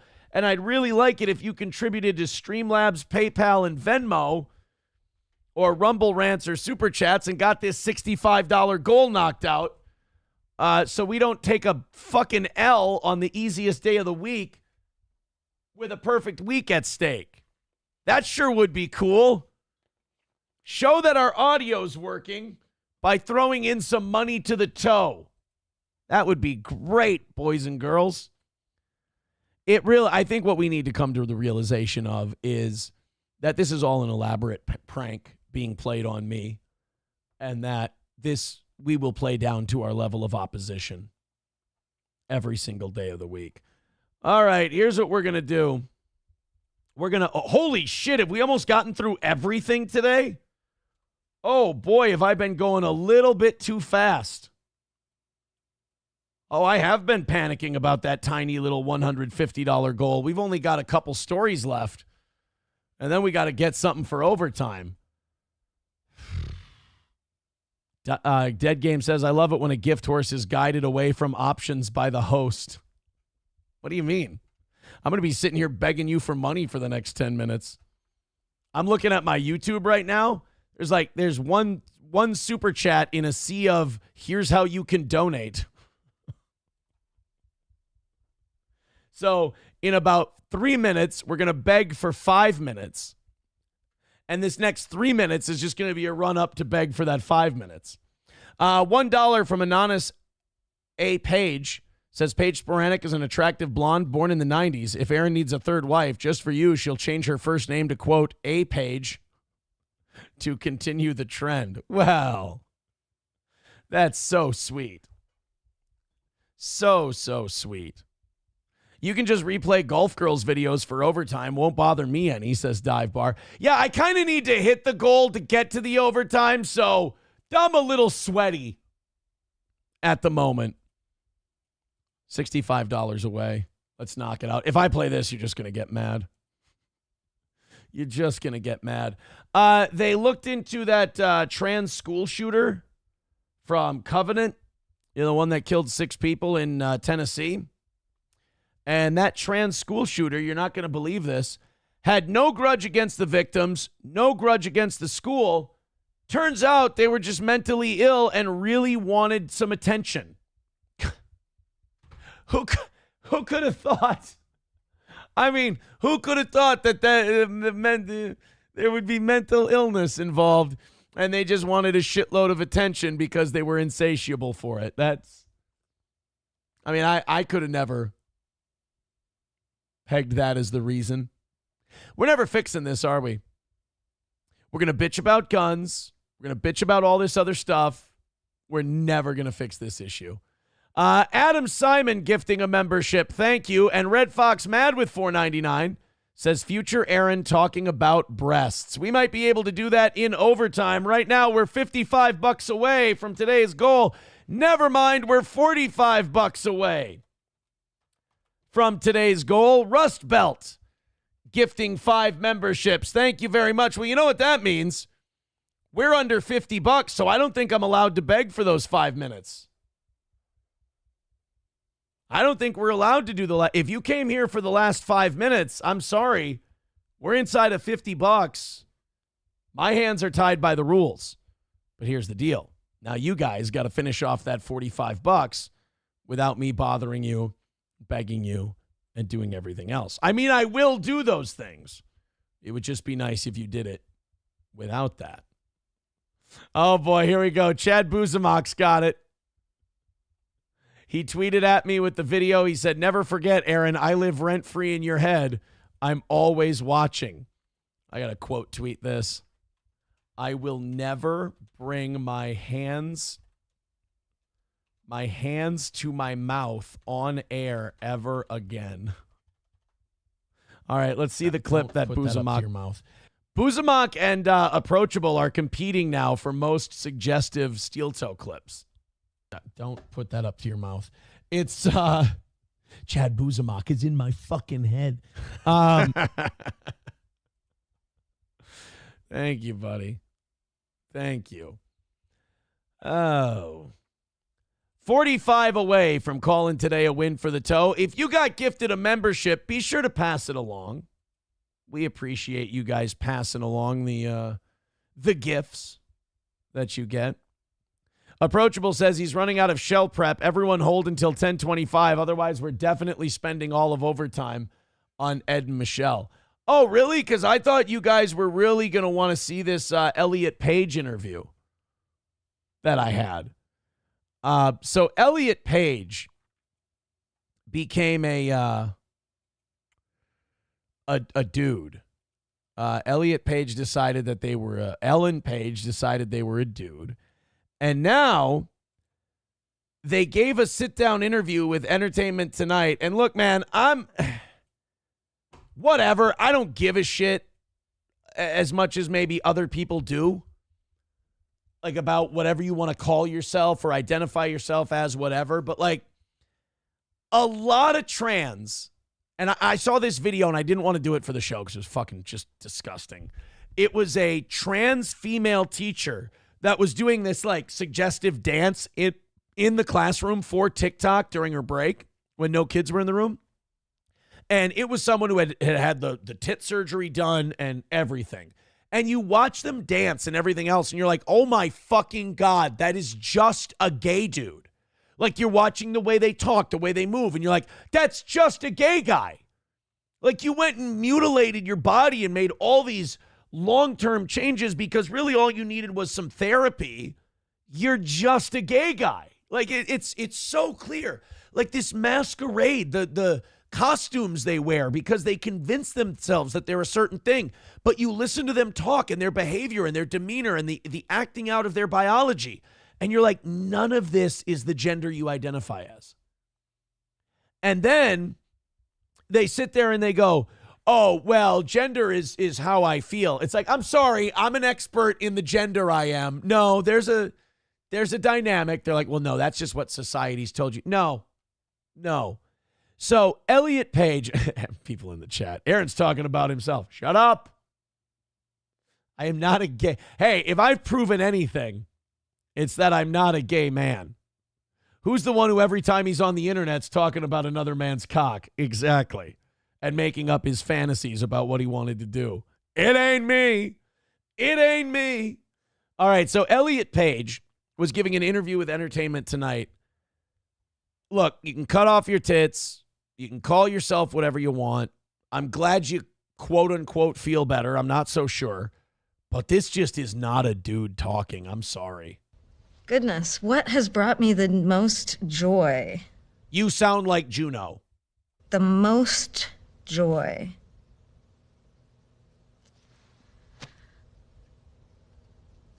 It's, getting out of the shower and the towels around your waist and you're looking at yourself in the mirror and you're just like, there I am. It's not. The best I've seen trans people do in interviews like this is an impression, not even an impression of a man. It's an impression of what they think a man is. And, I'm a lot more, I guess, empathetic than you guys. Admittedly, you guys give me a lot of shit on this. But, I do have a level of empathy for these people because it's like, you do need help. Like, you are taking steps that science has shown are very likely to make you sadder or more miserable long term.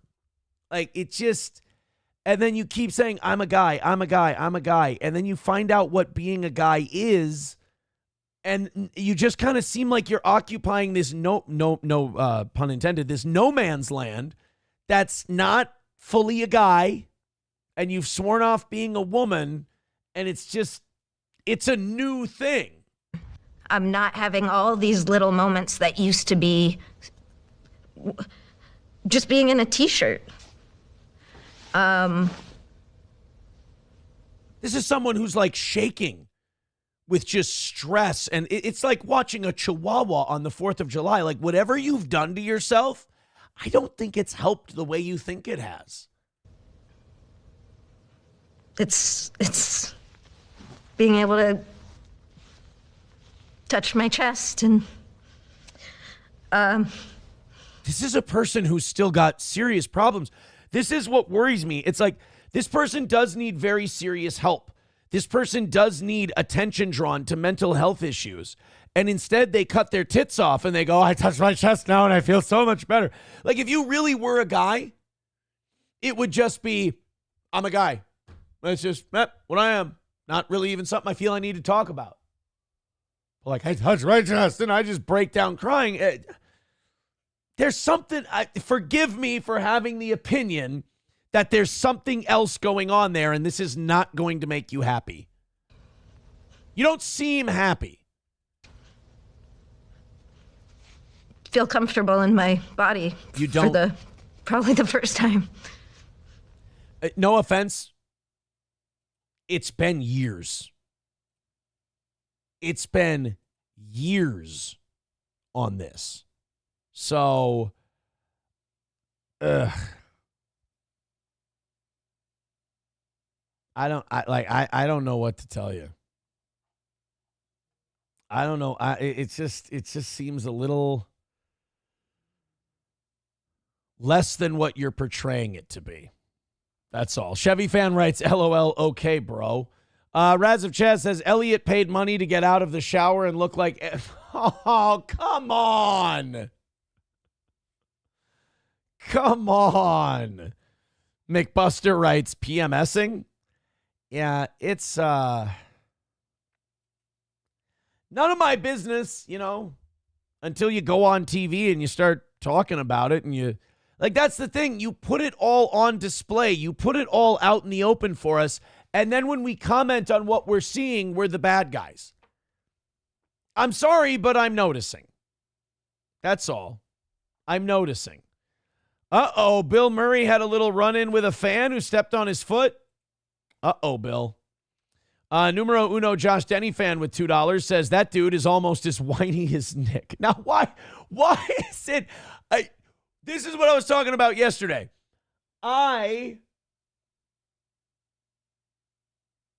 do not make these jokes. They come to me. They talk to me. Thank you, Numero. By the way, Numero Uno, we were giving you credit earlier today. That fucking bit you came up with yesterday was amazing. That was an incredible bit. And I hope you can book a couple of those girls to do a show with us. That would be so funny. And then finding out that Gino Bisconti is the best match and that Grok confuses Stevie Lou for the Quadfather. I just think that that's awesome. Really. $10 from Gray Duckling says, she's a chick. No man would cry about their body except Aaron.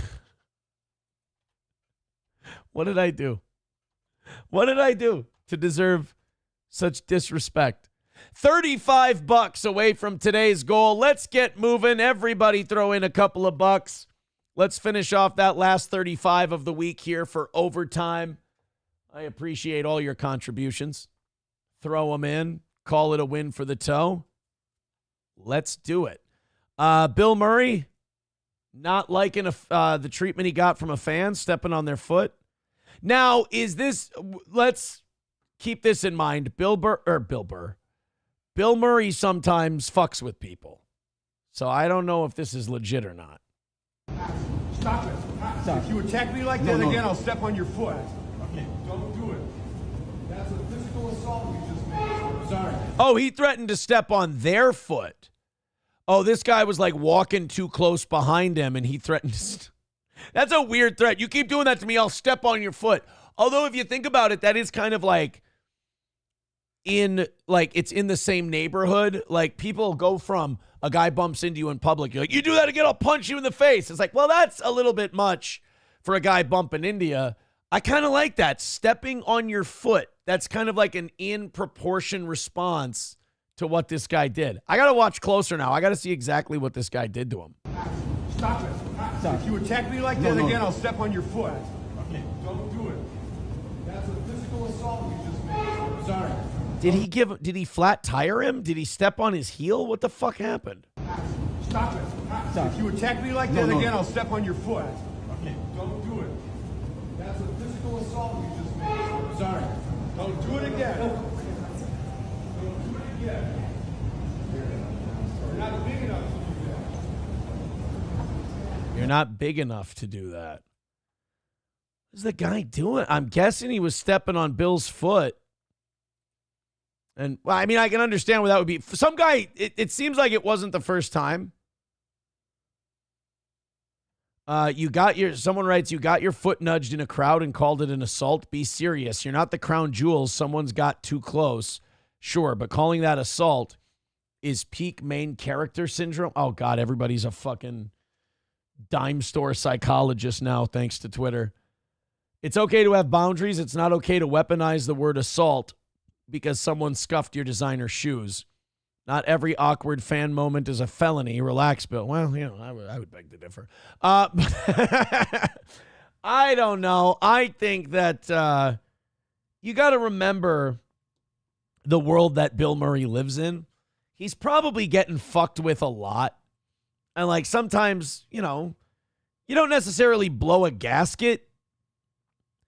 But at the same time, like, your patience for bullshit is probably a lot lower than it might usually be. And I really do think his response was an appropriate response. You flat tire me again, I'll step on your foot. Tit for tat. He's not threatening to, stab him or anything like that. It does seem proportionate. Numero uno with $2 says, going to be reaching out to Ilhan Omar and Jamie Crockett. You mean Jasmine Crockett, I believe? There you go. All right. Fucking, numero uno Josh Denny fan he's on it, man. He's on it. $35 away from today's goal. Knock it out. Call it a day. Let's call it our last win of the week and get back to perfect weeks. That'd be nice. Ryan the Garbage Man says, Elliot Page seriously regrets his transition, but cannot admit it because he'll be excommunicated from the group. Yeah, it was a really odd, awkward response. And again, you can't sit here, like, people try to have it both ways when they're really famous. You want to go on Entertainment Tonight. You're not talking about your career. You just want to talk about trans. The rest of us don't really care to hear about it. But since you're going to talk about it, the rest of us are going to observe what we see and tell you what we think. And then we tell you what we think, and then you go, well, that's hateful, that's awful. Then shut the fuck up. Quit desperately wanting to talk to us about this if you don't want to hear what we have to observe. Especially if we're guys. We kind of have experience being men. No offense. Rob Saul with $2 says, have you considered Rob Saul? Let me give the universal answer to that question. No. That is now here, quick, ask me that question in 2038. You ever considered Rob Saul? No. Let that one no be my no now and forever. Thank you. Hey, did we wipe Tom Myers off the face of the earth? Did he just completely stop? Has it just been a complete steel toe nuking the last month or two? Like, has everybody just fallen off?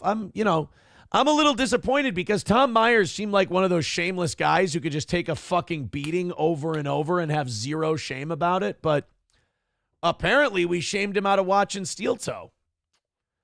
One of my easiest victories, to be honest. Not quite as easy as riling up like onions or anything, but pretty easy. Tom Myers was on Chad's show yesterday. Oh, well then he's clearly moved on to bigger and better things. I'm sorry.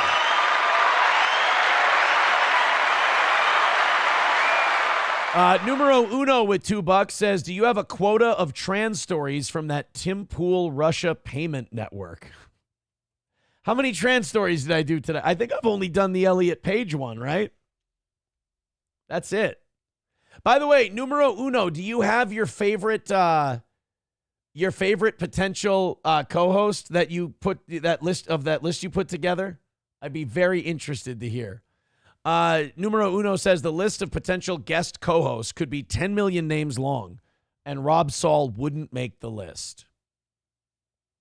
The guy ain't lying. Thank you guys very much for those drop-ins. $30 away from today. Finish it off. Put me out of my fucking misery. $30 away. All right, JH, I love you. You're very nice. You're wonderful. All of that.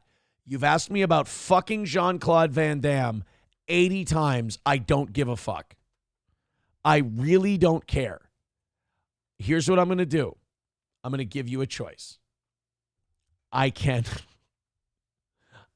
mute you for the rest of the stream because you keep fucking autistically asking about Jean-Claude Van Damme. We're gonna play a fun game. I'm gonna let you choose. I can cover the Jean-Claude Van Damme thing and then cut you loose for the next 20 minutes. Or I can just move on and I'm not going to take any action. Your call. Sam Show says, I was waiting for you to say something. I mean, it's amazing with JH because he loves the show. He's a good fan. He's great. He talks all the shit about the right people. But it's like he doesn't take the hint. Like he'll write the same thing on like a 3-minute loop. And like, I don't want to be mean and be like, JH, I don't fucking care. I want him to feel validated. I don't want to be mean to the guy. But at the same time,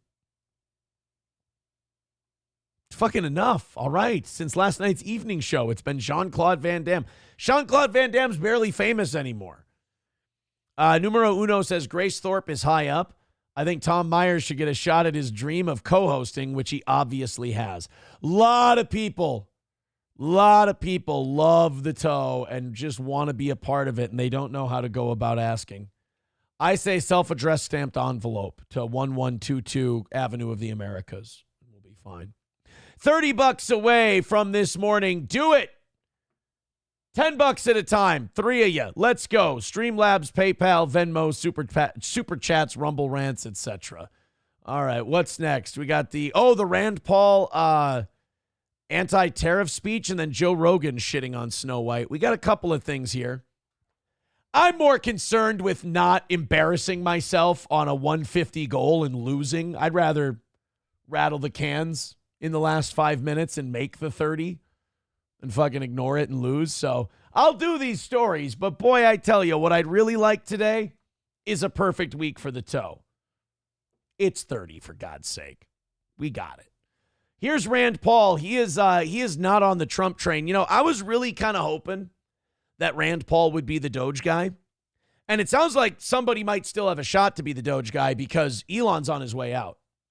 I'm sure Numero Uno is very happy about this, but Elon's apparently worn out his welcome. He's pissed off everybody in the Trump administration. That's the rumor anyway. And Trump even said the other day, Trump said something to the effect of, Elon's got a company to run. I'm sure he wants to get back to running it very soon. I'll have him here as long as he wants to be here. Those two comments seem to contradict each other. So a lot of people are starting to read the tea leaves and say, I think Elon might be gone soon. And honestly, I'd prefer it.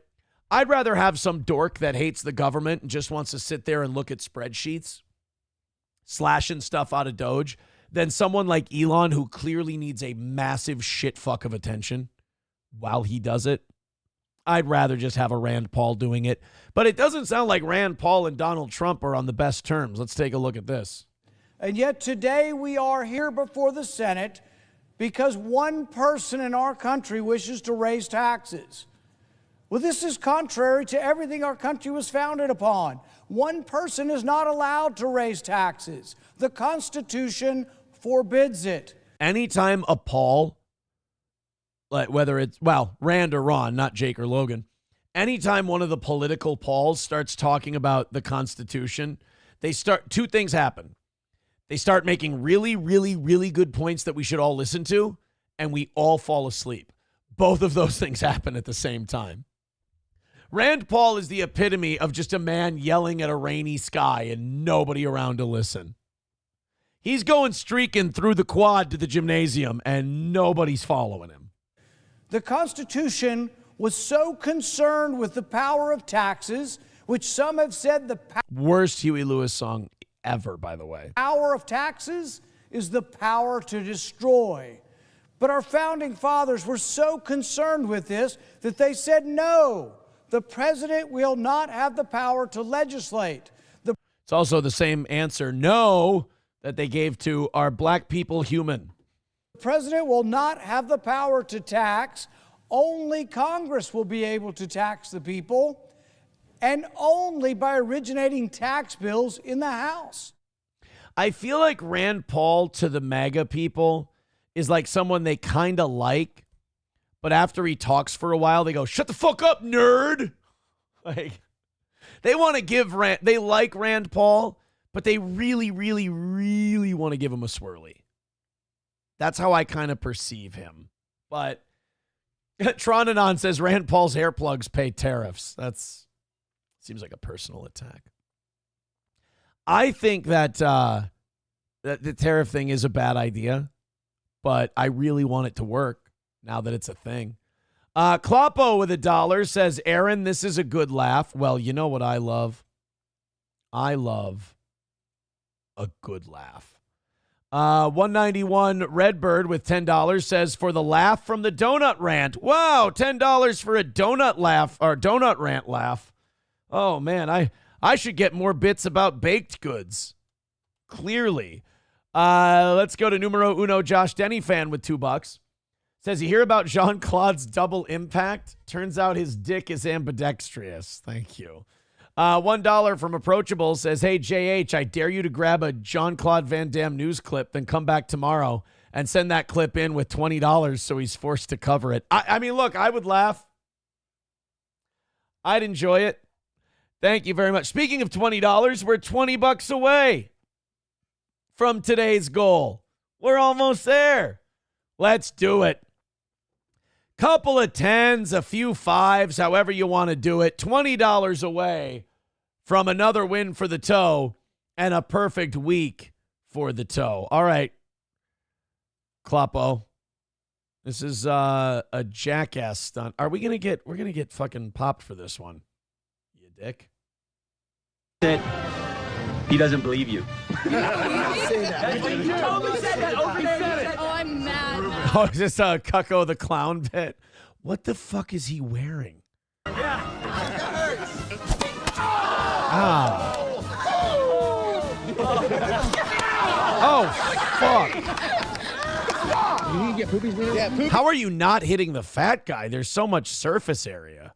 Poopies is the one way left. Poopies Wiener's asking for it. Oh, and she's hitting them all in the dick? That's amazing accuracy. I'm actually kind of impressed. Oh! How fast does like a really good female tennis player serve? I know, like, not nearly as hard as the shittiest male tennis player, but I'm just asking. Get off this side, Shannon. Oh, there it is. That's what we were looking for. Leave the rookies alone. Oh! He only has one ball and you hit it. You gotta get that middle one.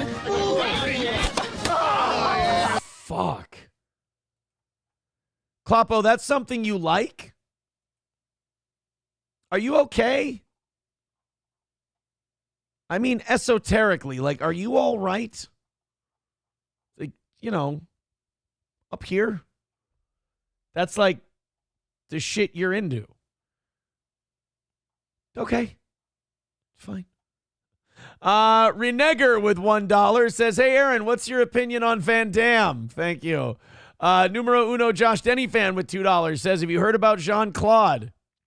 You read this one in the news?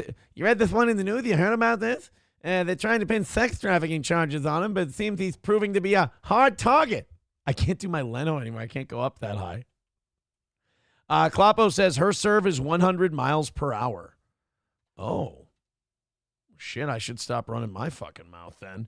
$15 away from today's goal. Finish it up. $15 away. We're nibbling around the edges.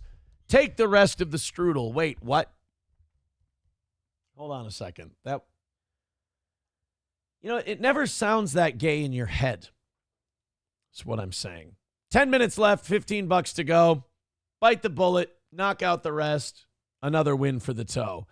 Look, a lot of people like Rand Paul going after Trump on those tariffs. I'm with them.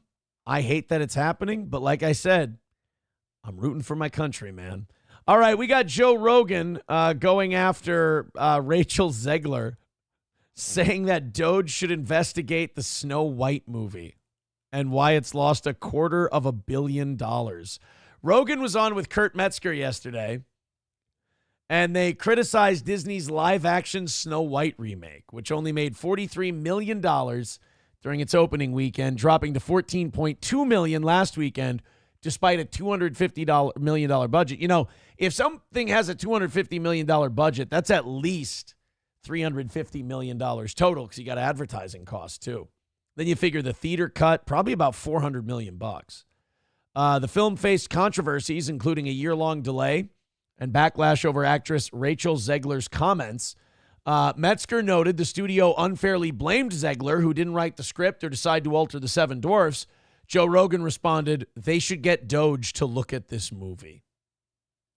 I don't think you need like a coroner's report to figure out what happened with that movie. It's just, these movies are getting unnecessarily fucked with.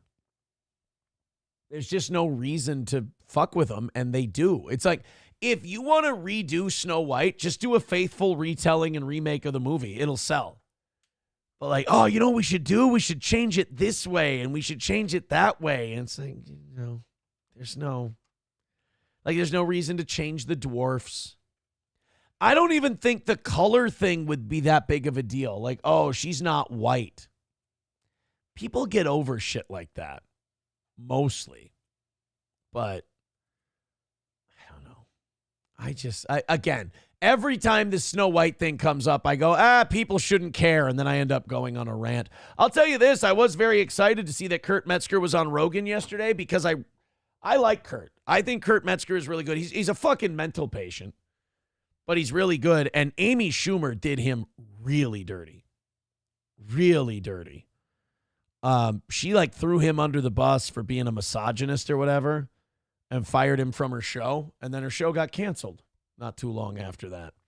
Numero Uno says within the first 5 minutes of that Rogan Metzger episode, it was so retarded I couldn't believe. Oh, really? So you wouldn't recommend it? Well, shit. One of my favorite Joe Rogan episodes is when Joe was talking to, he had Owen Benjamin and Kurt Metzger on at the same time. And Kurt Metzger was, loaded on crack or something. Something was going on with Metzger. He was fucking flying and he just going a mile a minute. And even Rogan and Owen Benjamin were both like, dude, what the fuck are you talking about? Numero Uno says, no, dummy. That means I would absolutely recommend. Oh, you're saying it was so retarded that I have to see it. Okay. Here's what I need to see. $15 coming across the transom. Let's do it. We put off the last 5 minutes until now. Oh, there's Ryan the Garbage Man with $1. He says Jean-Claude Van Damme's voice used to be higher. Too many cigars, I suspect. Thank you. All right, never mind. $14 away from today. Thank you, Ryan the Garbage Man, for the buck. Appreciate it. Let's hammer that out. I know $14 doesn't make a hill of beans in this world, but I'm just too autistic to not get that down to zero and have a perfect week. So Streamlabs, PayPal, Venmo, Super Chats, Rumble Rants. And we'll do one more story for you if we get that 14 in here real quick. So we can, Oh, God. I just saw somebody who made a drawing of Chad Zumach as a ham. What the fuck? Why would you do that? Like, I imagine following these nobody podcasts like this one. These nobody nothing podcasts, and you get so invested in it that you draw a ham painting of Chad Zumach. Funny? Yes. But at the same time, Jesus Christ. All right, $12 away from today. Let's finish it up. $12. Dive Bar with $2 says Elon gave the real reason on Rogan. He's literally afraid he's going to be killed. Gilmore Girls and Jean-Claude Van Damme. Approachable with $1 says, when was the last time Jean-Claude Van Damme was? Are you okay? If you guys want to send in Rumble Rants and knock out this last $10, $12, and you want to do it with Jean-Claude Van Damme references, I'm fine. I will take it if it means we have a perfect week. 4 minutes to go. 4 minutes left and $12 left in today's goal. Throw in a couple. Let's get it done. You guys are torturing me today. I just want perfection. And then tomorrow, of course, we got Rumble Friday with all of your links and all of the wonderful Rumble Studio experience. So let's call it a win for the toe and get this shit done. Ooh, a disruptive passenger on a train. That'll be an exciting one to get to here in a second. But I mean it. Let's go. Come on. Gave you a nice little small goal to hit today, and you said fucking dance, monkey. Adam Simon with $1. $11 left to go. Thank you, Adam Simon. $11 away from today. Finish it up. Finish it up. Streamlabs, PayPal, Venmo, Super Chats, Rumble Rants, etc. Perfect week on the line. Let's go. I love you. Papa Shop says, don't snap at me. You guy. Oh, shit. $11. Honestly. $11. Can't do $11 to knock this last one out. Aaron, does $11 make a difference? Not at all. Not at all. This is pure autism. $2 from numero uno Josh Denny fan, down to $9 away. Finish it up. 3 minutes to go. $9 left. You guys hear about this Jean-Claude? He's 64 years old and he's still doing splits. Yeah, he's splitting his time between international borders with hookers. $9 away from today. Put me out of my fucking misery. I've borderline failed a goal that I specifically designed for our audience to be able to hit nice and easy today as a thank you. Jean-Claude Van Damme with $1.73 says, silly Aaron, bleeps can't do math. Jean-Claude Van Damme. Thank you, Jean-Claude. Where does that put us now? Oh, thank you, Dead Game with $5. $4 away from today's goal. $4 away. Thank you, Dead Game. All right, 2 minutes to go. $4 left. It's a $5 Rumble rant left to knock out the rest of today's goal. Thank you very much for your generosity. $2 from Alarix. $2 is nice. He says, dance, you Jew baby, dance. That's very anti-Semitic. $2.60. We're going to get every last penny. 45 seconds left to go. $2.60 away. Finish it up nicely, and I might give you a hard candy. Hammer it out. Call it another win for the toe. I don't care what you call it. Just call it. Oh, there we go. $3.99 from Bo Beardington. $1 from You Need Me More says, oh, the humanity. And Clopogram with $1 says, who's Jean-Claude Van Damme? And there it is. Another win for the toe. But I'm afraid I've got some bad news. Mazel tov, boys and girls. Papa Shop says, one day your kids will see this and say, yeah, that makes sense. All right, let's check out this. Let's look at this train. That's something you could hear someone with Down syndrome say. Let's look at this train. I told you guys I would do one for you. Monica with $1. Thank you. SP with $10. I'm not allowed to say who this is from. Their comment literally said from SP. Thank you for the $10. Well, we've gone way over for today. Thank you, guys. Very, very nice. All right, let's go to this. Not train. It's a plane. I can't even read. The plane had to return to the terminal because of a disruptive passenger. All right, I'm in. Refusing to come off. We'll go deal with her. Okay. Do you guys mind deboarding the entire plane so that we do not have to deal with her with an entire plane of people? Can we ask? Oh, shit. How bad is she? I love that they start this video without showing us the person first. If she would come off nice and first. Yeah. If she doesn't, then we'll do it. Yeah. 29 Delta. Excuse me. It's amazing how like a giant operation like an international airport can be like held hostage by one fucking mentally ill dickhead. Like this plane, if it has to deplane and reload, it doesn't leave on time. Other planes are now disrupted. All because one asshole had a meltdown as soon as they got in the metal tube.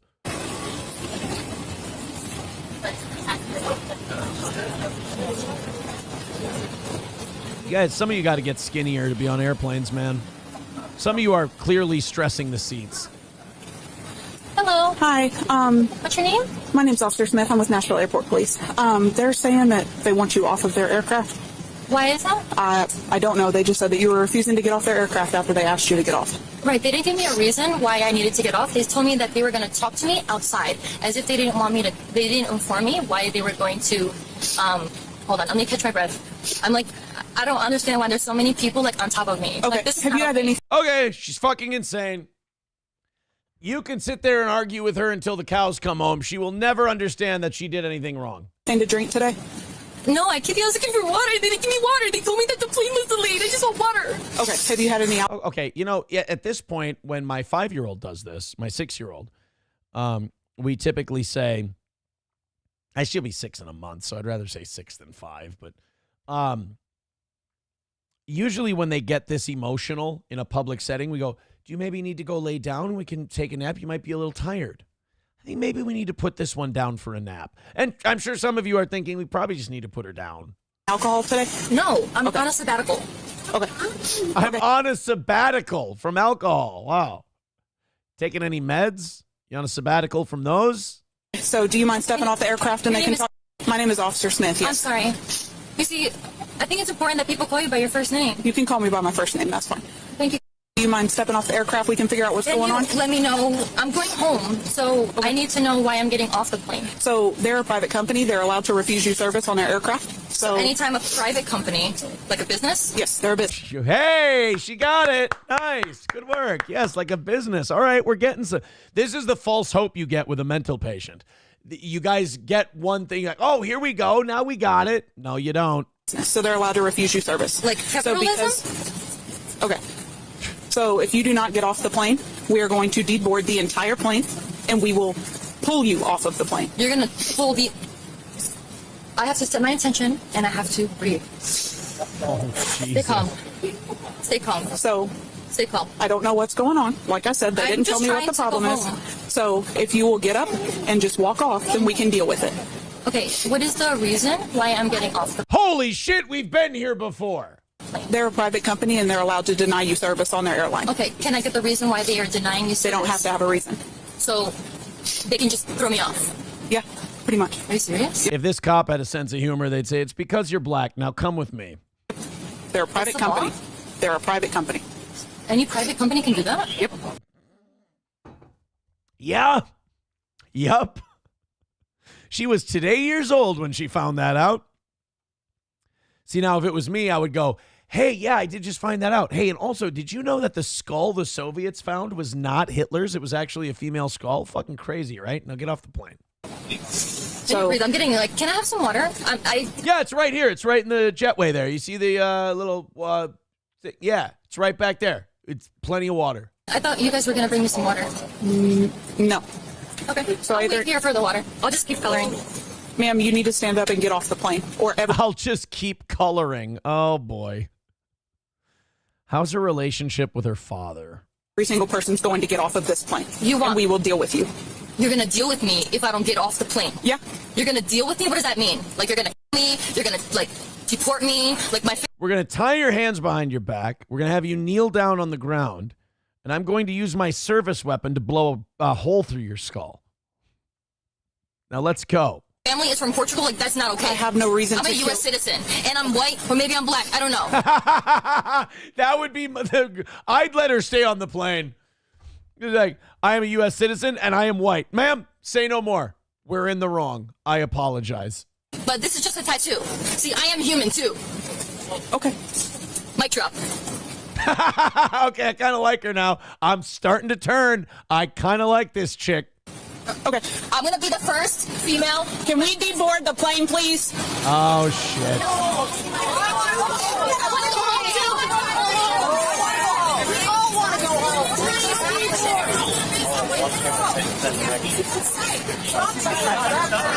Walk off. I'm not doing this with a plane full of people. Yeah, I mean, you can't have these big, giant dudes drag a chick off a plane. One person gets their arm crushed or something. They sue the police. They sue the airline. That's a big fucking... You got to take everybody off. Obviously, you can tell we have a... I'm not doing this with a plane full of people. She's right. All the way off. But the only option we have coming before us, if we can't get the lady to help us move on, is for the whole plane to deplane. Oh, no way. Get out, so. This is my fourth rescheduled flight. Please don't do this. Get out. I'm supposed to go home on Sunday. I'll just take care of this respectfully. I don't... Guys. But I'm afraid I know you're upset. I don't think she's taking the hint. I don't think she's going to take this as I'm the problem here. Well, guys, I tell you what, thank you very much. Another awesome show. Another perfect week for the toe.